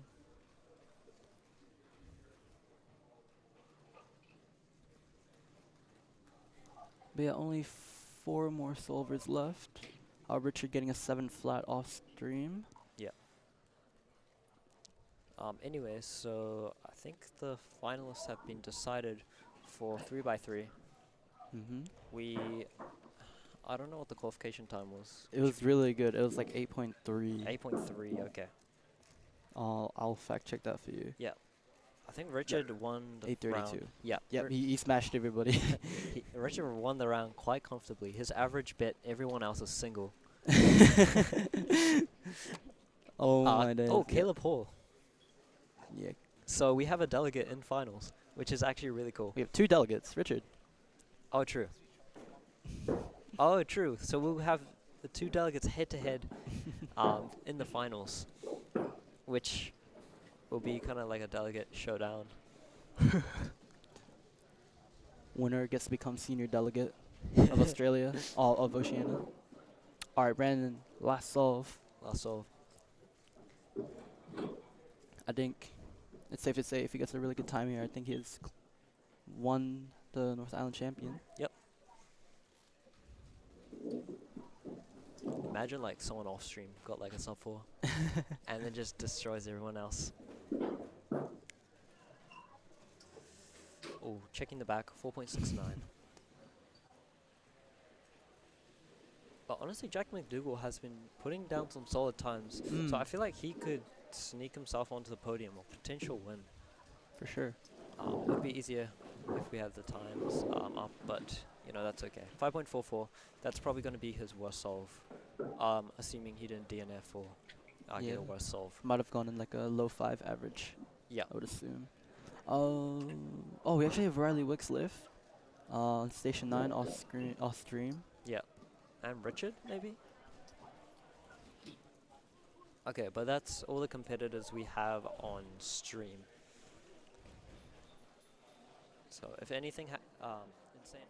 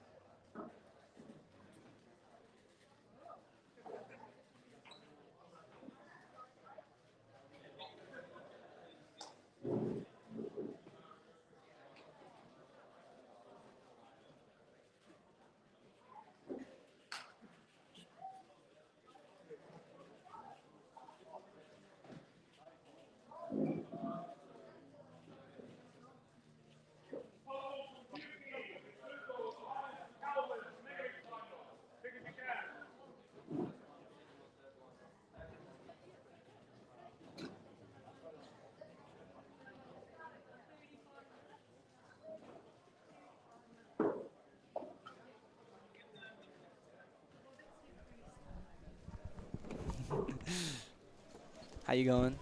Alright, yeah, I was just doing a comp sim with Yuki for 2x2. But you're Yuki. But there's 2 of us. Oh, you're Yuki, but in Chinese. I'm Yuki, but in Chinese, Mm. and she's Yuki, but in both. Mm. Yeah. So, yeah, like, yeah. I'm like half. Yeah, you're half Yuki. You're you, or are you Ki? I might be the The gal? gal. Oh yeah. Yeah. Yeah. Fair enough. Fair enough. How's your comp been? It's been alright. I haven't really been cubing much, so I take what I can get. Yeah. Have you? When did you get here? In Tauranga. Sorry? When did you arrive in Tauranga? I arrived Friday afternoon. Oh yeah. The drive from Auckland was meant to be 3 hours, roughly. It took us like maybe 5 because we made too many stops. Oh. But and also after school hours, so it Oh, was a little- true. Yeah, but Must be tiring. overall, it wasn't too bad. Just Yep. watched a movie and sat and watched, like looked outside and yeah. Do you not get like motion sick watching a movie, like in the car? Surprisingly, no. Only in like very specific circumstances. Well, when the car's like doing 360s, like donuts. I guess, yeah. If the on car's highway. flying, then maybe. Oh. Yeah. If you're on a plane. But not on a plane. Not on a plane. Yeah, I don't. It's I just don't know. It's really. only just if when it's a I car feel flying. when I feel like I want to have motion sickness, I get motion sickness. Oh yeah. You manifest it. Yeah, basically. All right. Back to actual Megaminx. Yes. Alexander has started inspection. And yeah, he's the only one in the top 4 to have one. I think Alex has been grinding a bit. I was eavesdropping a conversation between him and James. I think one of his main goals in this competition is to get like OCR. Well, I think that's every comp, but I think he's been gunning for a world record and grinding towards that. Oh.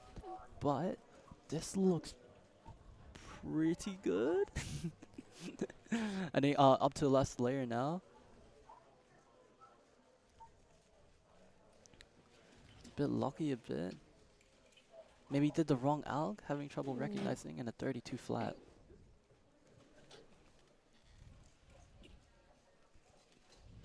Brandon's display is having an issue. I think he was trying to turn it on, but the power bank Let me put probably died. I'll get a timer on. All right. We'll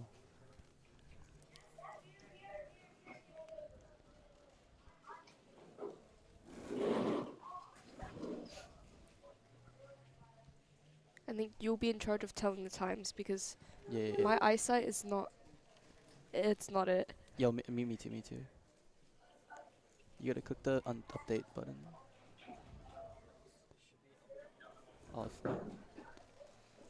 Yeah, we're having trouble with the score bug right now. Hopefully we'll get that fixed in a bit. Okay. Started. Yep. We have a stopwatch on standby. It won't be exact, but it'll be. Approximate. Yeah, close enough.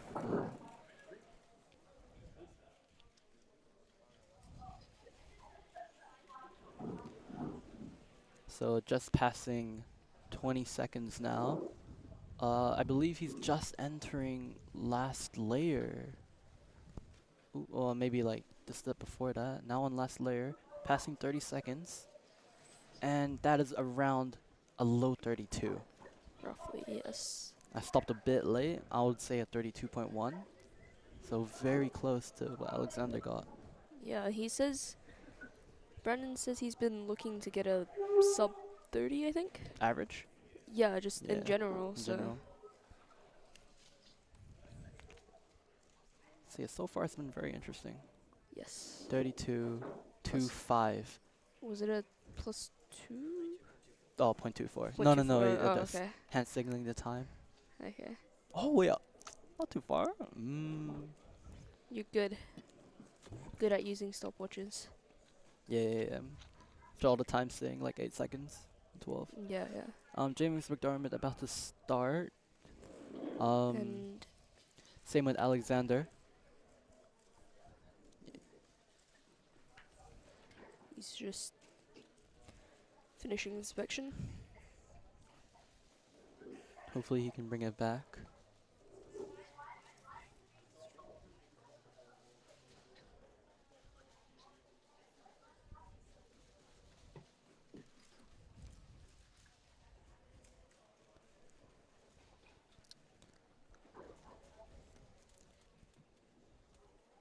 So I think Alexander is just about to enter last layer now, doing OLL, and I believe he's doing up to PLL and a 27.9. 7.9. Little shake of the head, maybe a bit disappointed. That's how he did. Well, maybe not maybe. Probably was with that expression. Likely. Yeah. Are having the old trusty stopwatch method again Yes. to record Brandon's time. Should I have one too? And then we. Oh yeah, we'll take the average. Yeah, we'll take the average. Does that have like a delay, or should I?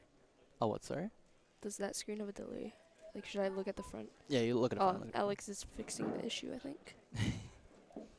Okay, we don't need the stopwatches anymore. Yeah, 3-day competition. Those Pyraminx aren't gonna. Yeah, They're gonna die at some point. a lot of power. Mm.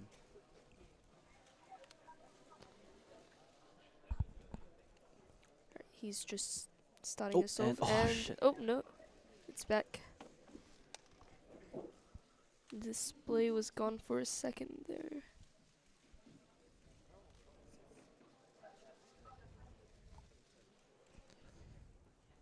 Maybe refresh in the chat.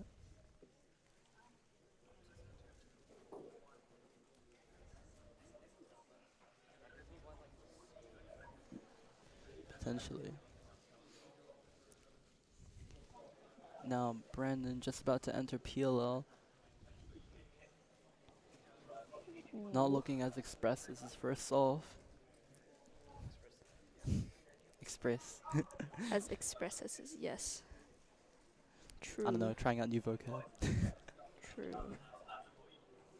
We've got a good amount of viewers right now.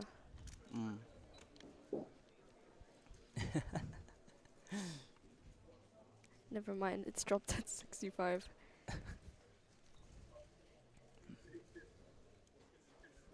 Now James McDermott about to start. Oh well, he has started. Jack McDougall just getting into the right headspace. Yes. He had his cap on during clock, and I thought he was lucky for a second. That's the main way we told them apart. That's the only feature. Their distinctive feature. Well, the hair's a big part, but if But there's a not- hat, you can't tell. Not really, Jack's like brown hair. Jack has Yeah. brown hair. Lockie's like very much blonde. But you can't tell with the hat. Oh, I see what you mean Yeah. now. James with a 42.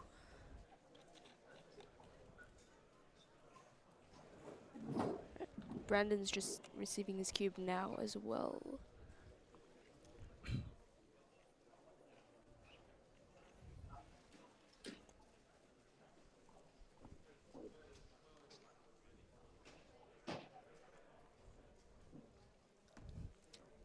So, Alexander has also received his puzzle. Yes. And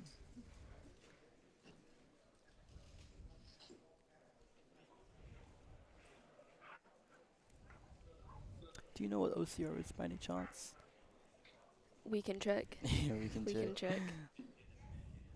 I got asked what your OH times were the other day, and I could not tell you because I don't keep up with any specific times. Yeah, now this is looking pretty good for Brandon. And another, Ooh. well, he's got another 29 in this competition. That is, I believe it's PR single.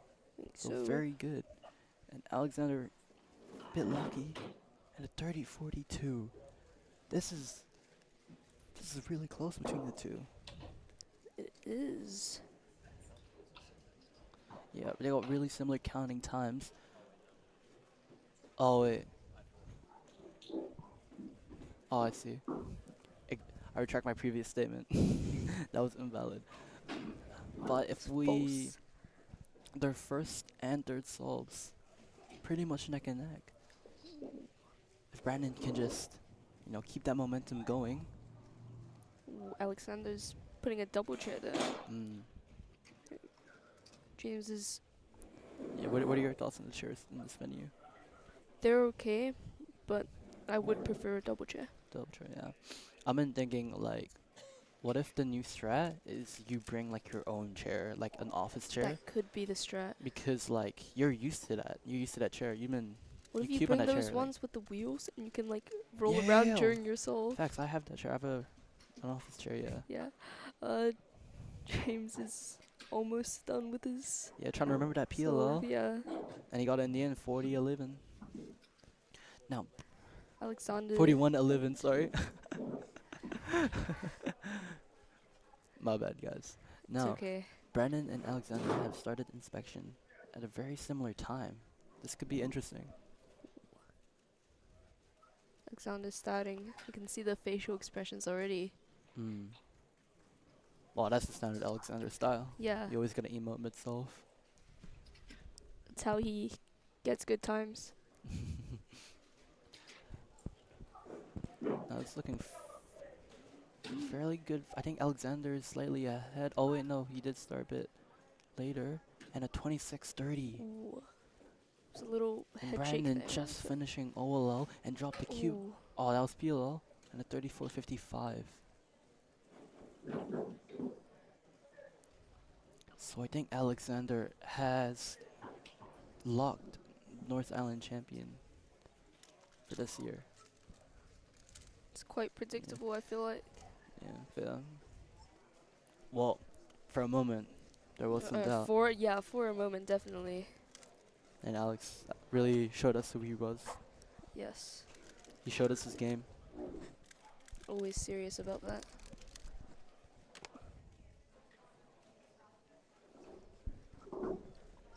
So I think second and first place have been locked. Think so. Potentially even third too. Jack McDougall, his best time, 48-11, is 5 seconds worse than James's worst time. Ooh. Yeah, James just starting his whatever number solve it is. It's fourth solve. Fourth? Yeah. So I think it was a double chair technique. I think it Alexander was, yeah. back to a regular time. Yeah, Alexander's starting inspection now as well.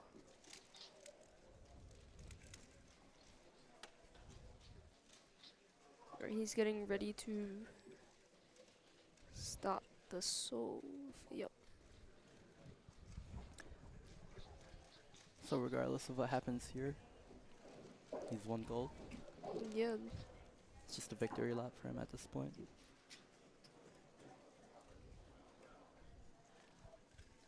And this is looking pretty good. I think he's on OLL now, onto PLL. This could be OCR single. And that is an OCR single That of is 22:32. His old single was a 24.05, so that is What is the world record? quite Oh, that It's is quite a second drop. in the world. second. Behind Timofey's 21.99 world record Ooh. single. He's getting ready for the photo. So second in the world by Alexander Vucic, 22:32. Round of applause for him in the Yeah. chat. Incredible, incredible showing.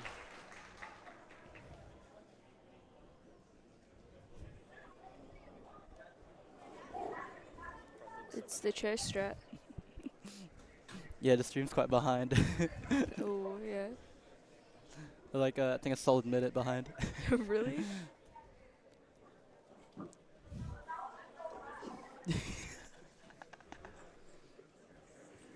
Yeah. Alexander, happy chappy, Happy running around. celebrating with his dad. Yeah. It's a good drop as well. Did he leave that double chair there? It's okay, the next Might person will have. appreciate it. Oh, square one. I would. Ooh. Jack McDougall, is he a double chair user? I think so. I think he has used it before, but not sure about this specific comp. So yeah, Alexander jumped up to second from 6th place, beating his previous OCR single by 1.7 seconds. Yeah. Pretty incredible drop.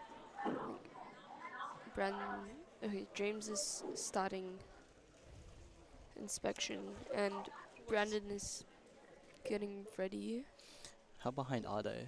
Oh, Brandon finishes. We're so behind. So I think Brandon, like from Ashley's phone, they just saw Brandon's 34 single, Really? I'll double check and that on was mine like a as solid well. 3 minutes ago. It really was.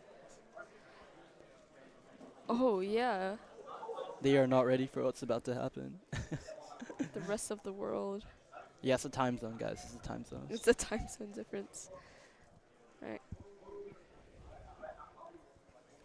James is about to finish his solve, and Brandon is inspecting. Ooh, Oh, got bit the of a PLL pause. in the end. Yeah, 45. even with the pause. And And Brandon then Brandon is midway through his solve now, just yes. passing 19 seconds.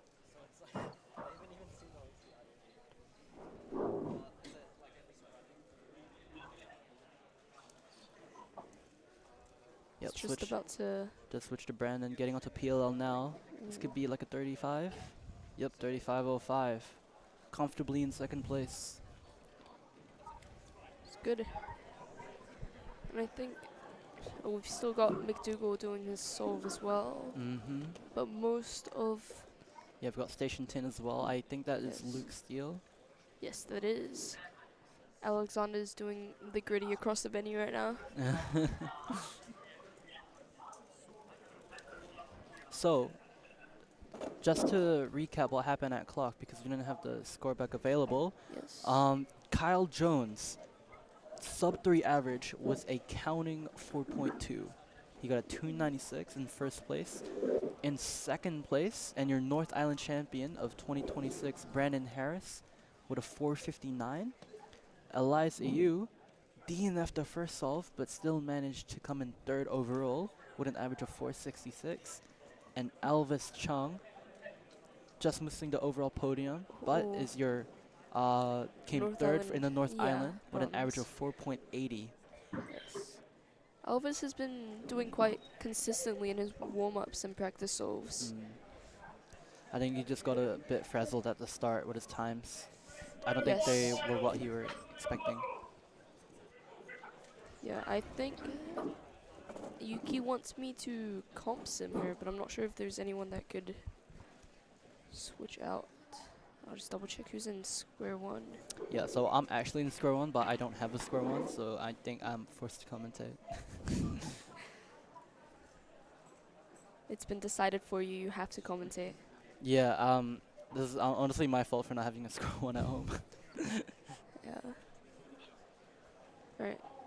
Just take a minute.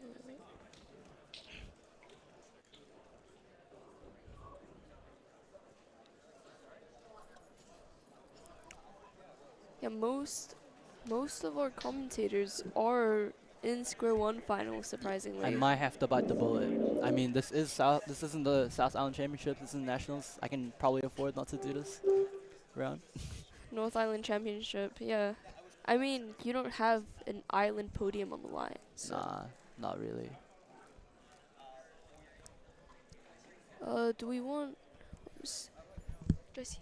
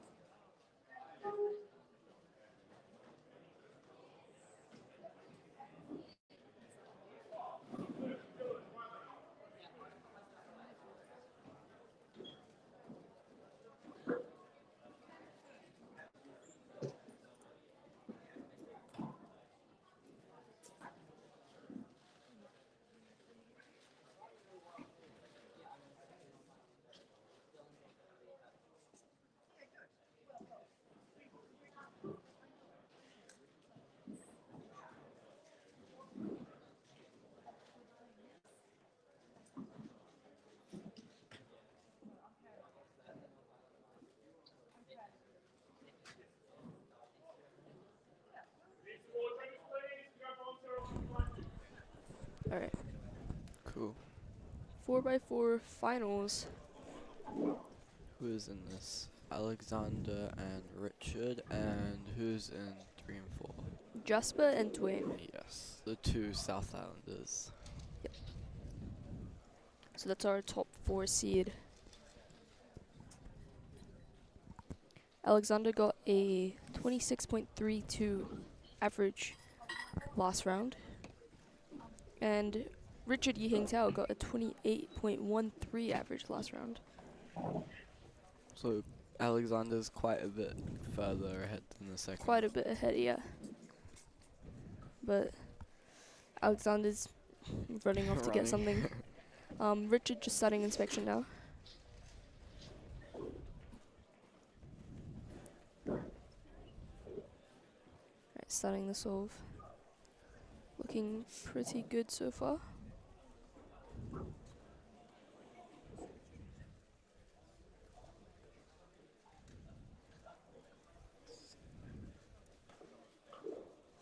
Finishing off. Edge is done. Yeah, just finishing off 3x3 stage. Ooh, The 22.41, which is really good. Is that? He got a little smirk in there. What's his PR? Richard's PR. His PR single is 22.17, and that was a 22.41. So quite close. Quite close. So it's a pretty good time for him. And Alexander with a 22.23. 22.23. So both under their averages from last round. Jasper now solving. Yes. Oh, they've got parity.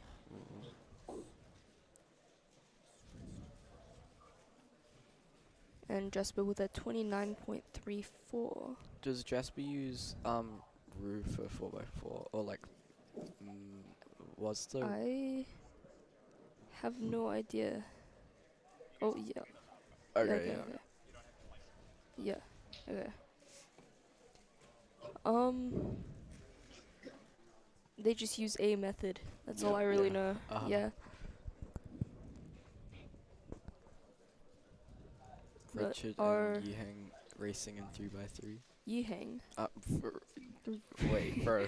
Richard and Alexander. And Alexander, yeah. Yes, and Alexander's just getting his solve, his cube now. And so is Richard. Yes. And Dwayne seems to be also getting his cube. But we'll go check on that after. Both inspecting. Starting around the same times. Dwayne also inspecting now. Yes. Alexander just the TPS. Richard is just really consistent overall in most aspects of. And Dwayne solving, is now starting his solve. Well, Alexander's got OLL parity. 23.04. 2 solves. And Richard with PLL parity, 28.56. What is national record 4x4 average? Is it 24? National record 4x4 average. It is. I will check on that in a second. But Dwayne with a 28.57. Jasper also starting their solve. Yes. National record for 4x4 average is a 23.2. Ah, okay. Jess was working on 3x3 now, yeah. OL parity. And PLL parity. 33.42. They don't seem too happy about that one. I'm gonna say 43. I think I was meant to say 30, but 3, but yeah.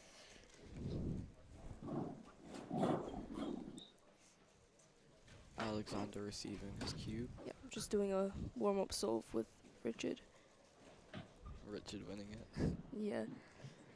Don't say that number. Okay. Alright. They are top 2 seeds, have both received their cubes. They're both inspecting. I think they're both racing, possibly, just starting around the same time, yeah. Uh-huh. Alexander's starting about 2 seconds earlier though.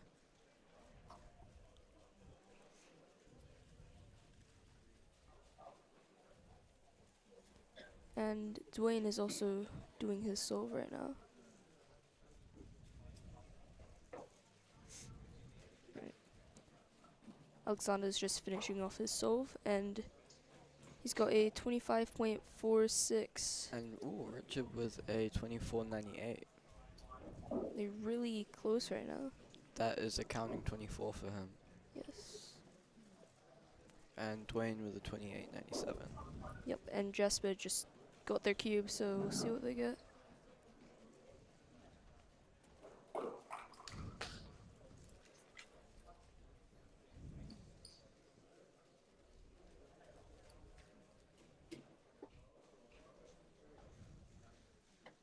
Starting off looking pretty nice.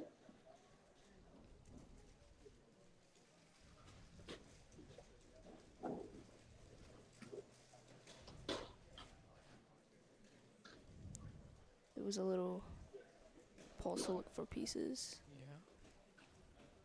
Yeah. That PLO parity.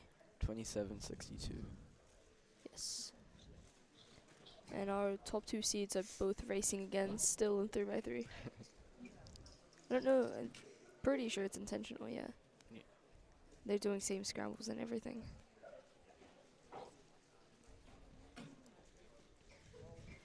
Right. Alexander just receiving his cube now as well. As they're racing 3x3. Yes. Right, just as they started. Yeah, practicing for the 3x3 head-to-heads coming up later. Yeah, it's quite exciting actually, new formats. First one in New Zealand. Yes. And Dwayne's also received his cube. Alexander's starting his solve as Richard is starting inspection. Yes.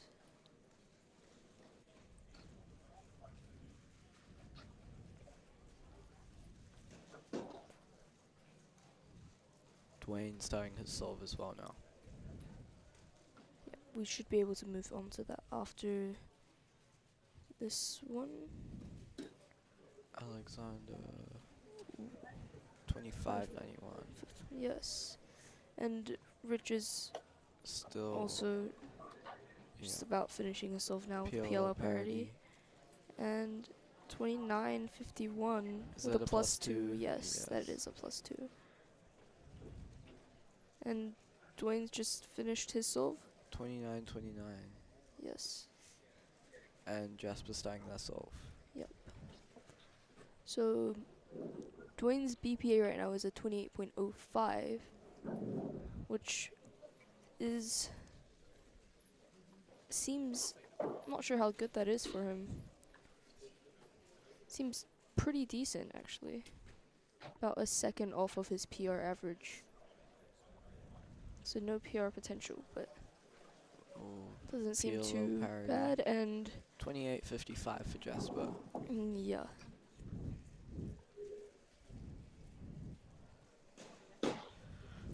Back to our top 2 seed. Alexander's receiving his cube now.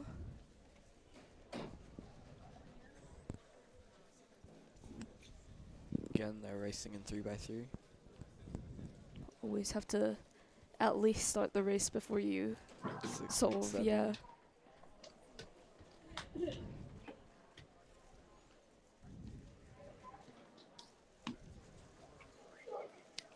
Alright.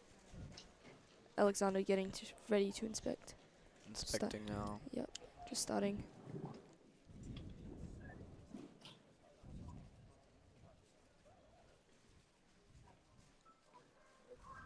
Looking very high TPS as a usual Alexander solve would be. Yeah, he's very aggressive turner on all events, pretty much. Is true.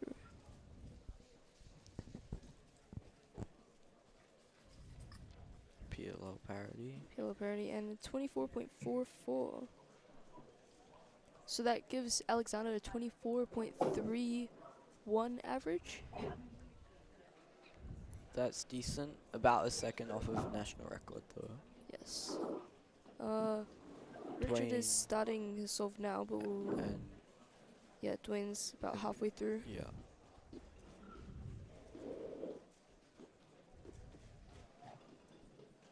Jasper And also receiving the cube. yes. Dwayne with a 28.42. He doesn't seem too upset. He seems pretty pleased at that, actually. Yeah. Richard just finishing his solve. Pure parody. A 27.09.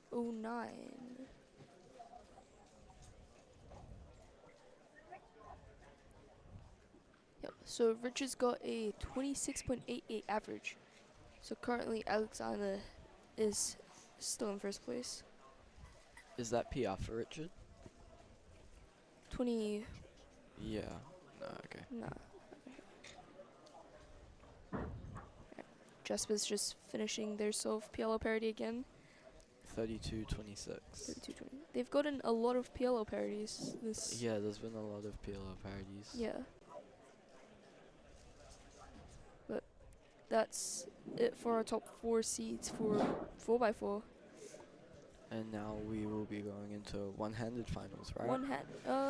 Yes. Yes. Yeah. Good Okay. luck. You've been doing pretty decent in this comp. Yeah. Well, Yeah. we've only had one round, so. Yeah. Well. Yeah.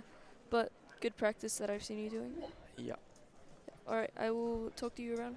I'll talk to you soon. Yes. Yeah. I'll see you around.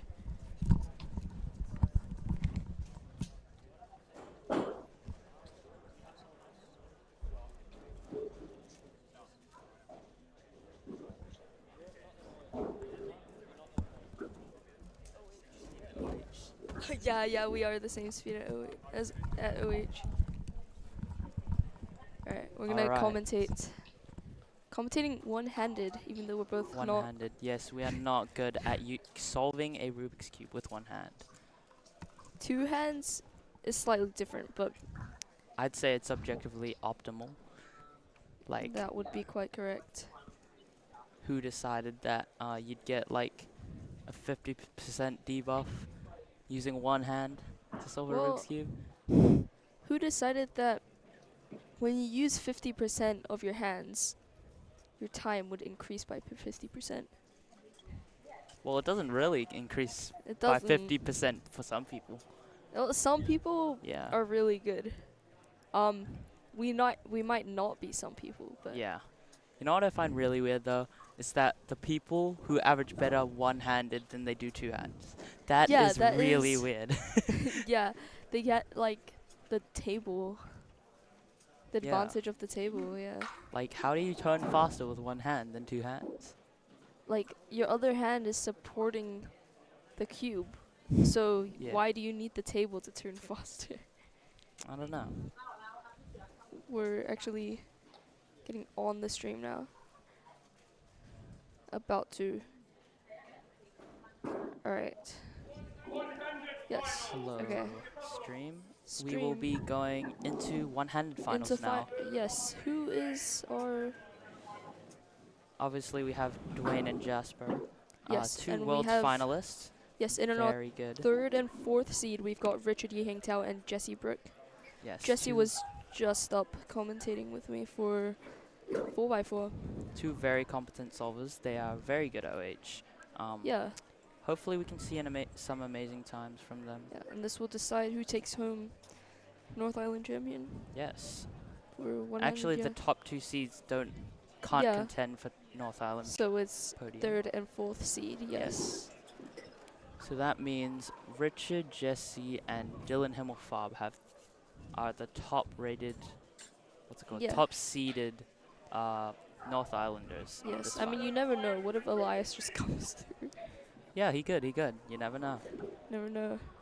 But our top two seeds are warming up.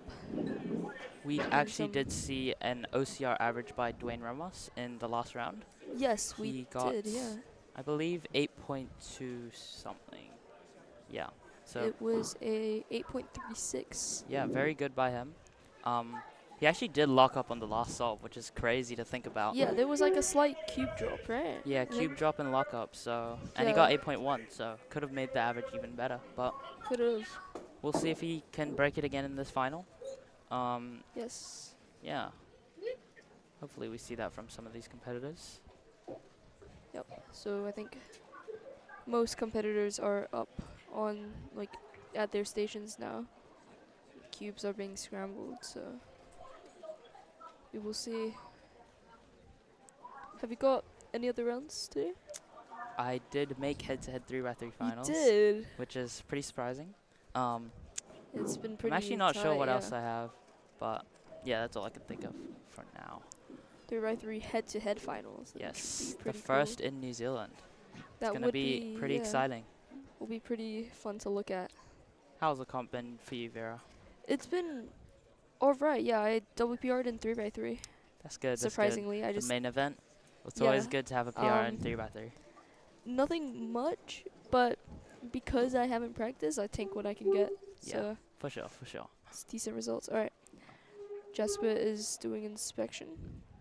Dwayne also having his cube. Yes. I think he's gonna wait for Jasper to finish. I think so. Looks like a decent first 2 blocks.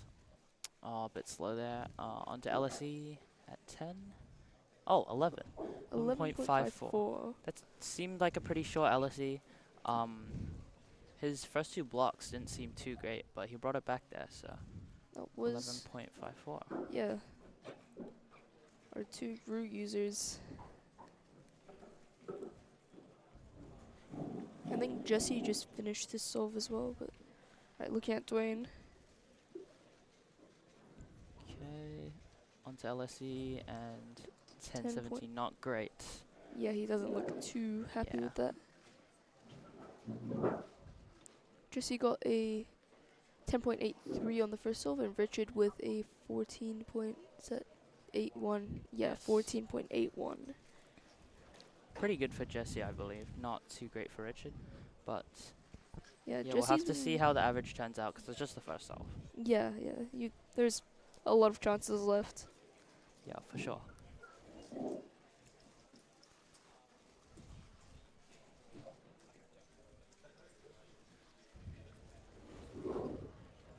Okay, Jasper is receiving a cube now. Yes. Onto the second solve of their average. And Jesse and Richard have also both. Yes, everyone off-stream. in our top 4 seed have received their cubes.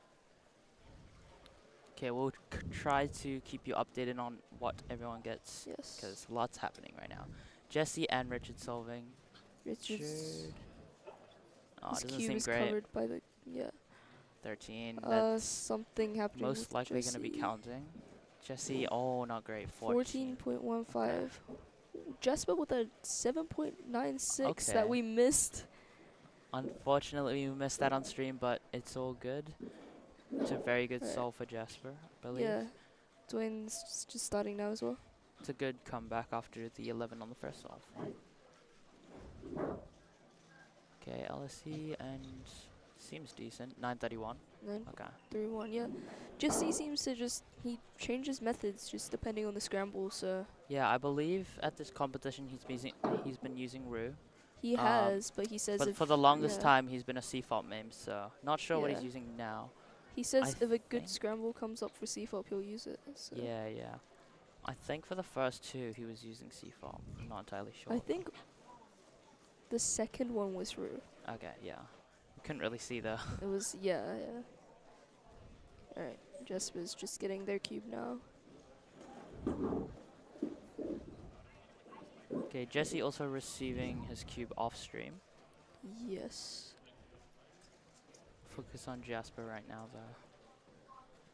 Okay. Trying to lock in for a good solve here, continuing after that 7.9. Hopefully bringing that momentum onto the rest of the average. We'll have to see what Jasper sees here. Okay. Bit of a short start. Oh, it seems a bit locky. Oh, okay, 10.3. I didn't see like many M moves in that solution, so. Yeah, neither do I. And Jesse shakes his been head. C-fault? I don't know. Shakes his head with a 13.69. Okay. Richard's doing a solve now.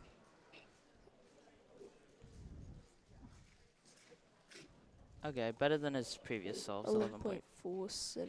Yep. And Dwayne's also just inspecting now, about to start. Okay, but pausing through the first 2 blocks. Onto LSE at 8, 9. Ooh. Okay, 10. 10.6.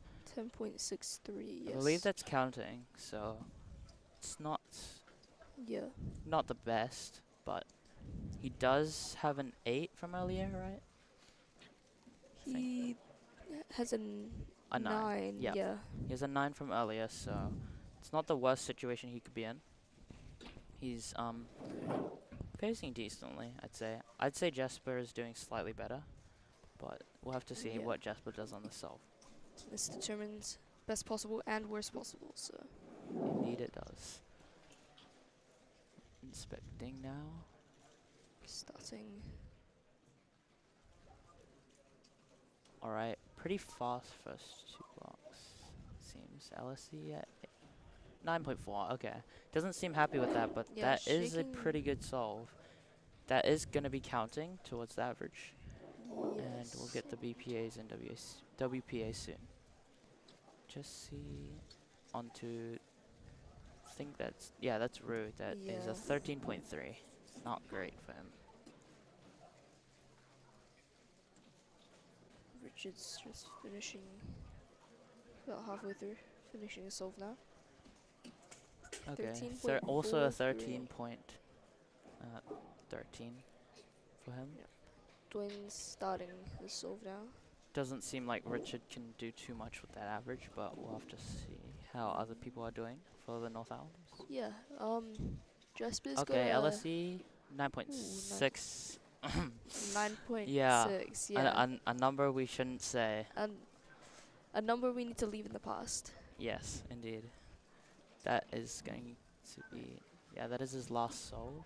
Yep. So, They've the got average. Yeah, they've got a best possible average of a 9.23. Oh, that is not his last solve. That's his 4th solve. Whose? What's the BPA and WPA of Jasper and Dwayne? Best possible average for Jasper is a 9.23. Best possible average for Dwayne is a 9.72. Ooh, and okay. the worst possible. Oh, Jasper 8.2. 8.26. That's going to be counting as well, so so 9.33. 9.33 is really solid. Yeah, we'll see what. I believe that's like pretty close to what Jasper got in World Finals last Dwayne year. can't beat that even with best possible though, I don't believe. Yeah, Dwayne's best possible is a 9.72. That'll still secure him, I believe, 2nd place if he can manage to get that. So, I think Jasper's pretty much locked in the win at this point. I don't believe there's anyone else. Is that not the last solve that we just watched? Yeah, that was the last solve. Okay. On to LSE at 7. 8.5. Okay, that's so pretty solid. That'll be sub 10 for sure, I think. Yes. So that's a 9.72 average. Oh yeah, that is BPA. Okay. That is BPA. So we'll have Jasper Murray in 1st place on the overall podium, and Dwayne Ramos in 2nd. Yep. Not and entirely sure who will come in 3rd. Jesse might. I'm not sure what Dylan's got. Jesse might be our North Island champion for one-handed. Yes, because Richard wasn't doing too hot in this round. Jesse definitely did better, I think. Yeah, I think we just need to see what Dylan's got. Yeah, because Dylan and Elias were also off stream. Not sure how they went. But yeah, we'll have to see. I think he's got it. But for sure, we have Jasper Murray and Dwayne Ramos as your 1st and 2nd. Yep. In the OH finals of North Island Championships. Yep, and our next event is 2x2, which I will have to judge. Okay. It's going to be a quite exciting 2x2 final, right? We've done, Yuki's been doing a lot of comp sims, so just between her finals, I've had to, We actually did have Yuki with the FWR in the 1st round. Yeah, and she's 120. She's been on track to getting into like lowering it again, I feel like. Yeah. And I believe she didn't do too bad in the 2nd round, but It was. She said she missed a lot of good solutions and she was shaking yes, a lot. yes. But But we did in round 2 have Elias EU with a 1.36 PR average, yes, and breaking his 145 from New That's Zealand Nationals. NR2, And we also right? had Dylan Himmelfarb with a Yes. 1.38 PR average as well. So that is NR2 and NR4 all in one round. And we also had Jasper with a 145 average and Alexander with a 152 average, I believe. A lot of good things from So that round. very, very good top, I don't know, like top 7 or something for the last round. So yeah, it'll be Yeah. a pretty exciting final to watch. Will be. I'm going to head off because Yes, I I do need think to I'm judge. competing as well, so Alright, have to get someone we'll else get on stream. some people But up. yes, it's been good. Are you able to? Judge. Yeah. Alright.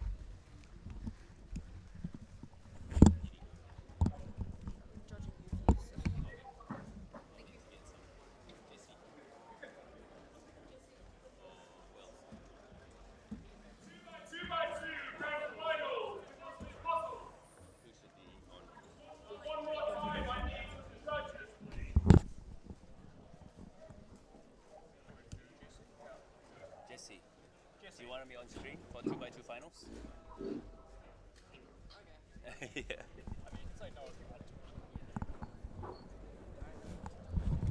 Oh, you want to judge? No, I don't. Oh, okay. Yeah.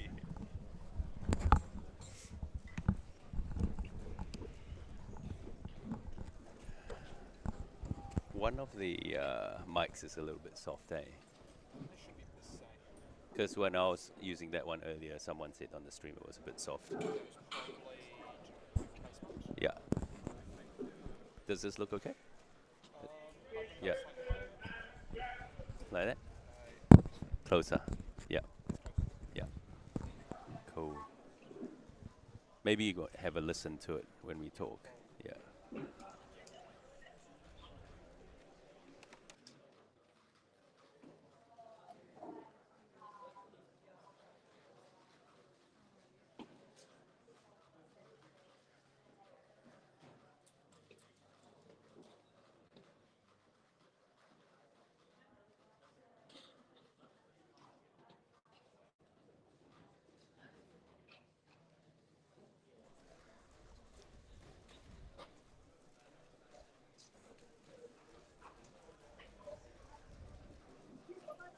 Let us know when. Right. So talking to Dylan Himmelfarb earlier, he wants to get NR. Ah, yeah. Yeah, Yeah. before it gets difficult. He definitely has a chance at it. Yeah. Okay. Are we live? Yeah. So Dylan did really well in second round. He said that he safetied. Ah, yeah. And oh, wow. And he got 1.38. So here we go. He's on to his first solve, Dylan Himmelfarb. Switch to station 2. Elias 1.8. Dylan 1.9. Okay starts for the top 2 seeds. Yeah.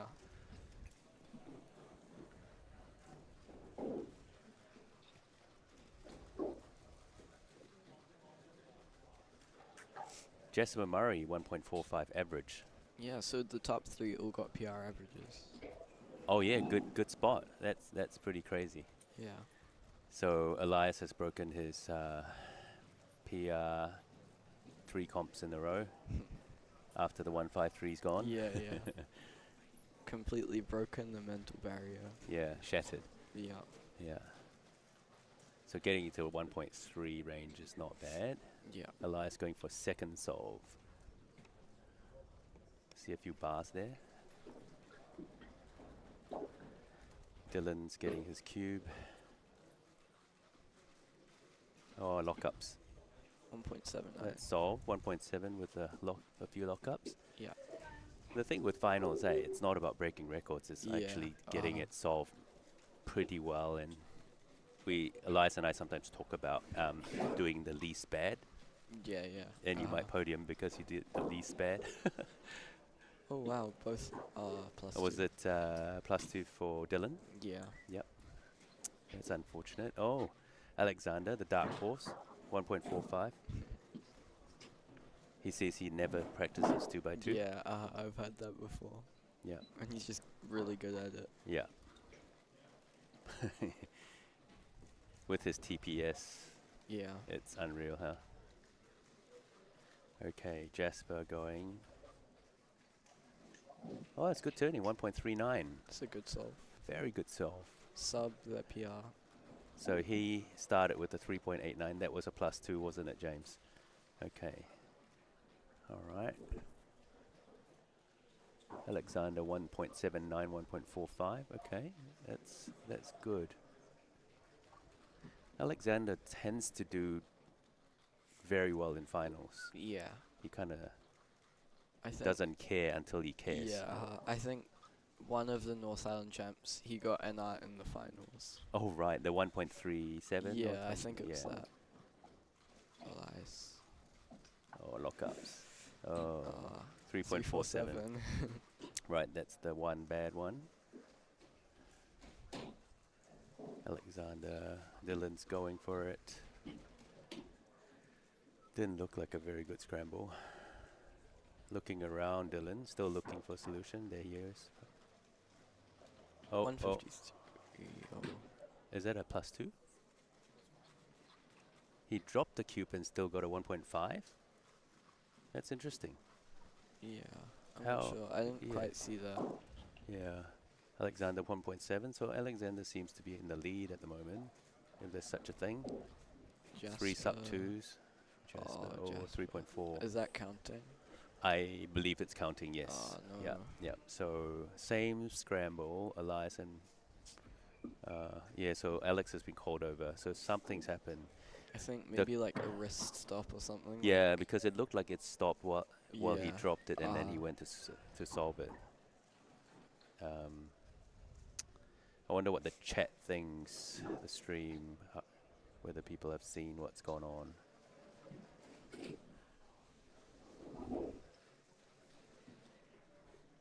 Someone's running the stream back. Thank you, Harry Forbes. 2.04 for Elias. That's not bad. Yeah. That's counting though. Mm. Counting a 2 in finals isn't bad if not everyone's doing well. Yeah. Oh no, Dylan. Very disappointed. I think it's bad news for him. Yeah. Jasper's going.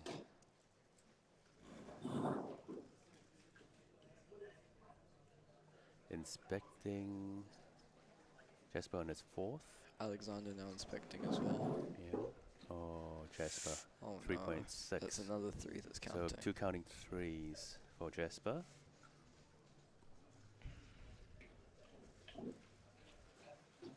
Oh, Alexander, 1.68. What is going on? That is pretty good. Is he pulling another Alexander? Yeah. He's got 4 sub 2s already. He might get his BPA currently. Okay, Elias is going on his last. Elias BPA 1.88. It could be close. Nice, 1.56. Clutches the last one. Yeah. Gets his BPA, I believe. 1.88. So could be Alexander and Elias at this stage. 1.88 is a decent average in finals. In finals, yeah. Yeah. So let's see what Alexander's usage BPA is. Oh, Dylan is heading, doing his 3rd. Let's see what Dylan can get. Yeah. Oh. Oh. 3.55. Yeah. He had a +2 and a DNF prior to that. So Alexander usage. BPA 163. 167. 167. He might have won. 170 average. That beats Elias. That beats Elias. Who else? Is there anyone else who could beat that? Alexander has pulled off an Alexander in finals of 2x2 yet again. Yeah. Let's see who else. Jasper with a 2.98 average. Dylan to go, but it looks like Alexander possibly. Well, you've got Yuki at the back seats. Yeah. Out of stream. So, does anyone know how Yuki's doing?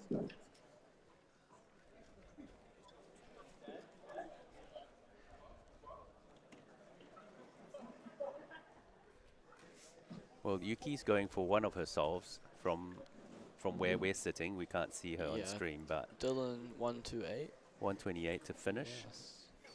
And Yuki 134. Ooh. I'm not sure what her other times are though. Yeah. So for sure, Alexander would be North Island champ. Yeah.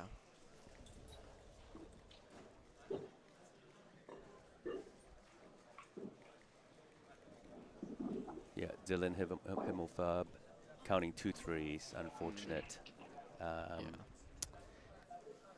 Yeah, competing is absolutely brutal. Yeah. Finals can be very hard sometimes. Yeah, competing generally, huh? Yeah. You could get very, very good times at home, and then when it comes to competing, completely different situation. Yuki looks to have finished, but we are not aware of how she's done. Is it live updated yet? No, they're just putting in one-handed finals now. Oh, yeah. How did you go in one-handed finals? I didn't do very good. I got a 13.17 average. Right. Still, I'm pretty sure that puts me in 3rd place and 1st in the North Island. Come but on. It's not like a very good average. Yeah. But it wouldn't be a secret that you have switched methods recently. Talk to us about that. How has it been? A couple months ago, I think. I switched around like September, October to Rue, and I've just been practicing. Pretty much one-handed's been the only event that I've been practicing, Yeah.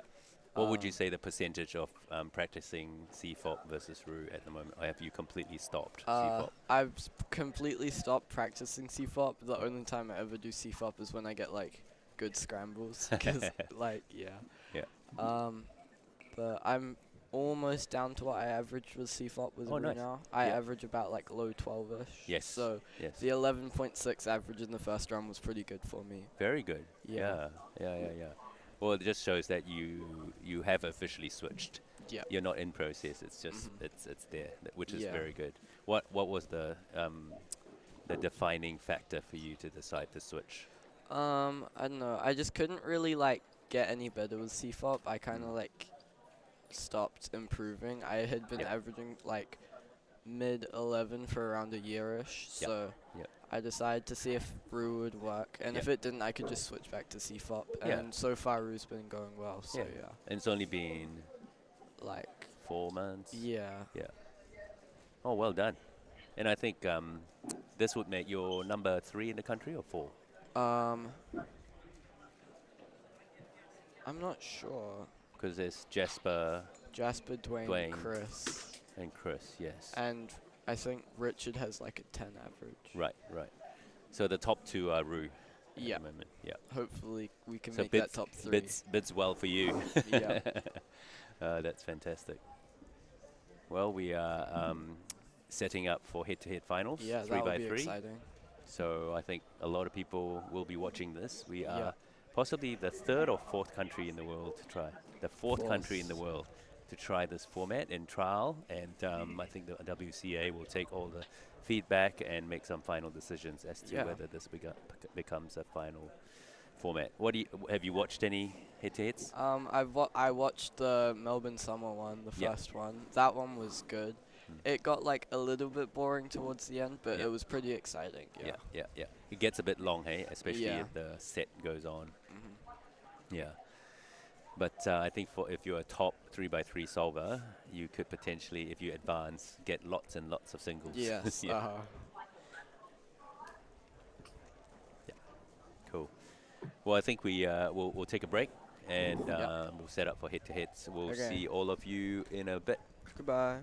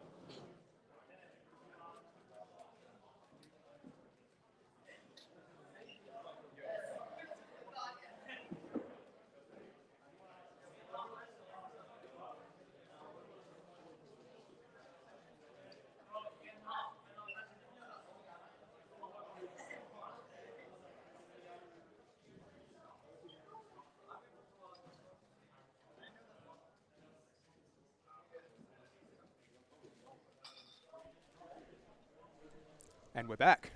G'day everyone, hope you're excited for New Zealand's first 3x3 head-to-head finals. It's actually only the 4th head-to-head finals that's ever been held in the world, so I'm really excited to see how this new format will play out. We've seen a little bit of it in Guangdong and Melbourne and Spain last weekend, but I think it's just such an interesting period right now because we're testing out this format and we're seeing how it plays out on different stages at different levels of competition. We had Guangdong Open with Xuanyi and Yiheng battling it out at these sort of world records, basically like cutting edge times. We've never seen that sort of solving anywhere in the world. And then this obviously is a little bit of a lower tier competition, but we do still have some exceptional solvers here who we'll see in just a little bit. So if we just go over our bracket, our first matchup is going to be between Richard Yiheng Tao and Caleb Hall. It's going to be a battle of the Auckland delegates. So a bit of a grudge match there. It's going to be good. Yeah, going to be good. You got any predictions for that? Well, I guess we'll see, but they both have sub 7 averages. Yeah. Richard being slightly faster, but yeah, I guess we'll see. I think, to be fair, it's the first match, and the first match is always pretty one-sided. So this is our first seed versus our 8th seed. Richard as well also set a sensational PR in the previous round. He got a 6.27 average, I think. Yeah. Which was pretty awesome. Chunked his PR by a good bit, by around 0.3 of a second, and now ranks him 4th in the country, if my memory serves correctly. Oh no, 5th in the country? Yeah, behind Alexander, Jasper, Dwayne, and Chris. So 5th in the country. And he also got us first sub 5 single. Yes, true. So this competition. Yeah, so. He's kind of been on fire this comp. Caleb maybe not been quite on fire from a competitive perspective, but he's been one of the chief organisers behind this competition, and it's been a great competition. I mean, for us in the venue here, it's been one to remember. For you guys, obviously, watching the live stream, it's been a little bit topsy-turvy. Apologies for all the connection issues we've had throughout the day. It's been a bit of a battle on our end. But yeah, we've got it mostly sorted out, we think, and so hopefully we'll have a stable experience for finals here. Definitely. Then our second matchup, do you want to introduce them? Yeah, so we have Jack McDougall in our 4th seed and Alexander Vucic in our 5th seed. So I believe this will be the closest quarterfinal match because I think out of all the solvers, they're like the closest in times. Yeah. Yeah, because obviously Alexander has a slightly faster average, but Jack McDougall, as we know, can just pop off randomly. Yeah, I think it's a really interesting match because both of these guys just have that X factor. For Jack, it's like it seems like almost every event, almost every round, almost every comp, he's setting like PRs, often even PBs. He won 4 blind and 5 blind this competition, becoming the North Island champion.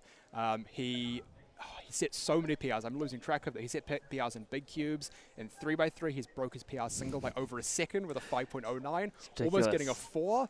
So he just has this amazing clutch factor, and you watch him solving, and he's just here to have fun. Yeah. He reminds me of like a Theodore or something like that. Yeah, definitely. Where he's just there. There's just no pressure. He's just all about loving the game.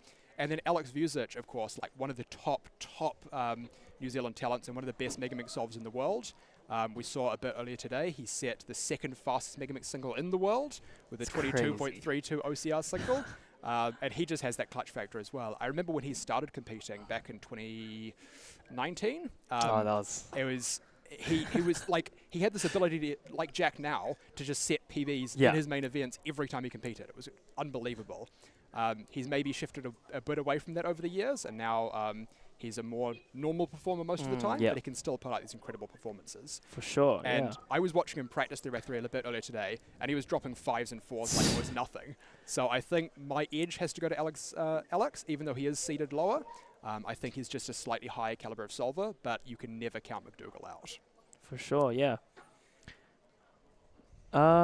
So our next quarterfinal we have is Jasper Murray versus Kyle Jones. So Jasper, currently known for his OH and Pyraminx solving. Kyle known for his clock.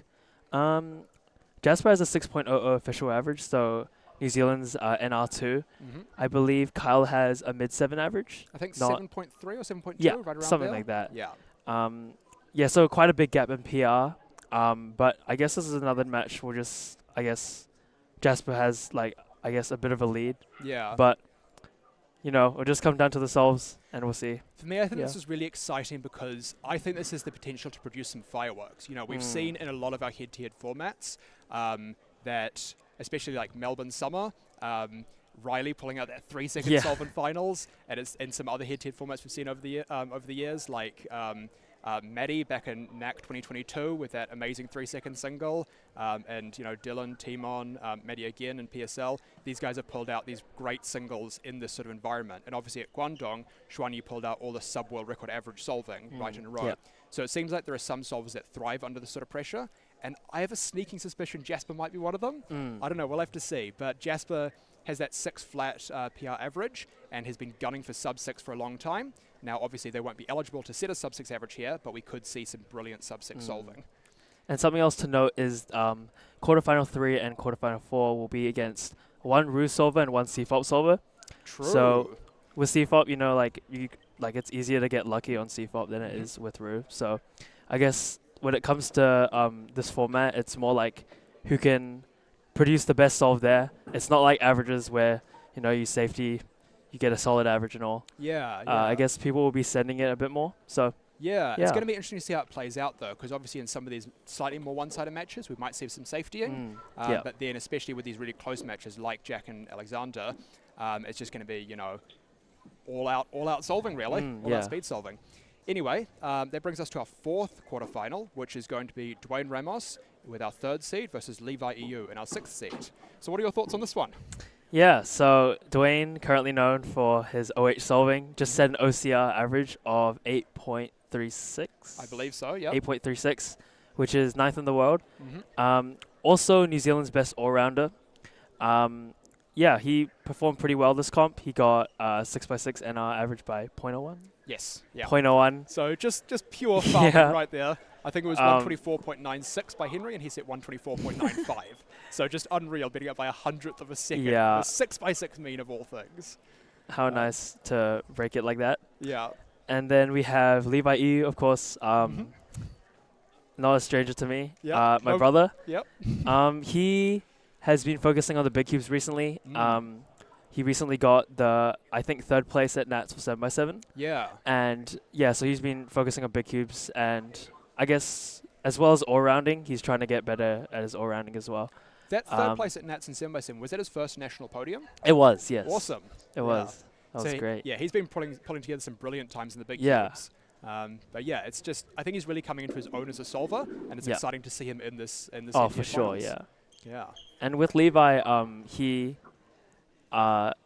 also one of those people that strive under pressure, I'd say. Yeah. Because with him, like, the last time I saw him touch a 3x3 at home was, like, how long ago? I have no idea. Yeah, and he just pulled off his 2nd sub-8 average ever, so yeah, enough to qualify, which is great. Yeah. Yeah. Oh, going to be exciting. It's going to be good. I think Alex is going to explain the rules in just a sec here, so we might cut to our wide shot and see what we can hear of that explanation.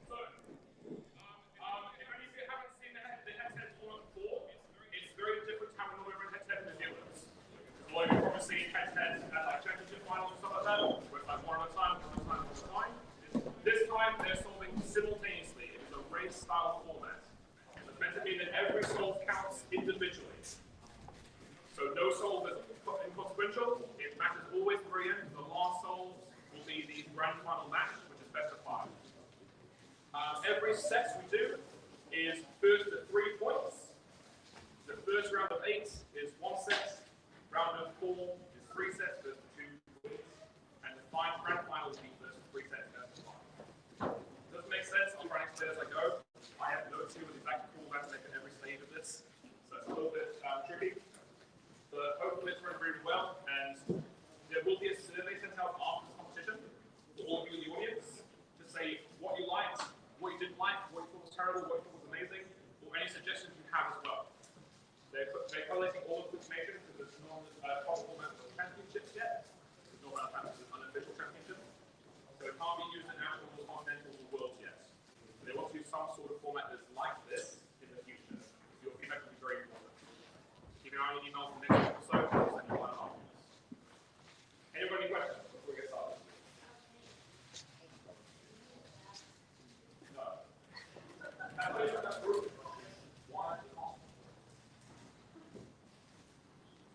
So, the seeds from the previous round is what matters. If you look on the bracket that's handed out, it's got all list of people. So, 3rd seed faces 8th seed, etc. All the way through. And hopefully we have some exciting solves. So, Screen ready. Cool. We're good to go. So our very first quarterfinal is our number 1 seed, Richard Down.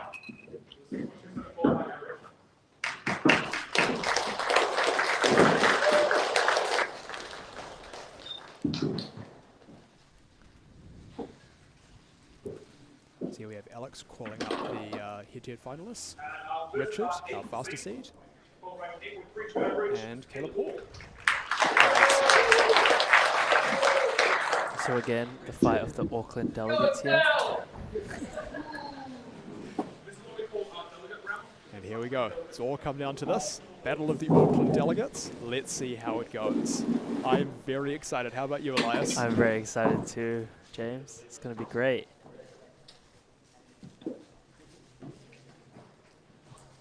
I hope everyone in chat's excited. We've got 82 people here at the moment. Hopefully that number spikes up a little bit as we get towards the tail end of this final. But either way, I'm sure you'll all enjoy being along for the ride. Put your thoughts in the chat. Who do you guys think's going to win? Both this match and the overall final. Yeah. If any of you feel like filling out a bracket, giving us your predictions for the whole thing, it'd be pretty impressive if anyone gets that right.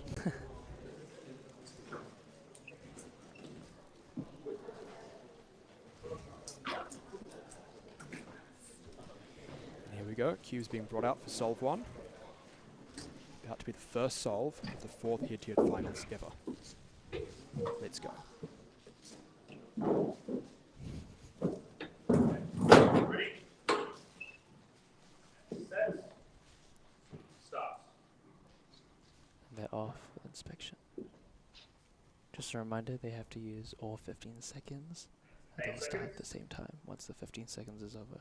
And they have to make sure they start at the time. Otherwise they can get penalised for starting late. But it looks like both of them were good that time. Here they go, progressing through the solves well. Richard maybe a little bit ahead. DLL, and 6.82. It's a strong finish there. And he's happy. 6.82 wins the first solve of the head-to-head final here in New Zealand. And how about that? First solve of the first set, and it's sub 7 already. Looks pretty happy with that. I bet I'd say sub 7. Maybe that's not such a high benchmark in the big 2026, yeah. but for me that still feels like a very, very special time. Yeah, 6.8 is great. Having a great time there, Richard. Yeah. Good to see. And one of the things I love about this head-to-head format is that because people are solving at the same time, when someone finishes, the point is decided at that point. So they can react as much as they want, and play very well for the audience. And now for the second solve. Richard up 1-0. 8 seconds. Caleb looking to equalize or hopefully make a comeback. 3, 2, 1. Starting from the same orientation. Similar rotations, actually. So Richard's just that little bit ahead. And 6.58, very solid from Richard. 10.56. Not such a reaction this time, but he's very calm under the pressure, yeah, Richard. very calm. I think he's just such a consistent solver. You know, he's a bit of a dark horse. He's maybe not as flashy as your Dwayne, your Jasper, but he's so consistent. Very underrated, yeah. And here we have Richard on match point. Just as a reminder, our quarterfinals, these first 4 matches, they're all just best of 1 set. So 2 solves in, we're on our 3rd solve, and we're already on the set match point.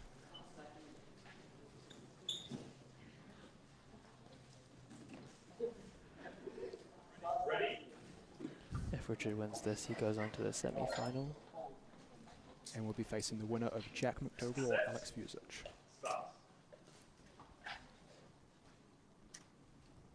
Bit of a shake at the head there by Caleb. I think Caleb's just in this to have fun, you know. Definitely. He's happy he's made it. 2, 1, go. Maybe a slightly late start from Richard, but nothing problematic. So close. Oh, I got a corner twist from Caleb. Oh, and he's showboating. And Caleb with the celebration, 12.03. And Richard wins our first match 3-0.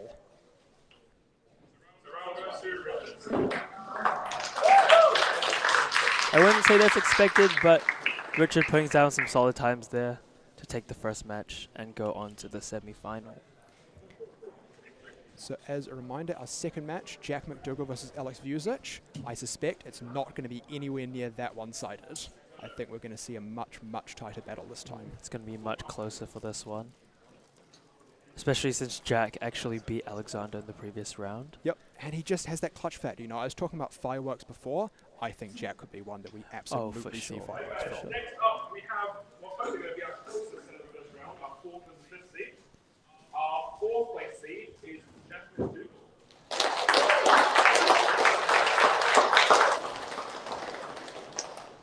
Jack, known for being a character at competitions. Absolutely. Everyone loves him. Has the glasses on, actually. I just took them off, but going up against him, Alexander Vusic once again just got the OCR Megamix single, 22.3, which is second in the world. Yep, and Alex is one of those guys who really solves with momentum, I find. Yeah. You know, when he's in a good space, he's having a good time, he's solving well. For him, that doesn't put pressure on him. That, you know, energizes him, and that incentivizes him to get even more good times. So if he's still riding high off that OCR, off that second in the world, just 0.3, less than 0.3 even, off the world record, yeah, if he's still riding high, he could get some great, great solves here. In fact, it's funny, I was talking to him before, as I said, and he was practicing, and I started giving him some tips, and one of the tips was turn slower. We turn slower? Turn slower, that's the thing. Interesting. And he took the tips, and he started getting better times. So hopefully he takes it up here and starts dropping some 5s and some 4s. Set, start. And they're off. Once again, Jack's seated higher, but Alex may be the favourite here on paper. Shake of the head, though, not too happy with what he sees. 3, 2, 1. Same orientation. Go. Late start there. Alex progressing through it looking well. close. Onto CB. Fumble CB. 7.8 for Jack. What a great takes solve. The point. Alexander 14.5. And what was that? You know, we were saying Alex has that clutch factor and he might bring some fireworks. Gets a 14 instead. About 10 seconds off his PR. Fortunate solve there. But Jack pulling through with a solid 7.8 second solve. It looks like Alexander might have forgotten the ZB there. Yeah, so if you knew it. Yeah, so for those of you who might not know, Alex has been going pretty hard on the ZB grind recently. He's been learning some ZBLS, he's been learning a lot of ZBLL. He's been forcing himself to use it. But in this format, where the margins of error are so tight, it's a bold choice to use it under these conditions. Oh, for sure, yeah. Especially with the recognition, takes a lot of time. Yeah. And knowing that someone is solving right next to you. Yeah, exactly. But here we go. Point 2. How will it go? Jack looks happy with this grab. 3, 2, 1, go. Looking stronger from Alex this time. Alex. What Olo? But Jack. Oh, Jack. Very close. 8.28. That is 2-0. Jack McDougall is up 2-0. And this is not an outcome I was expecting. I mean, same here. He is seated higher, and we said he has that clutch factor. But if you had told me that Jack was going to go up 2-0 against Alex, who many would have picked as one of the absolute favourites for North Island champion this year, I would have been shocked. But here we are, 2 points in, 1 point to go potentially, because Jack is on match point. And just as a reminder, this is best of 1 set. So if he loses this solve, Alex will be knocked out of the bracket. Again, Jack McDougall striving under the pressure there. As we've seen this whole weekend, pulling off some overall PBs again and again, and more PRs. He's doing it again here.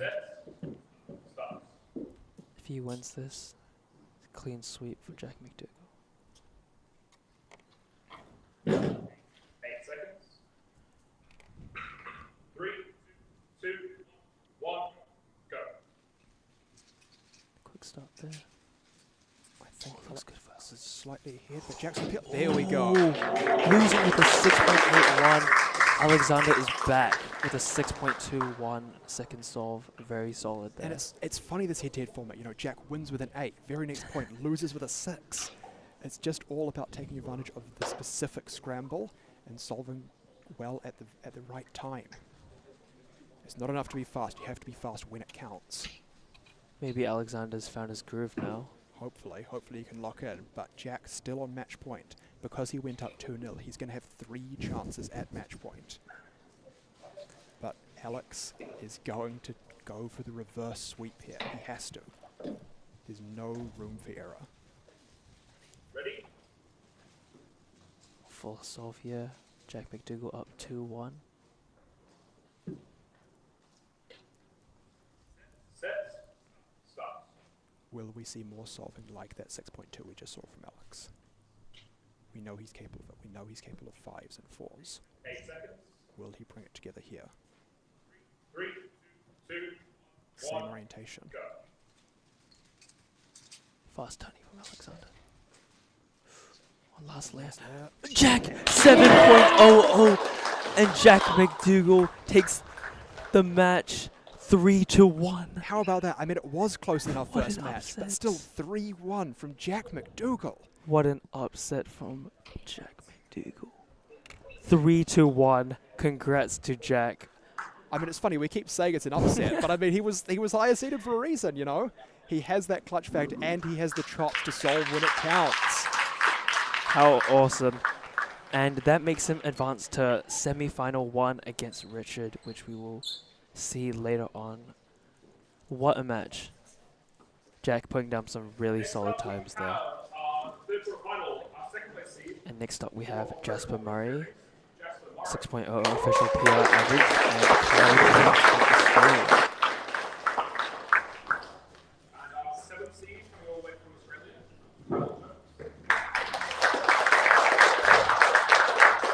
Seafort versus Rue match, our first out of 2. Jasper having the slight edge here, being a sub-7 solver. But with that last match, you never know. Yeah, because as we've seen, anything can happen. Yeah. And especially in this round of 8, there's just so little room for error. You know, you've only potentially got 3 solves to work with, and so there's almost no opportunity to throw a solve. Yeah. Because even a 1 solve deficit just puts you so far behind. And like the last match, we saw Alexander being a sub-7 solver and Jack not being a sub-7 solver, and Jack taking it out. So we never know what could happen.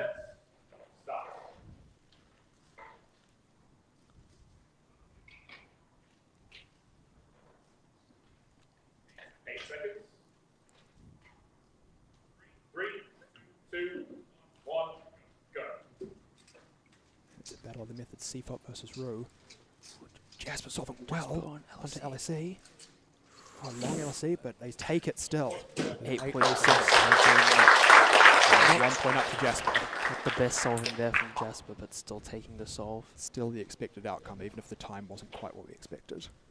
These competitors probably getting used to the format before they show their best potential. Yeah, I think probably as the bracket goes on, we'll see some better solving. Definitely. In that first match, Richard showcased the ability to solve under these conditions. But yeah, I think all of our competitors will get used to it as they go. Because just as a reminder, this is a very, very new format. Set. Start. Here we go. Jasper took the point, but will definitely be wanting to pick up the pace here. Because a low 8 is something that Kyle can definitely beat, and Jasper will want to leave no room for error. So onto LSE, it's a short LSE and 6.29. That's the second fastest I've seen in this final, I believe. That's what we like to see, a 6.29, very solid solving from Jasper. And Jasper now on match point. Will it be the clean sweep or did Kyle take a point? Kyle did pick it up a lot in that second solve, improving by 3 seconds. Will he keep up that momentum and make it a close 3rd point?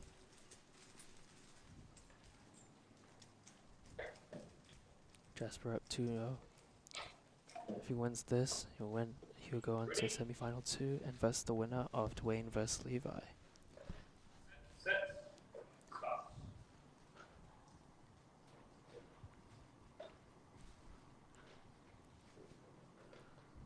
Eight seconds. 3, 2, 1, go. Bit of a choppy start from Jasper, but second block, and you see on the LSE, and it's good, 6.45. Some solid solving from Jasper to take it out. Clean sweep 3-0. Very good solving.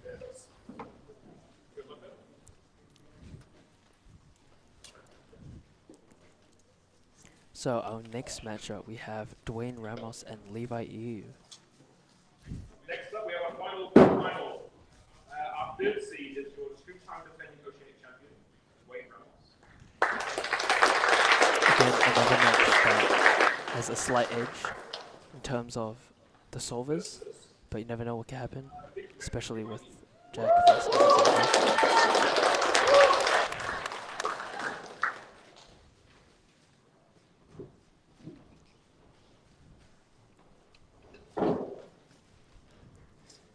And after this, it'll be on to our semi-finals already. And I think the semi-finals and the finals are going to be where it gets really exciting, because that's where we're going to see the sets come into play. Right now, these matches are just so short, but the sets bring a whole new dynamic to it. Levi with his backwards hoodie. Representing New Zealand, representing the name. Love to see it. Enjoying his time. Good to see. Hope he doesn't put the hood up there. Oh dear.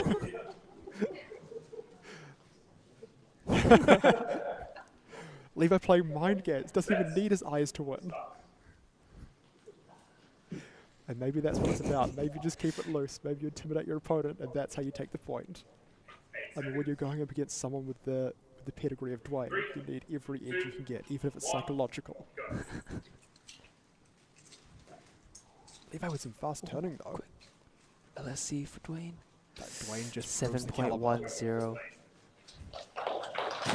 11.14 for Levi. Enjoying his time there. Dwayne on their hand snacking, keeping the energy levels up. He's cold, he's calm, he's clinical.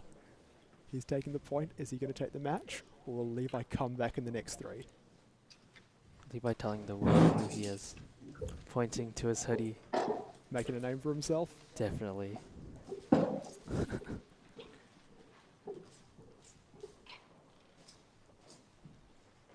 he's going to do it again. It's just the strat, clearly.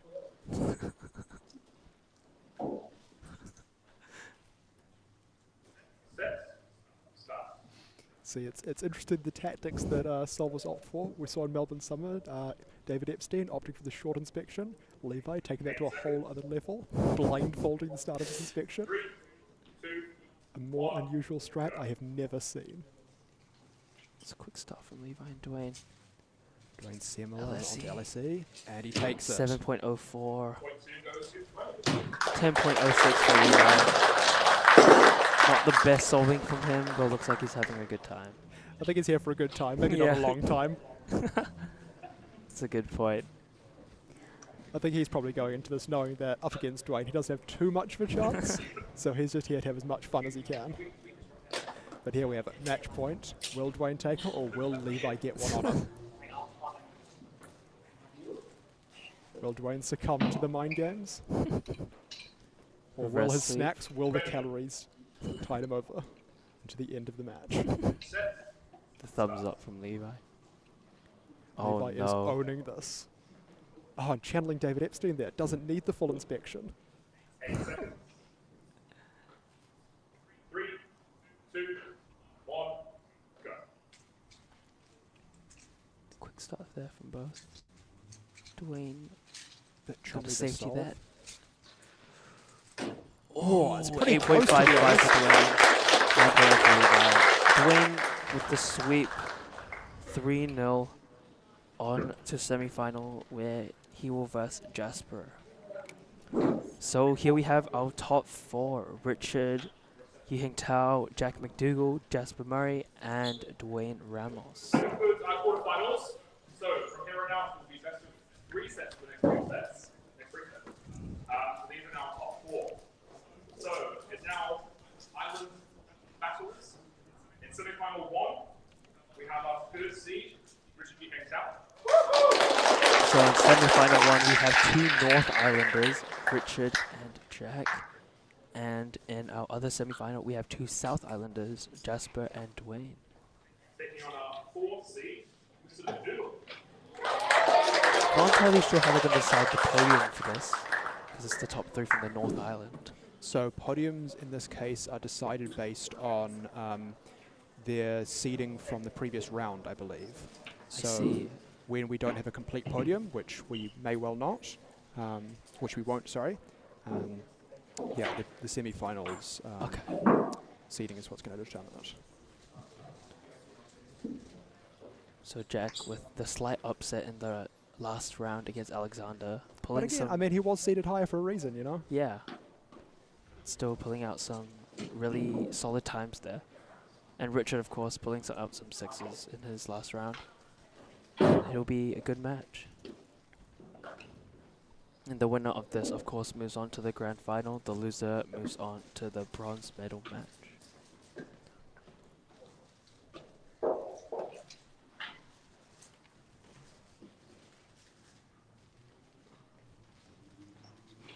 Ready? Set. Start. And we're off for our first solve.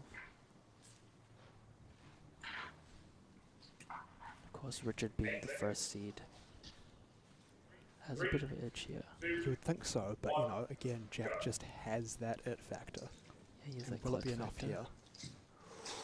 Oh, it's gonna be close. It's going to be very close. Oh, 6.59 for Richard, and that takes the solve. And Richard continues to drop nothing but sixes. He's just so clinical with it. So composed under the pressure. Whatever the environment, it doesn't matter. Whatever the pressure, it doesn't matter. Whatever his opponent, it doesn't matter. He can produce the same solving he always does. 7:07 is still a really solid time there. Oh, absolutely. I mean, is that I think that's faster than Jack's PR average. He has a 7:08 average, which that in itself is pretty crazy for him. But he just has that ability to bring out these solves in these conditions. And so he was within half a second of Richard there. Will he produce a similar margin, or will he speed it up and take the point? Set. It's time to see.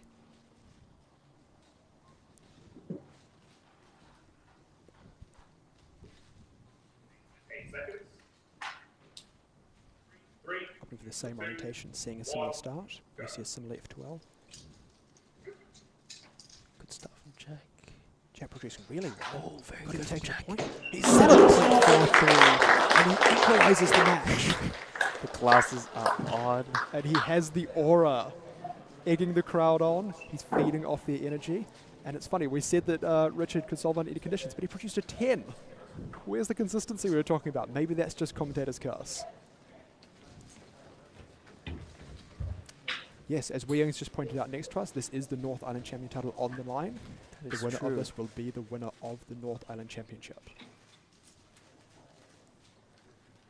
It's 1-1 in the first set. It's even Stevens. Hopefully we see it continue to be a great fight like this right into the last point. And again, these competitors experiencing this head-to-head format for the first time, seeing some nerves here. But Jack McDougall striving, pulling out some really solid times as well as Richard.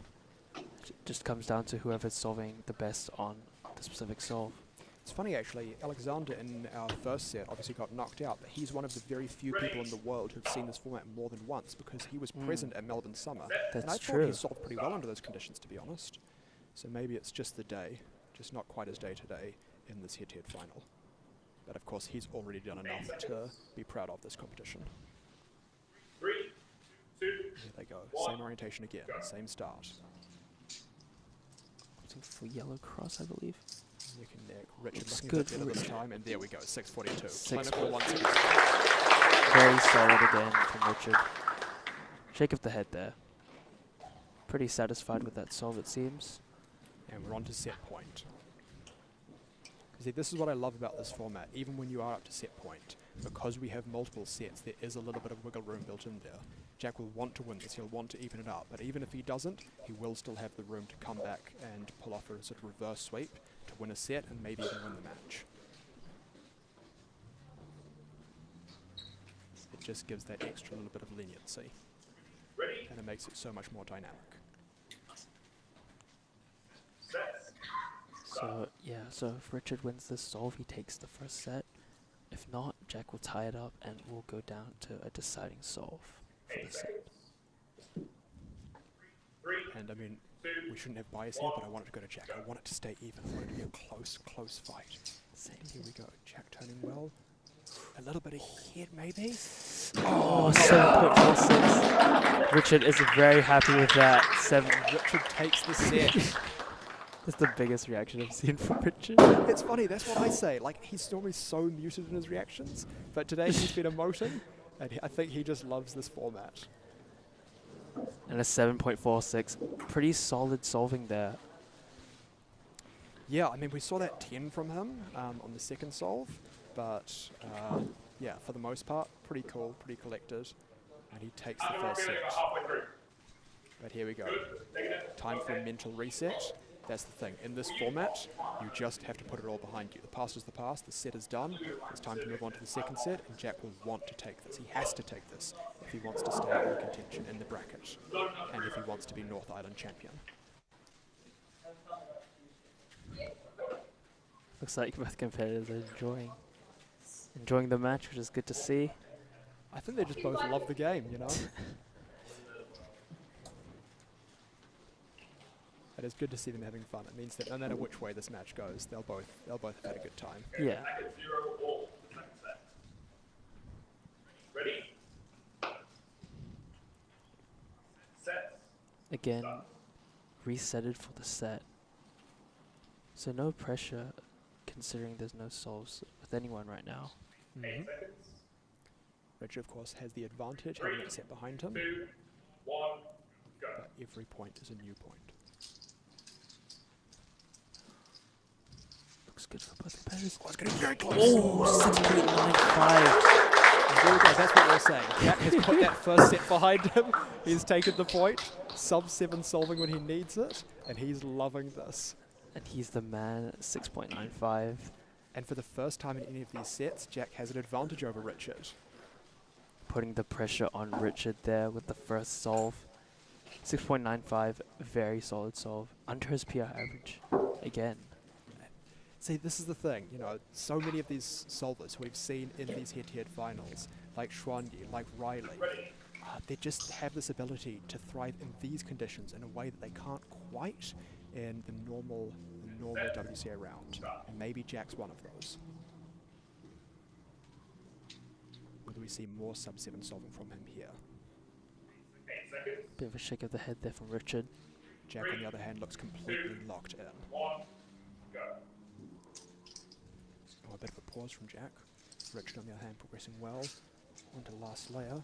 Ooh, bit of a shaky ending, 7.46. And Richard ties it up in the set. 1-all. Looked like a pretty tricky scramble there. Jack deciding on a solution right before starting a solve. And both of them doing different orientations, or different angles rather. Oftentimes when there's an easy scramble, you see both competitors find it very quickly and converge on a similar start.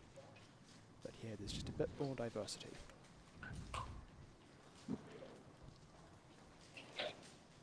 So our third solve of the set, 1-all. Even playing field here. Set. Stop.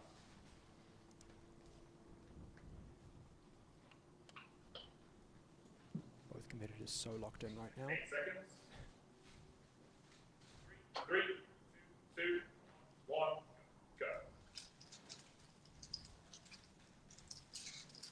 Jack, Richard, 6.32.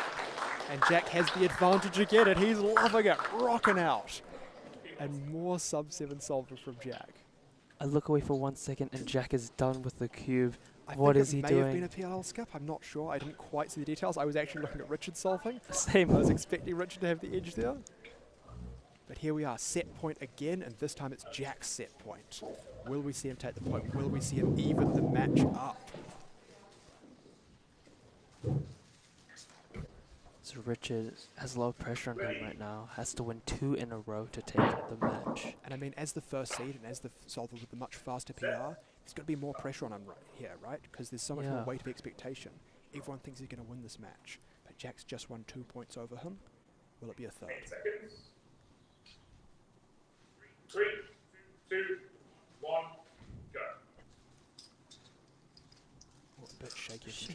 time. Oh, it's going to be close. Very close. Oh! And Jack takes the second set. It's a DNF from Richard. He did not finish that PLL, and Jack takes the second set, evening up the match. Unfortunate there from Richard. But 1-1. This is what we like to see, James. This a could close not be match. closer. Close match for the North Island Championship. Love to see it.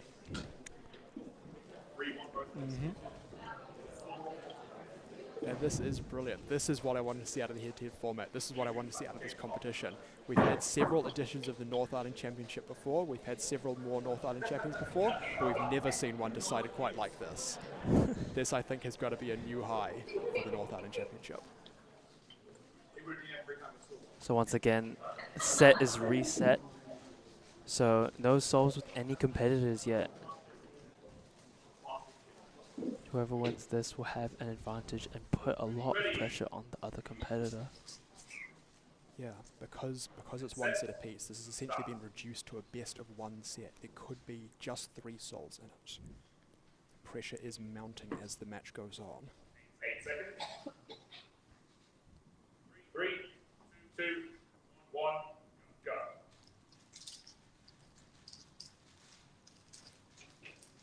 Jack on OLL. Richard on PLO. 6.84. And Richard takes it. Putting down some solid times once again. But will Jack respond? We've seen so many sub-7s from him this match. Will he bring through another one in the next solve? Pull together the sort of solving he needs to.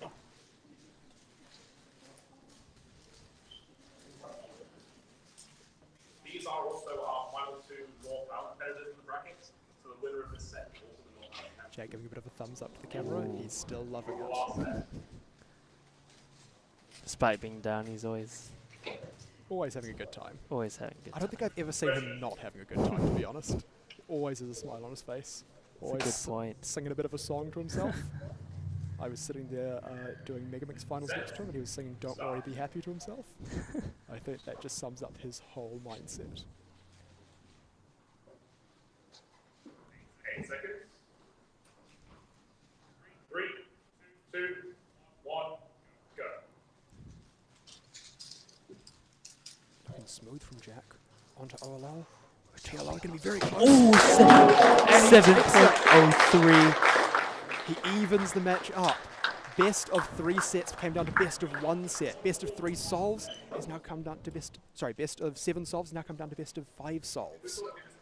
I believe that is one of the closest solves we had so far. And this match keeps on going back and forth. It's what an epic duel this is. What a great matchup we have here for the North Island champion title.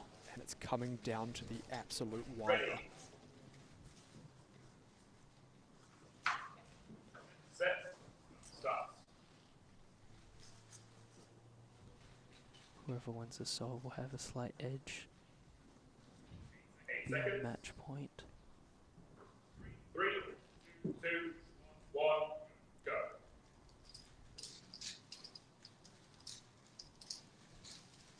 Jack turning well. Richard at the end. There we go. 6.98. 2, Richard.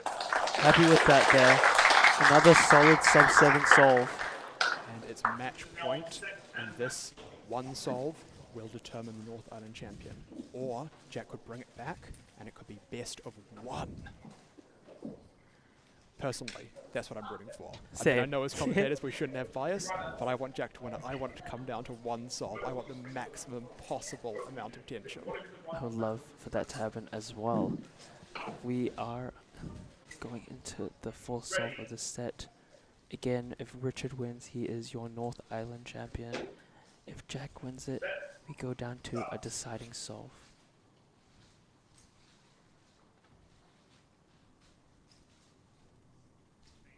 Seconds. 3, 2, 1, go. And they're off. Richard on PLO. On PLO. Oh, and he takes and he takes it. He's the North Island champion. Jumping out of his seat. Congratulations to Richard on the North Island champion title. He advances to the grand final, where he will verse the winner of Jasper and Dwayne. I mean, Jack put up such a valiant fight there. What All credit to him. match. But at the end of the day, Richard was just that little bit faster. What a match. Congrats to both Jack and Richard. Jack putting up a great match as well. But now time for an epic South Island derby. Dwayne Ramos versus Jasper Murray. Two good friends from Christchurch going to the same school. Been queuing with each other for quite a while now. Both some of New Zealand's most well-known and top speedcubers. Both really good at OH and 3x3. And I mean, the list of achievements for each of them goes Oh, on yeah. and on and on, doesn't it? Endless. Dwayne, Absolutely double endless. oceanic champion, been in the top 10 for one-handed so many times. Jasper with a world's podium in one-handed. Jasper with world records in Pyraminx. The previous NR holder for 3x3, but hasn't won a national championship, I don't believe. And Dwayne, on the other hand, has won national championship 2 years ago. Lost it to Andrew last year, but still one of the absolute best solvers in the country. But Jasper right up there with him. Both rule solvers, both so close. Who will win? It's going to be interesting here with two rule solvers. Two of our only rule solvers in this final. 8 seconds. 3, Different orientations. 1, go. It's very good from Dwayne. Very good on AC. What a great solve. 5.62. And Dwayne's absolutely popping off. What a solve getting to LSE so quickly. Again, this is not the AO5 format, but still a 5.62 is a great solve, taking the first solve. And I love to see it. As soon as the point ends, Dwayne pops off, then the headphones come off, the earbuds go back in, the music comes back on, and he's rocking out. He's in pure flow state right now.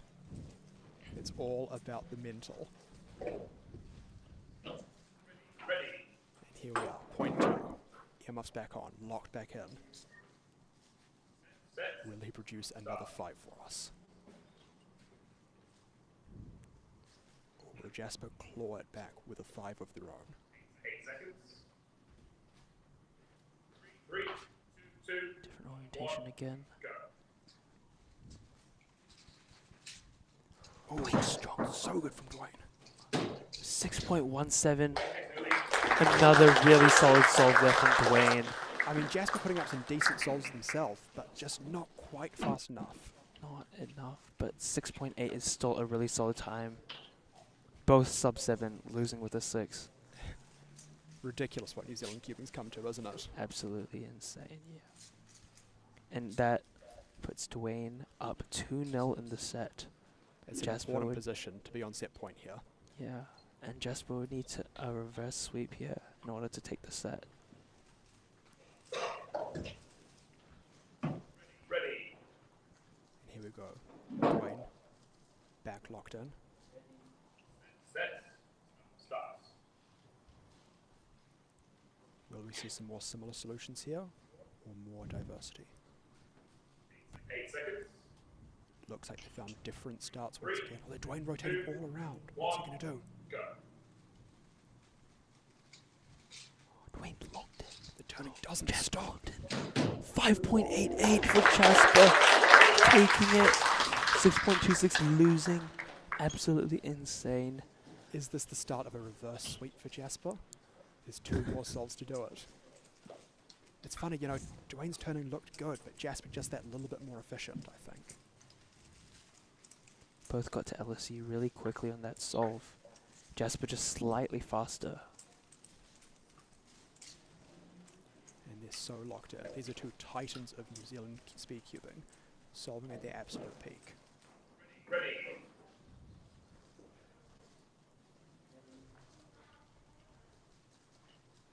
Set. Start. It's funny, this is a matchup a lot of people are expecting to see in the final, so seeing one of them knocked out before the grand final is such an upset. 8 seconds. But whoever wins, Richard is going to have a tough 3, task. his hands in the final. 1, go. Dwayne and Jasper look good. Nick and Dwayne Nick. on LC, 6.43. Dwayne takes the first set 3-1. And that's a key advantage there. Jasper took a point, but now it's reset. We're in the final, well, potentially the final set. We're another set in though, and Dwayne has that advantage locked up. Dwayne, again, 2-time Oceanic champion, known for performing under pressure. And when he's on, he's on. Absolutely. Putting down some amazing times, same as Jasper. But on the other hand, Jasper with the faster PR average, you know, definitely has the chops to win this. And with multiple world records under their belt, they can definitely solve under pressure as well. It's just a matter of pulling it together in the moment. Here we go. Set 2, solve 1, about to start. Lock Ready.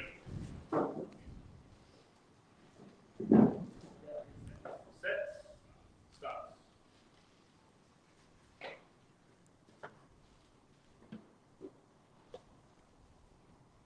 8 seconds. 3, 2, 1. I'm panicking a bit there. A bit lucky from Dwayne. Jasper on the other Jasper, hand. very good. CMLL, LSC. And they're both on Dwayne on LSC. LC. Can we race to the finish? And Dwayne. Is that good? Is it good? I don't know. It is good. It is good. 7.11 versus 7.34. Very close solve there. But they were so close to a +2. I mean, Dwayne took it, but it was a matter of degrees, wasn't it? Especially finishing your solve with M moves. Exactly. I mean, Rue's just such a risky method for that reason. Definitely. Because you do a slight overshoot and it's not a +2, instead it's a DNF.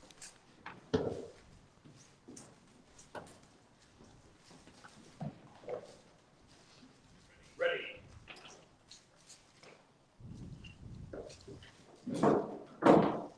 Both of them locking in. Dwayne one solve up in the second set. Jasper needs to claw it back now. Now is the moment. Because if Dwayne goes to match point, already having one set up over Jasper, Jasper not having it set, 3, 2, it's just so much pressure. 1. Same orientation, it seems. Looks like they found something similar. Jasper with maybe a One slight LSE. margin. LSE, and they take 5.33. it! Is that good? It is good. good. And it's even Stevens in the set, one apiece. How about that? Both performing exceptionally in this semi-final. 5.33. Is that the best solve we've seen? I'm pretty sure it is, yes. And I mean, it's funny. I'm just so desensitized to good solves at this point that 5.33 wasn't even striking me as amazing, but it is. I mean, it's only, amazing. you know, it's a couple of lockups or maybe some slightly faster turning away from a 4. And I really hope we see a 4 in this final. That would be incredible. That would be incredible indeed. 1-1 in this set. Set. Start.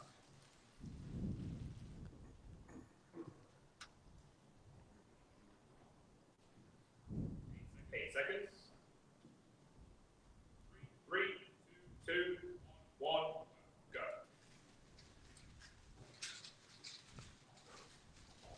Jasper with an LSE. 5.6. That is amazing solving from Jasper and Dwayne. Losing with a 6.05. Ridiculous. And it's the fastest losing solve we've seen so far. Is it possible? Is it possible that we see a 5 lose in one of these matches? I mean, it's a ridiculous prospect when only, 2 months ago NR average was 6 flat. But we're just about there. A 6.05 losing. Unbelievable. Unbelievable. Back-to-back 5s for Jasper is absolutely insane. And they are locked in. Will it be another fight? Will they take the set, or will Dwayne even it up in the set and bring it to match point? Let's go. Key solve right now. Jasper wants to equalize, is desperate to equalize. Dwayne needs to bring it back now. 8 seconds. 3, 2, 1, go.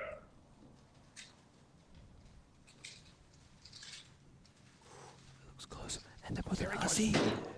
Oh, and Dwayne just barely takes it. Dwayne neck and neck in the set. It's set point for Jasper, but it's match point for Dwayne. 0.08 difference there. So What? close. So close. That is the closest we have seen so far in this head-to-head final. And now it's just such an important solve for them all. This could be the tipping point. This could be the decider. Or it could come down to just one set. What are we about to see? Dwayne wins this, he will move on to the final where he will verse Richard. And the loser will move on to the bronze medal match. And verse Jack McDougall. Set. Start.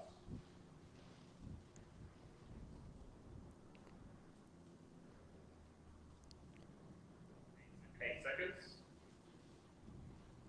3, 2, 1, go. Looks like the same orientation. Is it an easy start? Will we see good solving? Both progressing through it well. Now see 5.47. And how about that? 3 frames. Jasper is in sensational form.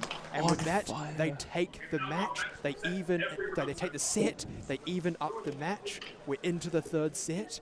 And so many sub-sixes. Jasper is so locked in right now. This is what I was saying at the start, right? Jasper might just be one of those solvers who thrives under this sort of pressure, who can produce the fireworks in this format. When it's not about averages, when it's just about singles, when it's about that moment, Jasper can thrive. Performing when they need to the most. 3 5s in the last set. How amazing. Now it's down to this last set to determine the winner of this semi-final. 3 sets came down to one set. And here we are, potentially 3 solves away. But a maximum of 7 solves away, and that would be assuming ties. More realistically, a maximum of 5. 2, 1, go. Oh, some lockups from Jasper, not quite so good. Dwayne on the other hand, onto CMLL. Jasper onto CMLL now, but 6-11. That was such a clean solve from Dwayne. I don't think there's much Jasper could have done. Not after that start, with those Yeah, few a few lockups. lockups there from Jasper. Both putting down some really solid times in this in the semi-final. It's really cool to see 2 Rue solvers going head-to-head. Definitely. In fact, I haven't kept track of all of the matchups that we've seen in head-to-head comps so far, but it's possible that this is the first Rue versus Rue head-to-head matchup we've seen in the world. I'm sure chat can correct me if I'm wrong about that, but with the rarity of the method, almost every match we've seen so far has had at least one C-pop solver. Most have had 2.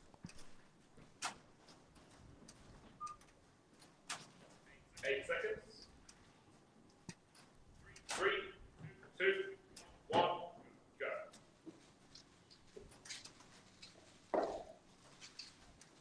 And just Dwayne ahead. in 5.98. So locked in, Dwayne Ramos. On to match point. Jasper needs to bring it back. There's 0 room for error now. Dwayne's seen to that. Dwayne's eliminated any wiggle room. Jasper needs to win all 3 if they want to take the match.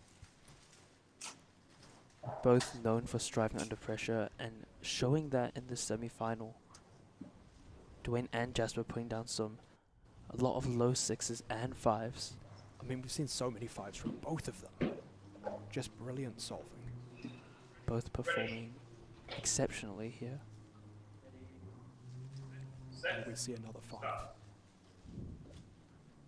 The time is now. Dwayne deciding early. He knows what he's going to do. He's locked in. 2, 1, go. Quick start there for both. Onto LC. And Dwayne, 5.69 to take the match. And in the end, it was 3 solve sweep in that final set. Dwayne takes the match with a masterclass of Rue solving. Brings it in at 5.69. That's, that's right around the mark of Andrew's NR average that we saw set at Nationals just 2 months ago, which was so sensational. But both of these solvers proving in this semi-final that they have that sort of solving in them. So many 5s in that match. It's what we like to see. We have our bronze medal match now against we have Jack McDougall against Jasper Murray for 3rd place here at the North Island Championship. Jack, as we saw earlier, putting some really solid times down to take out Alexander. Will he be able to perform against Jasper? Jasper also putting down some really solid times. A bunch of 5s, bunch of 6s. It's going to be a good match for 3rd place.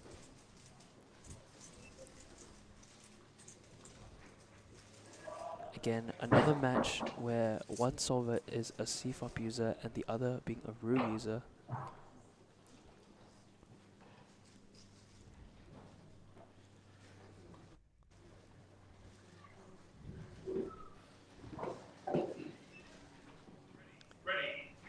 And here we are. See, I think the edge has to go to Jasper here.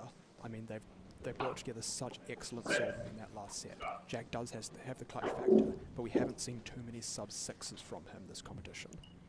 Or at all in his Speedcubing career, really. Whereas in that last match, Jasper was almost making it look routine. 3, 2, 1, go.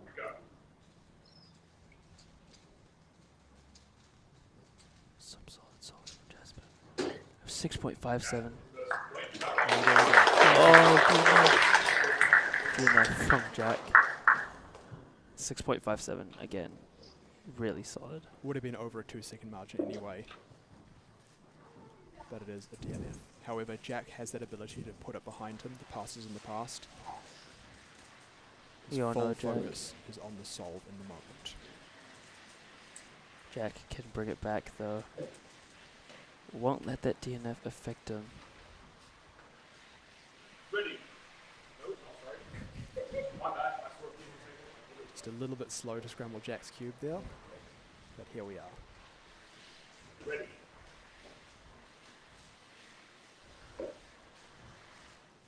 Time for solve 2 of the bronze medal match.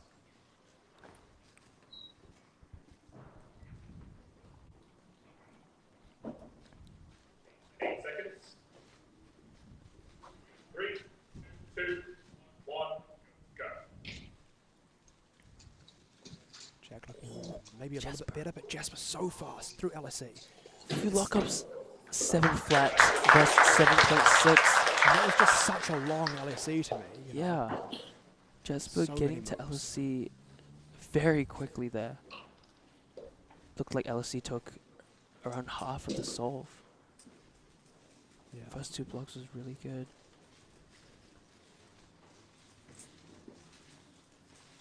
Here we are. Jasper on set point. Jack needs to bring it back now.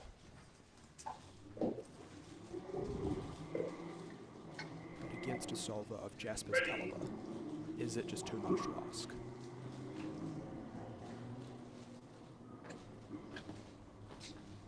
Set. Stop.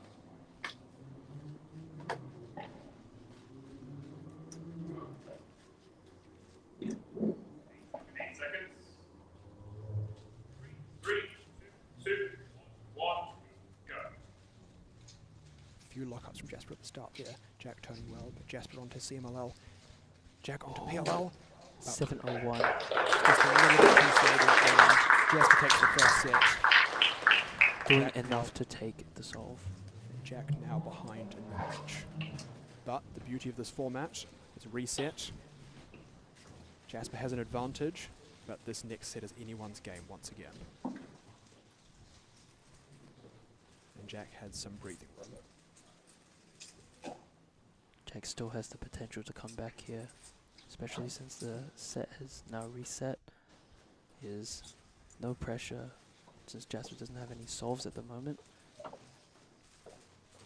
And also, as far as the North Island Championship is concerned, Jack's position is safe. He is second. That was locked up in his match with Richard. He's going to be happy about that. This is just a victory match. This is for fun.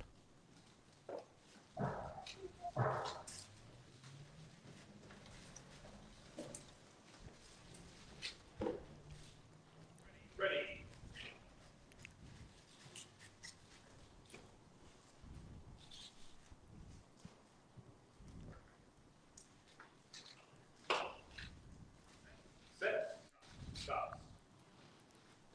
we go.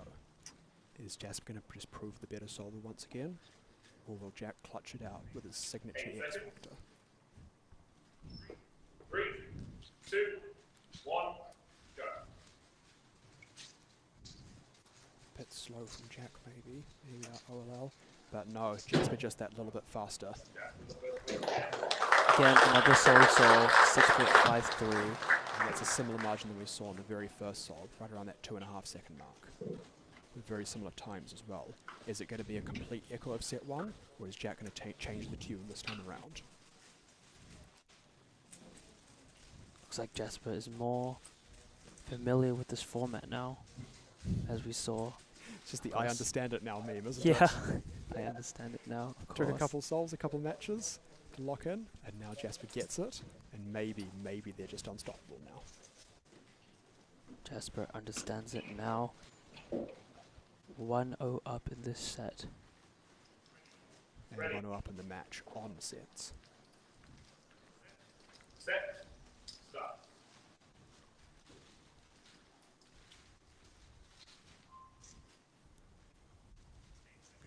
8 seconds. 3, 2, 1, go. And here we are, Jasper moving well. Bit of a pause there, but CMLL, LSC, bit of Jack. Oh, and that was close. Jack looking good for Jack there for a sec. I thought he might take it. Locking up a bit on the PLL. Yeah. Another sub 7 for Jasper.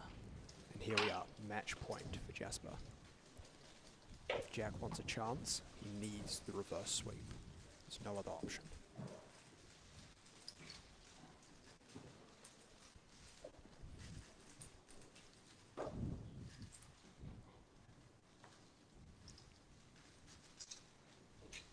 Both of them warming up. None of Dwayne's listening to music. They're both all about the turning, all about the solving. Making sure they're ready for this solve. Ready. Very similar pre-match routine for both of them. Jasper just taking that little bit of extra time to lock in. And here we go, what could potentially be the final solve of the bronze medal match. 8 seconds. 3, 2, 1, go. A few lockups from Jasper. Oh, shake of the head. LSE, and it's just, there it is. Jasper, my third place at New Zealand North Island Championship 2026. Congratulations. And also to Jack McDougall for coming second in the North Island.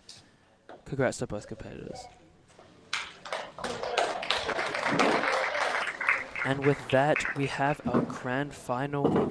Richard Yiheng Tao versus Dwayne Ramos. A North versus South Island final. Of course, Richard already locking the North Island champion title. But Dwayne here to put up a fight. It's going to be a good match. We're now down to our final 2. The North versus South. Who wants North Island to win? A bit of a cheer for North Island. Still a bit of a cheer for South Island as well. So, our first into the final, our first seed, Richard Yiheng Tao.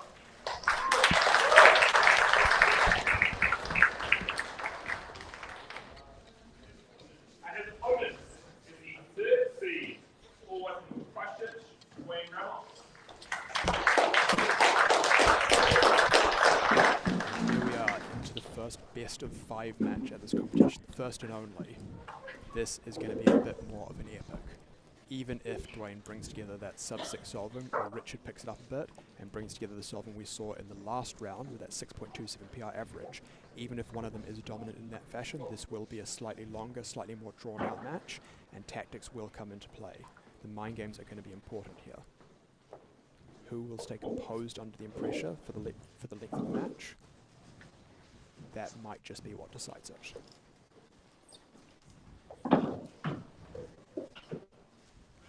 Both having good showings in their previous matches. Of course, to make it to the grand final here. Set. Start. Both of them seeming to thrive in this environment. 8 seconds. South versus North, Blue versus Seafop. Who will come out on top? So good for both.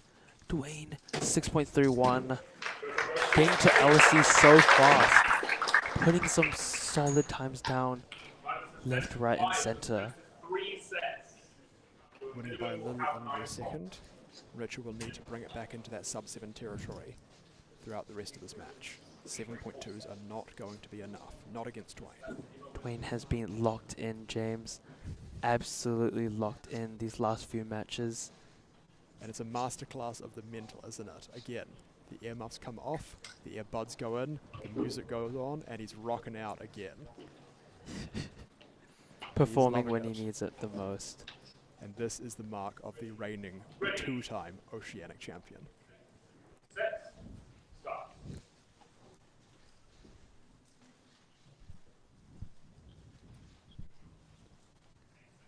8 seconds. 3. Dwayne finding a start very early, Richard taking a bit longer. But here we are, into the second solve. Dwayne a few lockups, but here we go, CML, LSE, Richard on PLL, and it's so close! Oh, 6.98. Like I said, Richard just needed to take it into that sub-7 territory. It would have been enough. Even a 6.9, a mid 6.9 would have taken it. But just a little bit too slow at the end there. But it was very, very, very close. Both of them on their last steps at the same time. It was an absolute race to the finish. But Dwayne took it once again, and now he's on set point. Dwayne a bit of a shake at the head there, but sub-7 is still a great solve. And the thing is, in this format, the times don't matter. If you win, you win. It's all about how many, not about how. Ready? Richard taking his time to compose himself. A bit of background noise happening outside the venue. But with noises like this, they affect both competitors equally, so you've just got to lock in. 3, 2, 1, go.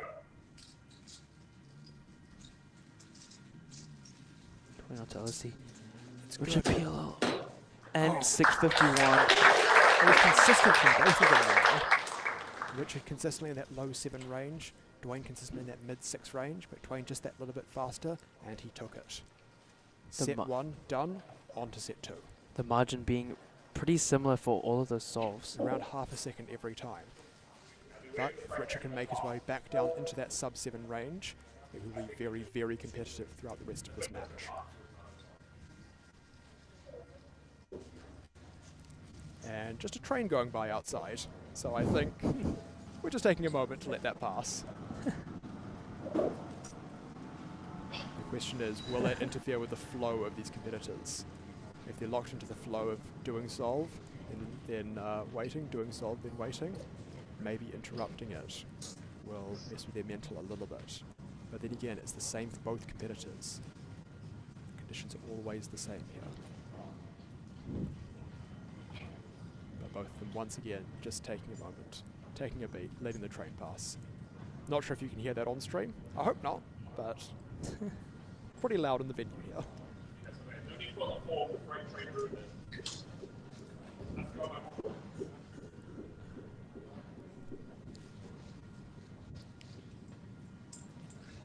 It's a big train. It is a big train. It's taking a little while to pass.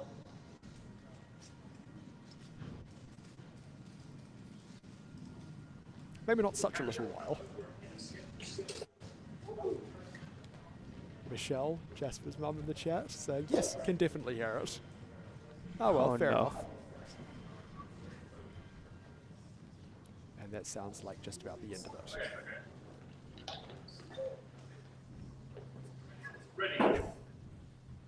Stream apparently sponsored by Thomas the Tank Engine.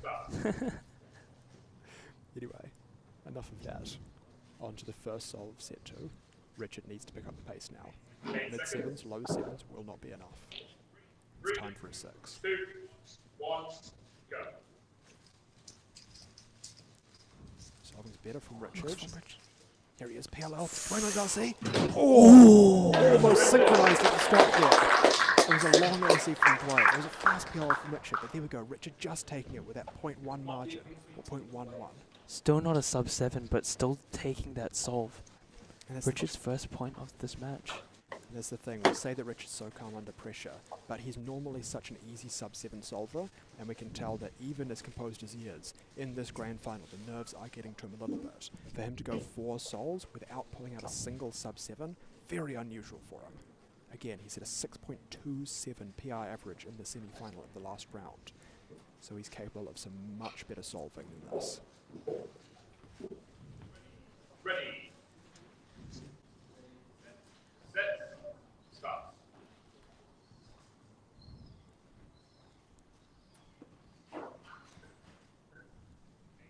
8 seconds.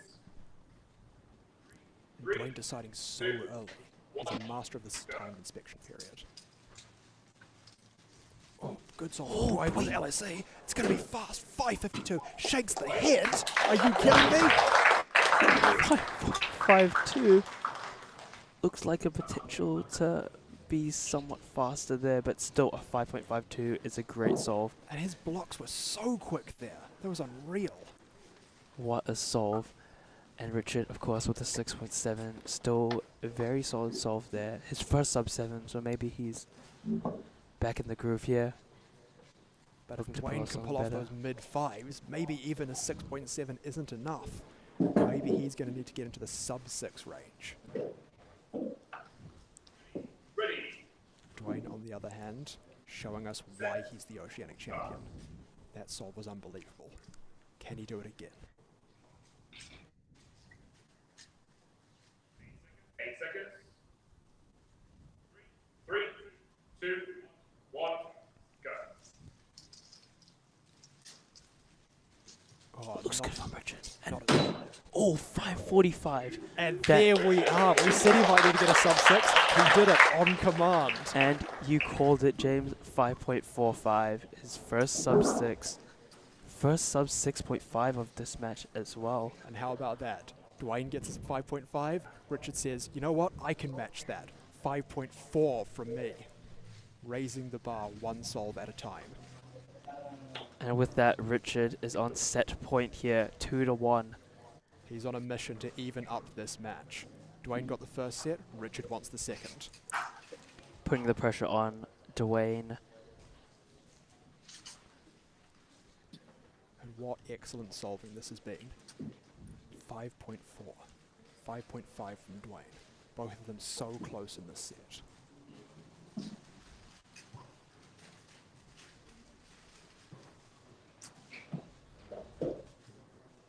Ready. And it's set point for Richard. Can he clutch it up or can Dwayne even it out?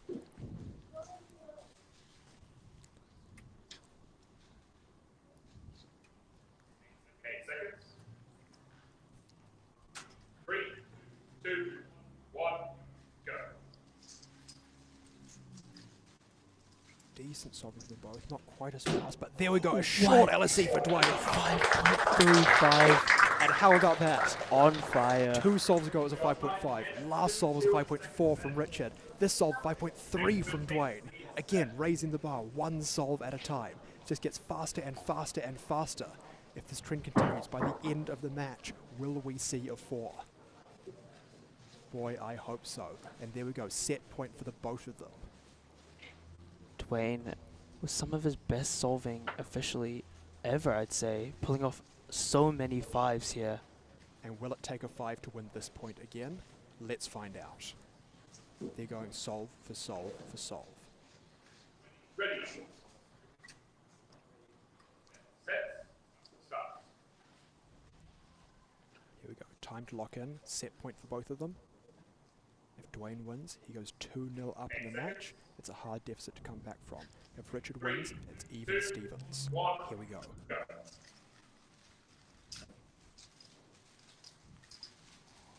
Looks close. Very close. A synchronized finish. And that was the starts that decided it. Richard has started that fraction of a second later, and what looked like a dead even heat was actually taken by Dwayne.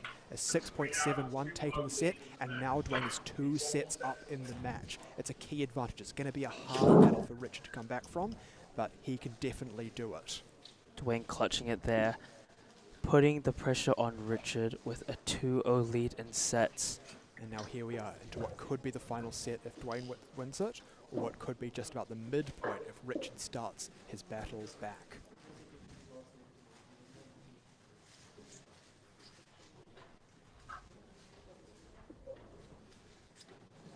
Here we go, both of them trying to remain calm, trying to bring together the same form that they just showed with those mid to low fives.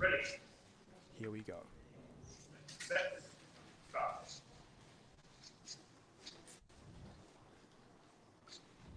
Dwayne already decided on his orientation. Is it an easy start? Has he found something nice? Is this a good scramble for Rue?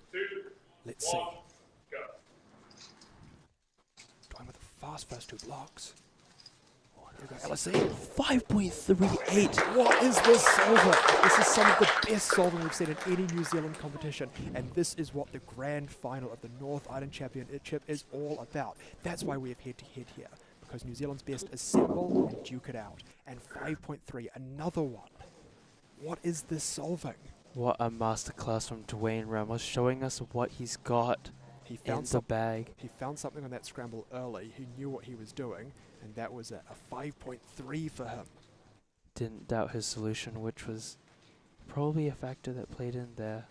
Was good time. That's the thing. In these conditions, it's all about confidence. It's all about finding your start, knowing what you're doing, locking in, and then executing. Ready. As a reminder, Dwayne does not have a sub-6 average officially, but here he is, pulling this out the sub-6s on command. Will we see another one? Dwayne looking composed. Dwayne with the edge in the match. Dwayne with the edge in the set. Will it be another 5? Let's see. Oh, Seminole fast. Let's see. Oh my goodness. 6.17. It was just such a long LSE. He takes the solve and he knows that could have been a 5, could have been a 5 with some slightly better LSE luck. And now here we are, match point. Rich has put up some good solving, but the scores don't exactly reflect that. Dwayne 2 sets up to 0, Dwayne 2 solves up to 0 in the set. Now it's match point and it's championship point. This decides who wins the competition. Richard has already secured the North Island Championship title for himself, but Dwayne wants to make a name for himself. Well, Dwayne wants to demonstrate why he is the Oceanic champion, why he is such a big name in cubing, and he wants to win this anyway. Richard has to reverse sweep here if he wants to win the set. And he also has to reverse sweep the sets if he wants to win the match. It's such a tough ask. But Dwayne looking composed, doesn't even go at the start of inspection. He takes a moment to pick the cube up. He is in control. 3, 2, 1, go. Oh, a few lockups from Dwayne. Here is CMLL. Richard. And Richard takes it! 6.52 from Richard, barely taking that by 0.15 of a second. But barely is enough. The margin does not matter. Richard takes the point. He keeps the match alive. Still match point for Dwayne. It will be for another 2 points even if Richard wins them. But is this the start of a reverse sweep? Richard cannot falter. He needs to remain composed. And he needs to rely on Dwayne not pulling out any insane singles. Ready. Set. Stop. Again, championship point here. Richard could tie it up, make it 2-all, come down to a design solve, or Dwayne could take the win here. 3, 2, 1, go.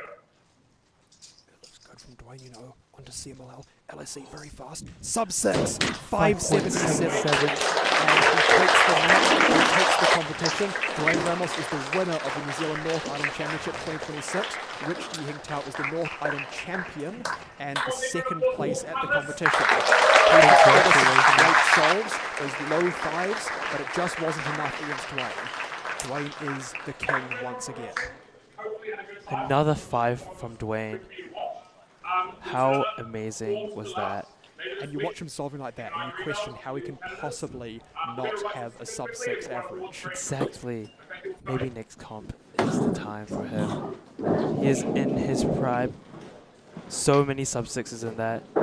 Richard, of course, pulling off a great performance as well, coming second overall and your North Island champion. Congrats to both of the grand finalists, Richard and Dwayne, on a great match. But Dwayne just proved the superior solver on the day. And in the end, both our grand final and our bronze medal matches were 3-0 sweeps, but that does not tell the full story. It was such an exciting head-to-head final. We hope you all enjoyed watching. We're going to be setting up for awards, but share your thoughts in chat, what you thought of that final, what you thought of the competition as a whole. Personally, I loved it. That was awesome. I loved it too. It's great, James. Oh well, what are some highlights for the competition in general for you then? For me? Yeah. Well, of course, the multi-blind OCR. Oh, thank you. By Thank the you. one and only. Appreciate that. 52 points. That was amazing. Yep. What was that rank in the world? 7th in the world. 7th in the world. What It's were you funny, before? I was 11th, I believe. So now I'm 7th. When I set that 2 days ago, I was just behind Joshua Gao, the third place on the world's podium, who had 50 points as well, but 10 seconds faster. Yeah. However, as of just this morning, our time, I think, or possibly late last night, Joshua Gao had a quiet competition over in the States on his own. He got 59 out of 64, which now ranks him 5th in the world. So he is on an absolute tear. I think for a lot of people, he's been a dark horse for a while, but now he's just proven why he earned that world's podium. He's such a good multi-blind solver. Congrats to him. And congrats to you, of course. Thank you. I'm just happy to be amongst those sorts of solvers in the top 10. Awesome, yeah. And first 50-plus point. Yes, yeah. yes. So it was a bit of an improvement. It was 47 points before. Yeah, so wow. 5 points. 5 points is a lot. Yeah, that is great. I've had a habit of chunking it by about that much. Yeah. So, yeah, we'll see if that trend can continue. I always feel like it can't. I always feel like it's going to get harder and harder. Somehow it keeps happening. Yeah. So, fingers crossed, but we'll see. That's great. Anyway, yeah, any other highlights? Another highlight, we'll talk about the other record the other 2 records that happened. We had Dwayne's 6x6 NR mean by 0.01, of course, taking off Henry Isles. That, that's just a bit mean at that point, yeah. I think, you know. It's like you barely even improved it. You just snatched it back by that yeah, tiny you could have margin. destroyed it, man. Yeah. Decided to just take it like that. Yeah, but I believe that was there was a big reaction from the commentators, and then he just wasn't sure if it was NR because it was really close. Yeah, yeah. And then after he was like, oh yeah, NR, yeah, cool. Yeah, I was talking to him afterwards, and he got a 122 on the final song, right? Yeah. And I think he was saying afterwards, oh, I thought I did like a 119. Yeah. So he just hadn't quite done the calculation quite right. And I don't know if that raised the pressure or lowered the pressure. I think that varies from person to person. Yeah. But yeah, he was not sure in the moment at all. Yeah. But then, yeah, of course, not his only record in the competition, also the 8.36 OCR average one-handed. Great to see Dwayne back in the top 10. Yeah. I felt like on moving average and just on consistency, he's been doing really well over the last few years. Obviously, you know, one of the biggest names in one-handed solving in the world. It's felt for a while like OCR has been pretty beatable for him. And good to see him do it, but honestly, he could have done so much more. On the last solve, if you watch the video back, he drops the cube. It was looking like it could be BPA even, could be a low 7. I rewatched the video, and he was one move off when the timer was at like 7.1 or something. And so, that's unfortunate. He ended up being a mid-8 because of that cube drop. Still got OCR average, still chunked up by about 0.2 of a second. That could have been BPA, which I think was around 8.12. 8.12, yeah. Yeah. So, yes, great to see him get an OCR, but there's a lot more in the tank. For sure.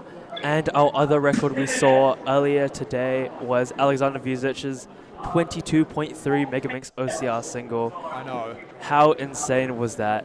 I mean, it's close to my heart, really. As some of you might know, Pyraminx was my first love. I, from 2017 through to 2020, made Pyraminx and set a bunch of national records for that. I felt like, you know, I was doing well on the New Zealand stage, but then Alexander came along and showed me, no.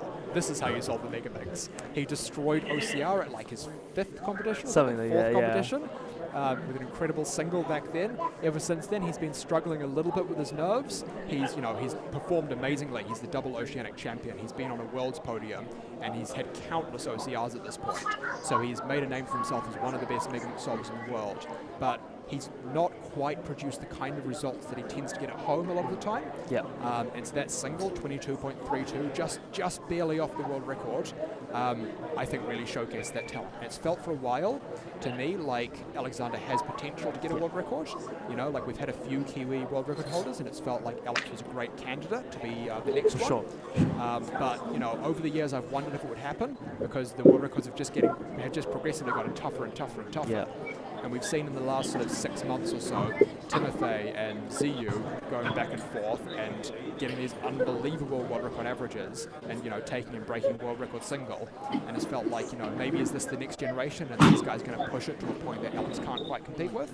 But no, Alex proving with that 22.3 that he is still in the conversation and he's second in the world now. This is the highest I think he's ever ranked for single. Correct, yes. Yeah, I think brilliant, ever, brilliant. including average. I think he Yes. said his best world record was 4. Yeah, I think something like that. I Yeah. think he's been. Oh, I couldn't tell you off the top of my head. I think he's 4th for average, and was possibly 4th or 5th for single when he set the OCR back in 2021. Yes. It was right around there with the 30.3 if memory Yeah. serves. Don't quote me on that. How This is a few iconic. years back, but yes. One of New Zealand's most iconic solvers, and yeah, great to see him putting out another record, and one that's so close to world record. Makes me very excited for the future. Yeah, and I guess it's just a matter of rounds until he gets a good average, because Right. you know his average is 26.6. What's that in the world? I think it's 4th in the world. Let me check. Let me pull up those. Yeah. Because I feel like that's a really good average, but I feel like he has so much. Well, this is the thing. You Room see for him. more? You see him solving outside of competition, or like when he's warming up or whatever, and he pulls together these diabolical averages. Absolutely insane. Like just before that MegaMix final, he came up to me and he told me, "Oh yeah, James, I just got a sub-world record average, just casually while warming up." And he's like, "Oh, and I got a 21 single as well." Yeah. I'm like, "Come on, man, what are you doing?" And yeah, then basically demonstrated in finals. Yeah, that wasn't a fluke. Yeah. That wasn't exaggeration. He has that level of solving in him, and he demonstrated it on his last solve with that 22.3. Showing yes, that he is the best, one of the best in the world. so that 26.6 does rank, the 26.6 average that you're talking about is currently ranked 4th in the world, just behind LML, just ahead of Aidan Granger from the UK. So he's very much in the conversation. I think you're right. I think we could be seeing a lower average, maybe something in the 25 range for him very soon. It's just a matter of time and a matter of rounds. With that said, for me, the other highlight was, of course, our head-to-head bracket that we just saw.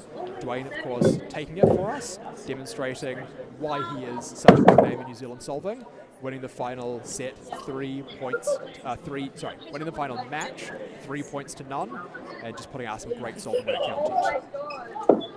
Anyway, I think we're going to be getting ready for awards in a sec, so we'll be taking a little bit of a break.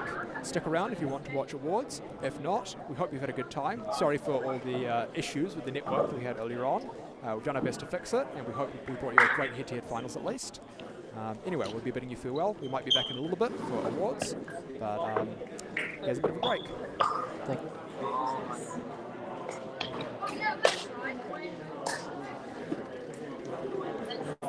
Yeah, it's really loud. Wait, you know what happened? Oh, yeah, you can like drop it. And then like two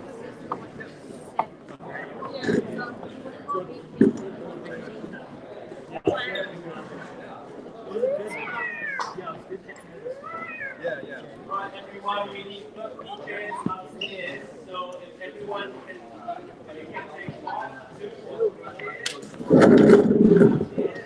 Good. Everybody dressed. Keep them chairs.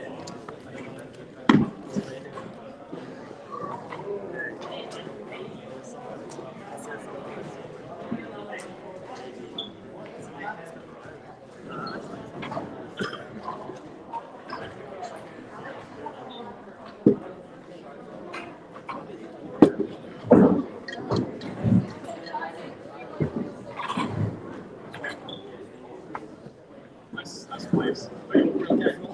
I said nice place. Real casual.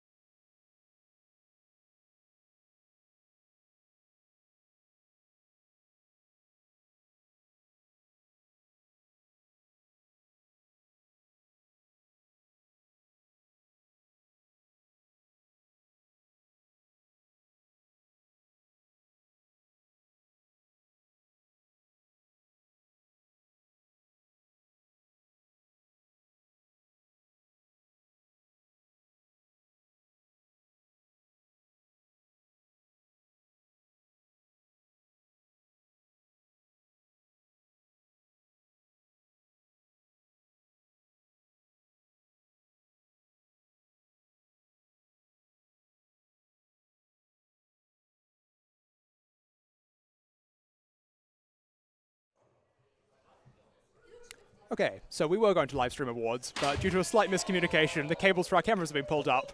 So we're actually going to call the stream here.